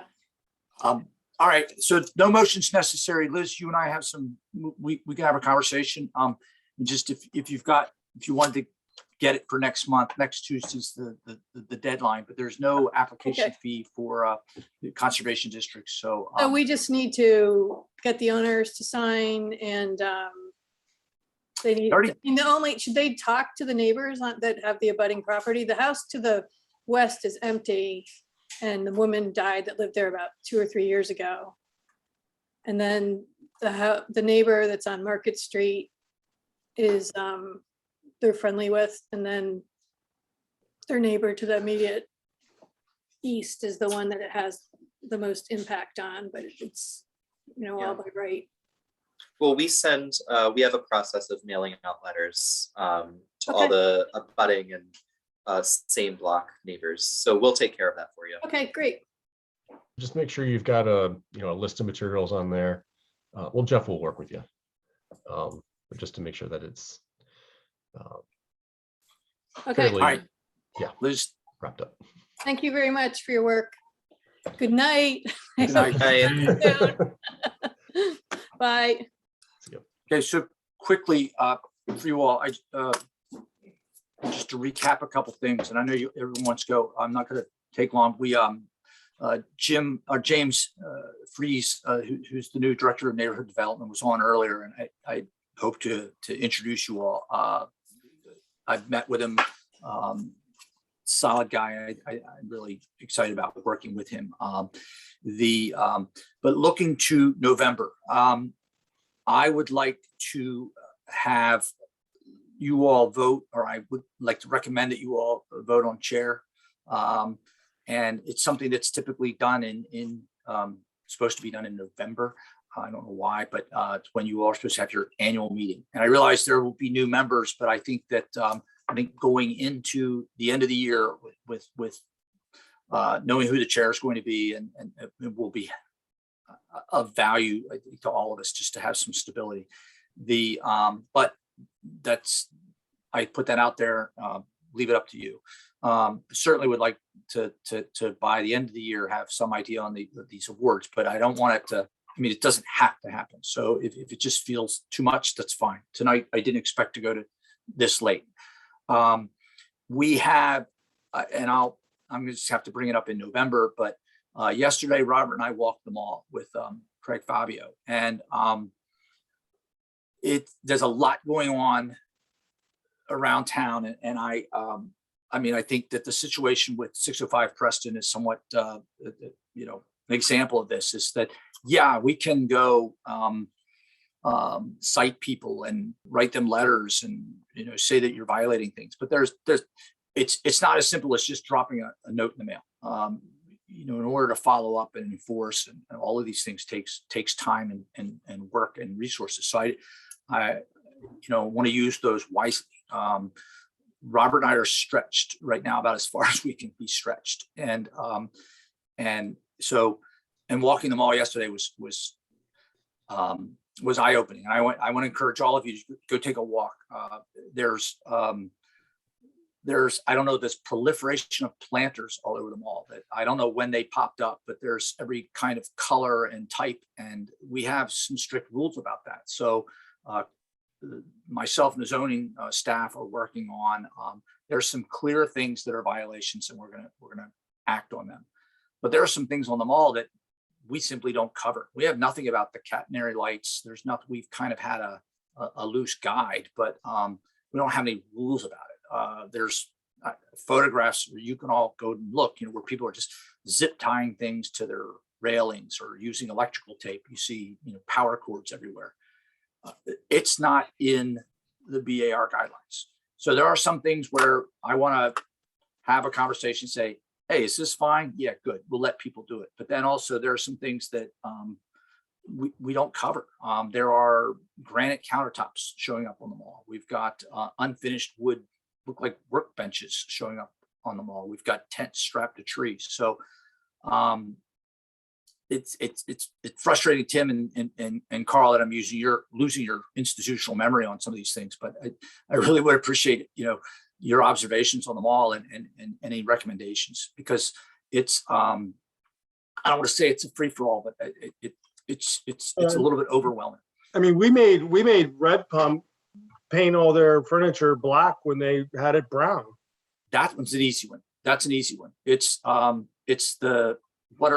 There are barrels on the mall that people are using as tables. Is that always, I say, I don't want to, I've been sitting here tinkering with the photos. So I was going to fire out to you. And I think I'm going to send it all out to you as a PDF and just say, here are the things we need to talk about. Because if they are okay, great. We can, just like we did with glass and lighting, we can have some understanding of what's okay. But some of these things are just the rules. It's not clear. And I could use the BAR's input on that. And hopefully we can have maybe we have a less robust agenda in November to have that conversation. But this is where I rely on you guys to just give me something to bounce what we're thinking off of, so that we know where to go. I was getting some texts from some people during the Preston Place, about the BAR should do this.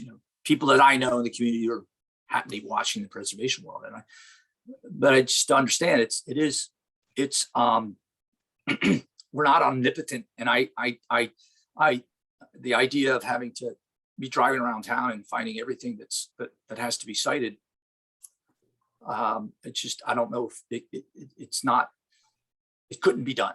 And so, and I appreciate what the folks were saying about, Wyndham, but, or Wyndhurst, but there's a reality to what our resources and what we're capable of. And I think then it's also what, we're able to do from the legal side of things. And I apologize for not having legal answers for you all tonight. It is, but I will try to find those answers. And then, some of these things where we find holes in the ordinance, at least I can get back and have a discussion with legal staff about what needs to be fixed. But so that's all I had. I think the place there's no place update. And I appreciate you guys helping me out tonight on the questions that I had earlier in the night. So anything that we can help you with? Tim, how's your project going? Which one? Well, I'm in New York right now, which is why I have yet another weird scene behind me. I was just gonna say, I'm trying to find out about the light fixtures, the Halpern. I don't think the spider lamps are Halpern lights.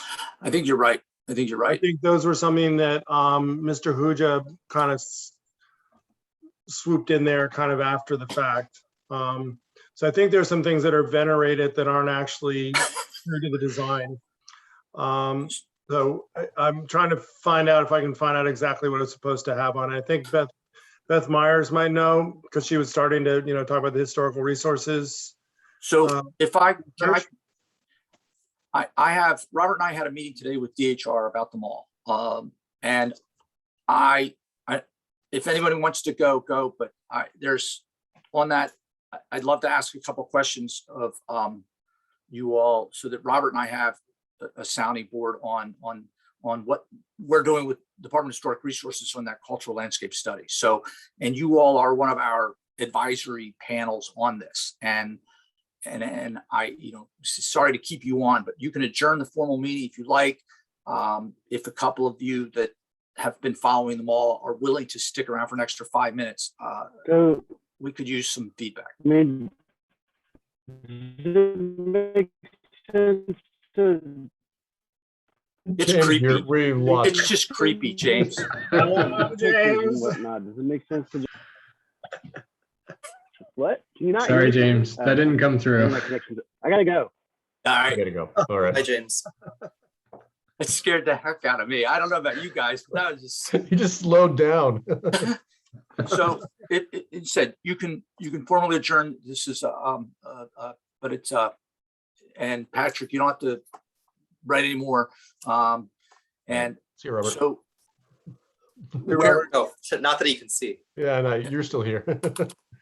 So yeah, no, I know, but I was waiting for the other Robert. Oh yeah. So what we did, the mall cultural landscape study that we had funding for, and so we were able to get a grant. We're working with the Department of Historic Resources where they do the work and we're actually reimbursing them. So they're funding 10,000 and we're contributing 10,000 out of the 50 that we had. So we'll still have 40 for additional steps.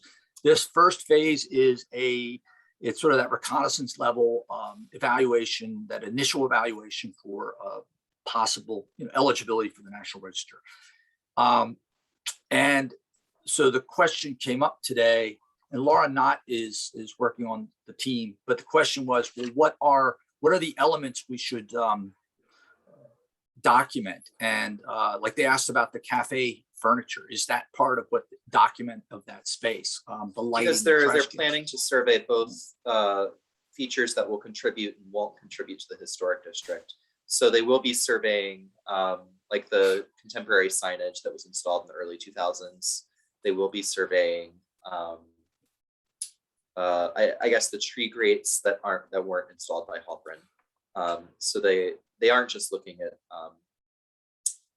things that will absolutely be contributing. So there's the question. Yeah. So they want to have a kind of a stakeholder meeting. We're the client. DHR still is coordinating the work, and it said just this first phase that then will lead to, we think, the more complete cultural landscape study with the maintenance, management of those resources. But there were some questions put at us today, and I didn't know. I mean, and so you all are part of our consulting board locally. And so it is questions about like, what are the elements on the mall that are, it's like you said, Tim, with the lights, we know they're not Halpern design, but they're still there. They're fixtures. So I don't know, Robert, what was their schedule for having a meeting? Another big question was there's going to be a launch meeting for the survey sometime before fieldwork is conducted. And I think that should be sometime before February. We were saying probably not November because it's so soon, and then maybe not December because of the holidays. But there's going to be some sort of virtual information session for the public. And we just need to figure out a format for that. Last time we tried to have a survey kickoff meeting, it didn't go so hot with 10th and Page. So we just want to make sure that we're well prepared for anything that comes our way. And a question that comes up and that we're not going to answer tonight is how are we going to publicly notice this? For the 10th and Page meeting, we sent out directed letters to residents or maybe to property owners. But for the downtown mall, everybody in the city feels like they have a stake in it. And then if we were to only mail it to property owners or even to residents, that's a huge, most of the city would feel like they didn't get noticed for that. We can't mail letters to the whole city for this. We don't, yeah. So, and also the whole thing is, this is an informational meeting. This is not necessarily a collateral, because the scope of work is laid out. The scope of work is limited. It's just going to be a reconnaissance level survey. Future phases of this will determine treatments, will determine future planning, and will determine kind of the cultural history of the mall. But what we're doing right now, we are just surveying and taking an inventory of the physical features, historic or not, that are on the mall right now. So we don't want to mislead the public by, having them think that this is. So I think part of that is that what one of the objectives would be to design the coordination with the public, and that's somewhere down the line. It's not right now. But no. The only other thing I was just going to say is I think we should absolutely be sure that there are certain people I think we want to have going back sometime into the place past that we should drag into this, like Beth Myers, absolutely, and Rachel Lloyd, absolutely.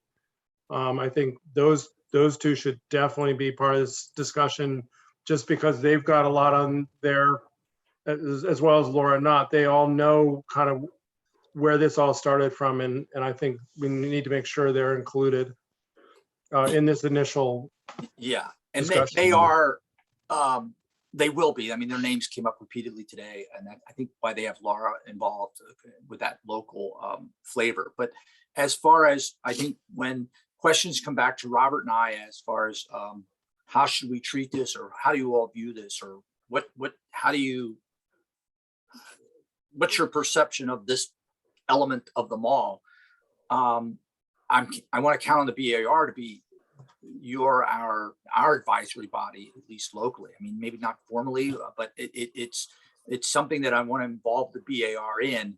If you all are design professionals that you're in charge of the mall to a certain extent. So when we talk about stewardship of the mall, it's sort of in your lap, but not. Well, we what want I to said be earlier. We want to be part of that too, but we're also not scholars of the mall, and so it's really critical. That we're going to rely on the work that Beth Meyer has done, and it would help by I don't know what format it's in. I know they made a video, and I believe there's printed materials that describe that design history.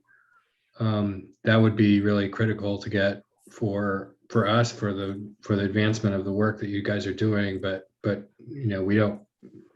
we're experiencing it in a different way than the historic research of the mall design. Yeah.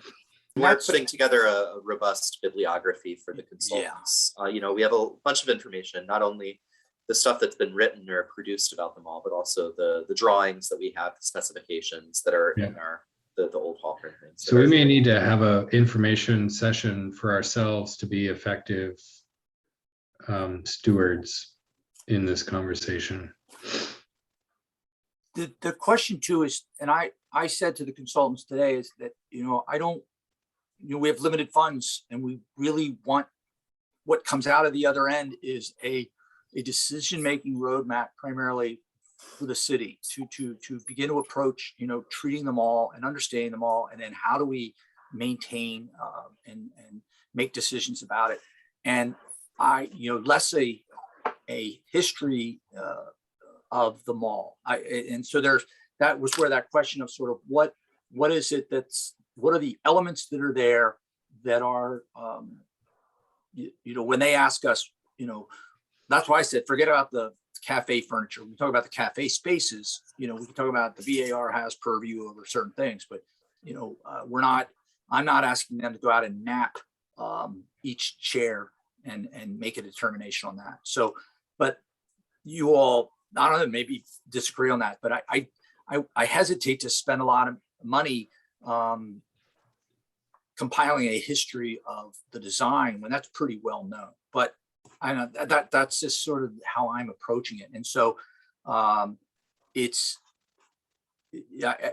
worried that the goal, some see this as, well, we're going to come and put a bell jar over the mall and it has to stay how it was intended to be forever. And I think we all know that, particularly with the tree situation, we have to have some way to make some decisions moving forward. So I don't know. I just wanted to share that with you. We will be coming back with more specific questions when they ask us, but I hope, I know staying up till 10, 11 o'clock at night, I don't know. I stayed up till almost 12:30 the other night at a planning commission meeting. So I don't know how the hell you make decisions that late at night, but this is coming down the road.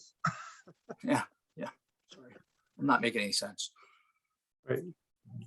But the lights, Tim, and you all know this, we do have Park and Recs putting in consistent lamping. So that's a win.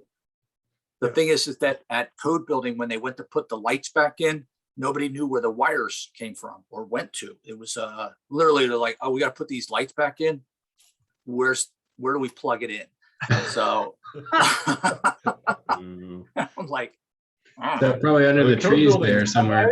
I think we should just re-erect that ridiculous light that Lee Daniels put up. Do you know what I'm talking about? That sort of ornate French city light. I'm going to put my own light. It was right out in front of the rink. It was I remember it now. Yeah. And then Oliver weighed in, in his defense. The whole thing was just a fracas. It was pretty funny, actually. Yeah. So they're reworking those lamps. All the new guts are going in. It was fascinating, but the city's gonna have to do that on all the other lights. So what are they lamping them with, and how do they decide what to lamp them with? The Park and Recs has the lamps. I'm not sure what exactly had to be changed out. I don't know. I would say the entire thing. But I'll send you a picture. I think the only thing that's any good is that metal pipe that they're in. That's right. The flux capacitors had to be replaced. It's just, but again, that's the kind of thing that I think getting at is saying, what is this place? Do we all know how all these things work together, and right. How are we going to over time make sure that we address what needs to happen? And this piecemeal approach is that's my goal of this plan. They never came back to us on the crosswalk after that crossing at 2nd Street after they made a complete hash of it.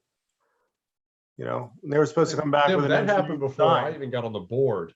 Yeah, and they haven't done diddly squat with it. They being who? And that's the question. So, yep. But yeah, Breck, we do have Beth and Rich Guy Wilson are tapped in on this, and it's going to be a process. All right, thank you guys for entertaining me for the extra half hour.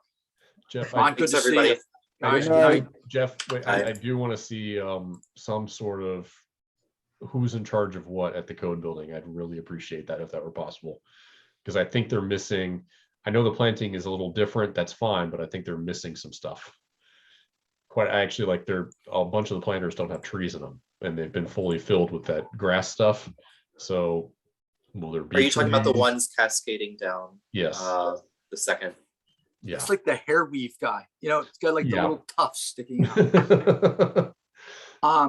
Do you walk by there a lot, Carl? So you Yep. walk, all right, take a look at the edge opposite the Omni, the brick edge, right against the building.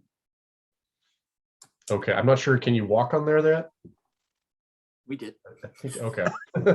People do, they shouldn't. I mean, there should be a more robust construction fence, but Well, that's a whole other thing that I hope that certain people in the city don't discover, because there's some, you can walk right into a construction zone over there by accident. Yeah. You got to walk them all with Fabio. He puts a bang, that stuff ends. He is quick to move those cones. So yeah, cones Carl don't walked help a them. blind person. That's actually another issue. We've got some of the signage on the mall that's on the poles that's all been approved is going to have panels below it because it doesn't comply with Oh, that's gonna be okay. Yeah, they should just fix the signage. Doesn't have to be just higher. Is lower. it because people can whack their head on it? No, it's the space below. So those fins, the metal fins, that's the space below. So there's the fins are low enough that you can hit your head on, right? Is that what you're saying? no, you can't, it's below where someone with a detect it with a cane. Yeah. Right. So, okay. And I think all right. They have to be a certain, they can't be more than like 6 inches or something, I guess. Okay. From the ground. Oh, on the ground. Interesting. Okay. Interesting. Little things. It's so many little things, and that's where they said the you and I, we need to walk them all. I wish your office was still downtown, so I would take you for a walk one night. But and let me know what evening works for you. I'll walk them all with you. And then you sent some photos of. I'm sorry, I know we're using up the city's TV time, but there were some lighting photos. Yes. The open garage at the 323, whatever the building is behind the glass building on Garrett Street, just pours light out. The side of Tim's the spotted church. the side of the Catholic church has a bunch of uplights that seem to have just That's appeared. opposite your old office. Yeah. Your old office. They've just appeared out of nowhere. I hadn't seen those before. It seems like a lot of I think they may have had lights there, but it seems like people upgrade their lights and suddenly they're, it's as bright as the sun. I don't know how to control that. I don't know that you can. So yeah, there was something else, wasn't there? I thought it was 600 West Main. There was the driveway or drive going into the. Actually that was the garage, the code building.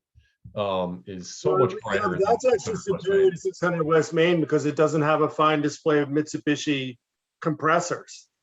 But it is bright. It is it's too bright. and it looks like you're looking down into like Middle Earth. I mean, there's that tunnel just goes. Okay. But I'm not, again, we approved it. I'm not sure what we can do about that. Well, we can ask them to dim the lights. Yeah. And put a motion detector on it and dim the lights. I mean, and I think we might get, there's some people that might listen to us. Let's put it that way. Yeah, yes. So and I think we can get somewhere with that one. So, but it really is interesting to see code building with the walls down and to see that entrance to that gallery. And I hadn't realized in the original design how that the back and forth for the wheelchair access. I don't know. There's so many things about that building. There's little details that are really nice. And then, there is that issue with the brick lip, but I think that's not a design issue. But I have to take a look at that. I'll see that tomorrow night. I mean, what I'm hearing is like Apex, folks, building these new buildings, but now nobody wants to go back to work. And so Yeah. it's Well, they're taking their sweet time on Apex. That building is taking forever to be finished. I guess the code building is, I mean, they got all the lights on. They had, I thought it was funny before they even enclosed the building, they had the trees on the roof already. But yeah, I guess that's when you got to put them up. Hey, I don't understand architects. What are you asking me for? Okay, I'm gonna go ahead and log off. Understand architects. On that note, I'm leaving. Yeah. Hey guys, thanks. We'll Good talk. night, Robert, everybody. thank Good you. night.